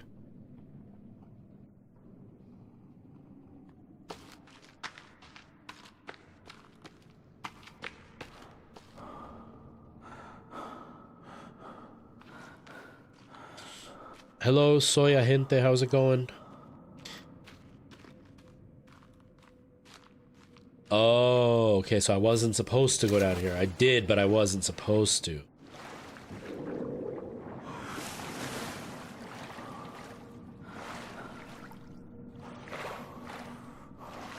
We're about to starve. This isn't good. I thought they would have given me more food so I don't starve in my progress of the game. So this is all here in case I fall. Okay. What has been the most hours I've spent playing a video game? I don't know. It depends on kind of what you're asking. That's a really, really, really vague question that could have potentially totally different answers.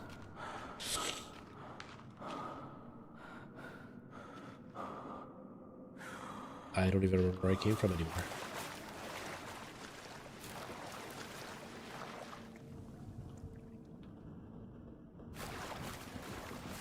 No me acuerdo.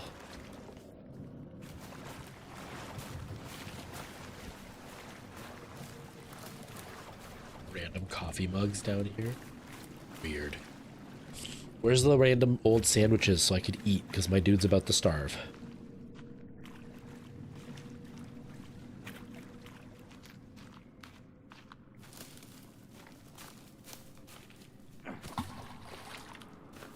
Nothing.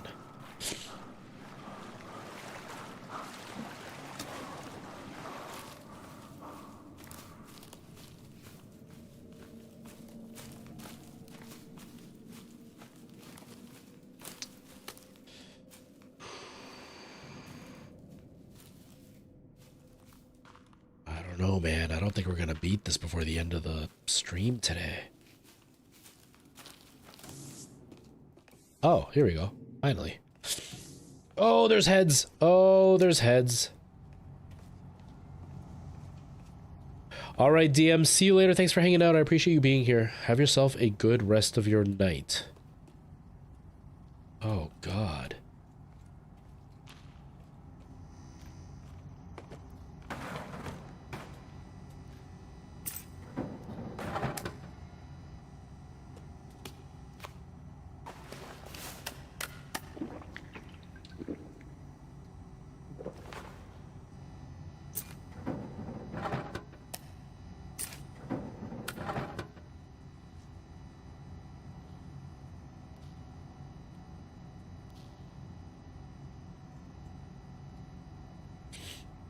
Sí, yo no me acuerdo. Yo lo encontré con la ayuda de otra persona, pero ni idea tengo dónde fue. Con que ni me acuerdo cómo llegué aquí. Ew, it's so gross, man. It's just, oh, could you imagine the smell? Oh, gross.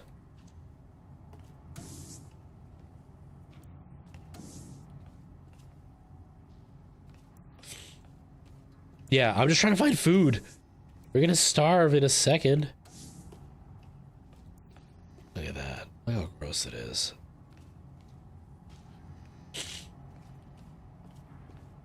I was hoping that there'd be like candy bars or something, but there's nothing.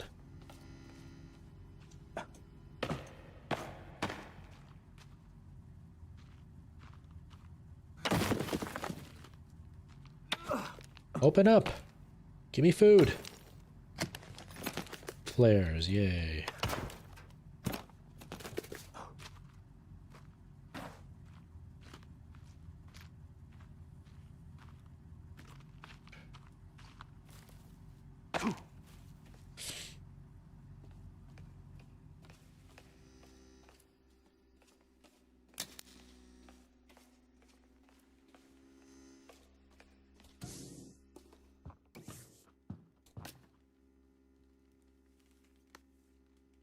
I do think it's really funny that we're trying to save our son. We plugged him into the machine and we just abandoned him and wander around this facility trying to find another human to kill him, to bring him back to life.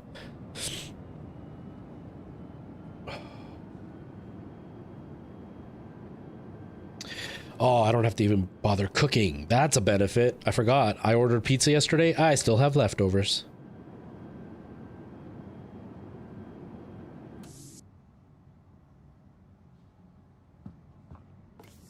Whoa.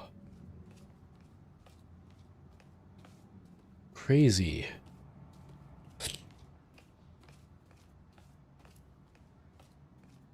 Okay, so being hungry reduces my energy. I thought it was gonna kill me, but it reduces my energy. Okay.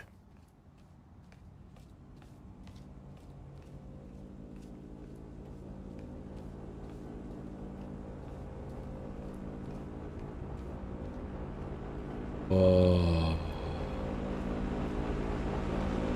This reminds me of the end of Subnautica Below Zero.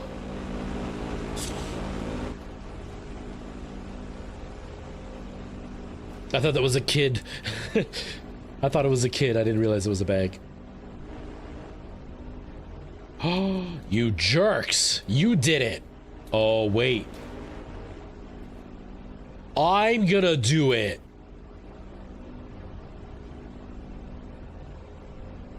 No way. Yes.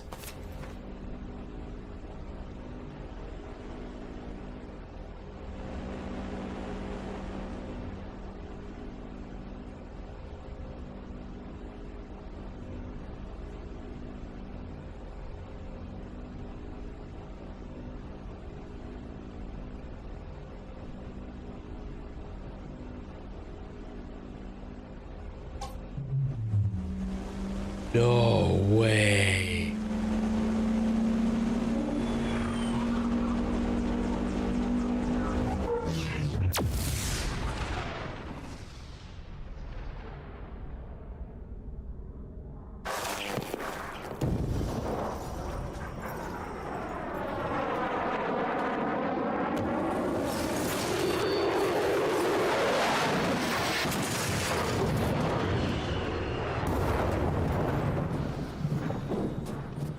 Wow.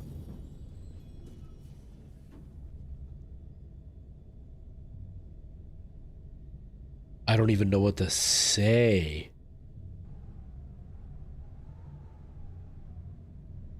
One year later.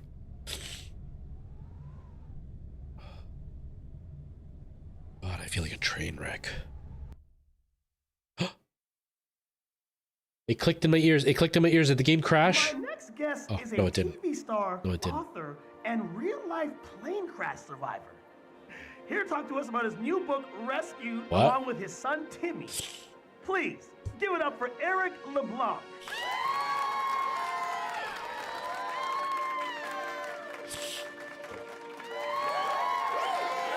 Did I come in with my axe? Nice to meet you, man. That's one hell of a story. So let's jump right into it. you've written a harrowing tale of survival and adventure with a plane crash. Look, you can see it on the cover. I feel like you're really blurring the lines here between fact and fiction. Oh, is that the axe? Hey, do y'all want a demonstration? Okay, we've got a setup right over here. Come on, don't leave me hanging.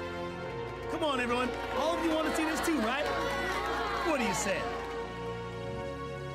Well, come on, everyone.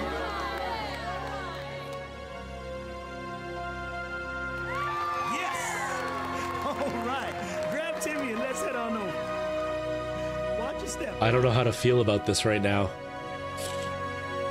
I don't know how to feel about this. I got my axe. Where do you hold this thing? Oh, like this? Here we go.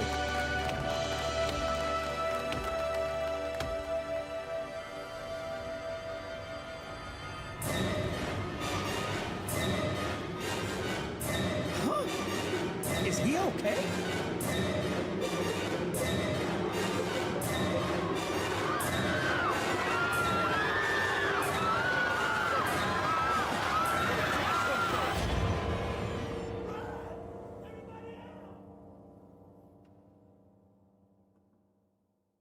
What the?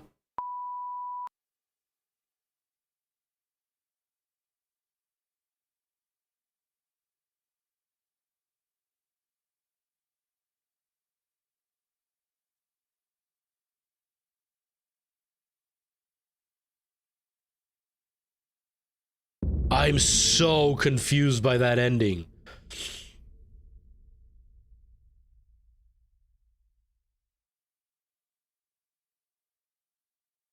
Wow. It's still going.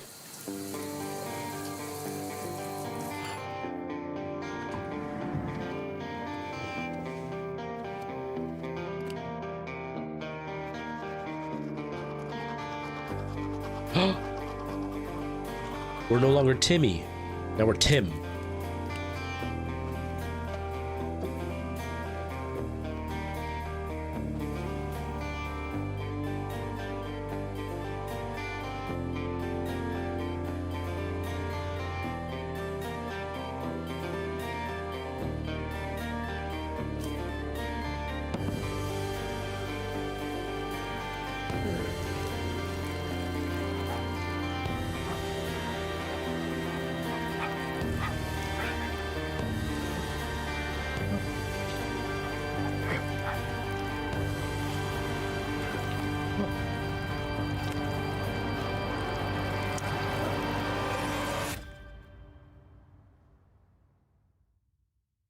Holy crap.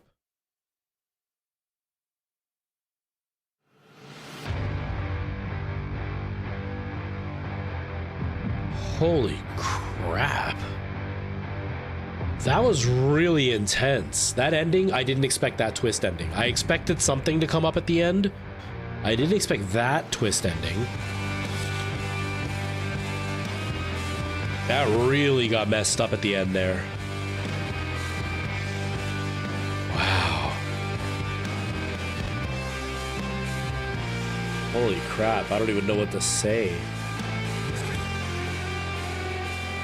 I'm just switching to this scene for now, just because obviously we're just waiting around till the credits end, but like, nuts. Absolutely nuts.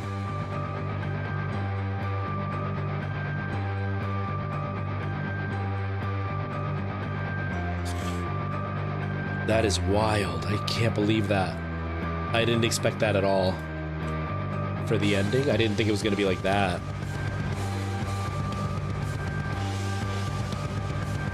That was a good game. I had a good time with that one. And just in time to end the stream, so I just want to see what happens at the very end here. Oh my god, voice acting. Doron Bell is the name. I don't know how you actually pronounce it, but still. I read Dragon Ball when I saw that. I thought it said the voices were done by Dragon Ball.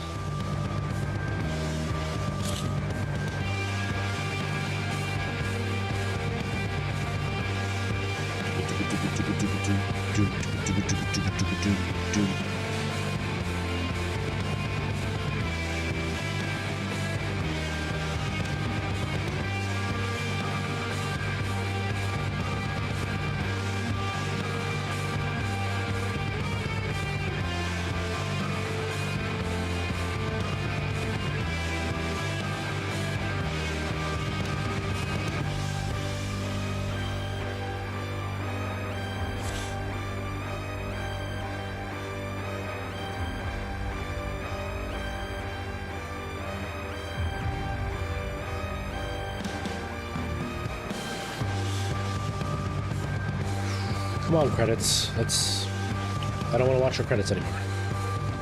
I hate games that don't let you skip credits. I hate it so much.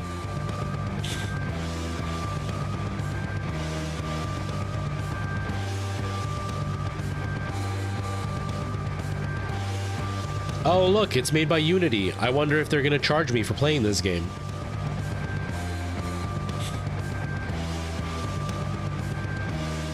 Oh, I'm just reading about the camera overheating.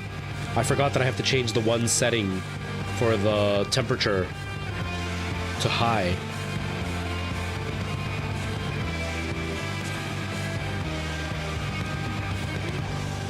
I forgot about that setting. This was really good. This was really, really good.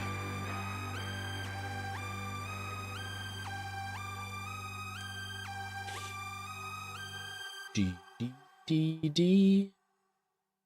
That song was good too. Oh, I thought it was going to be like an end credits thing. That was great.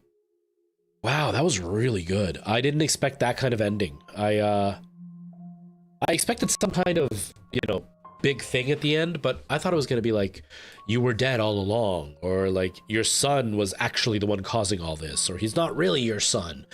I didn't expect that, and I have no idea what it meant. I have no idea what any of that meant, but like, wow, that was pretty cool. I'm excited. I'm going to see if I can get Sons of the Forest for cheap. If I can't get Sons of the Forest for cheap, I may have to hold off for a little bit just because I've had to replace some stuff for the stream and money's getting a little bit tight right now. And I'm not making a whole bunch of money on stream. So I might have to hold off. I'm going to see, because I've seen some that sell like their Steam account for like $5 to $10. If I can find something like that, then maybe. If not, then maybe I'll do Subnautica.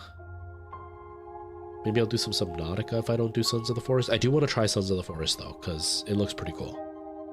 Why am I opening this? I'm going to eat dinner in just a minute. That was really good. I'm so stuffed up. Okay, so as far as stream stuff is concerned, the stream is almost done. I'm almost done. I am... Because I'm not feeling well, I'm thinking I might not stream tomorrow. I'm not 100% sure yet. Because I don't feel well. I really don't. And, I don't know if I'm going to have the energy to stream tomorrow. Because I'm going to have, the... What am I trying to say? Oh, runny nose. I don't know what I'm trying to say. Oh, because I have Sunday off. I might be able to stream Sunday. And because I have a late shift tonight, that's what I was trying to say. Because I have a late shift tonight, and it's a long night, I don't really want to force myself to get up super early for tomorrow's stream. So maybe I'll stream Sunday, and that'll allow me to rest up tomorrow.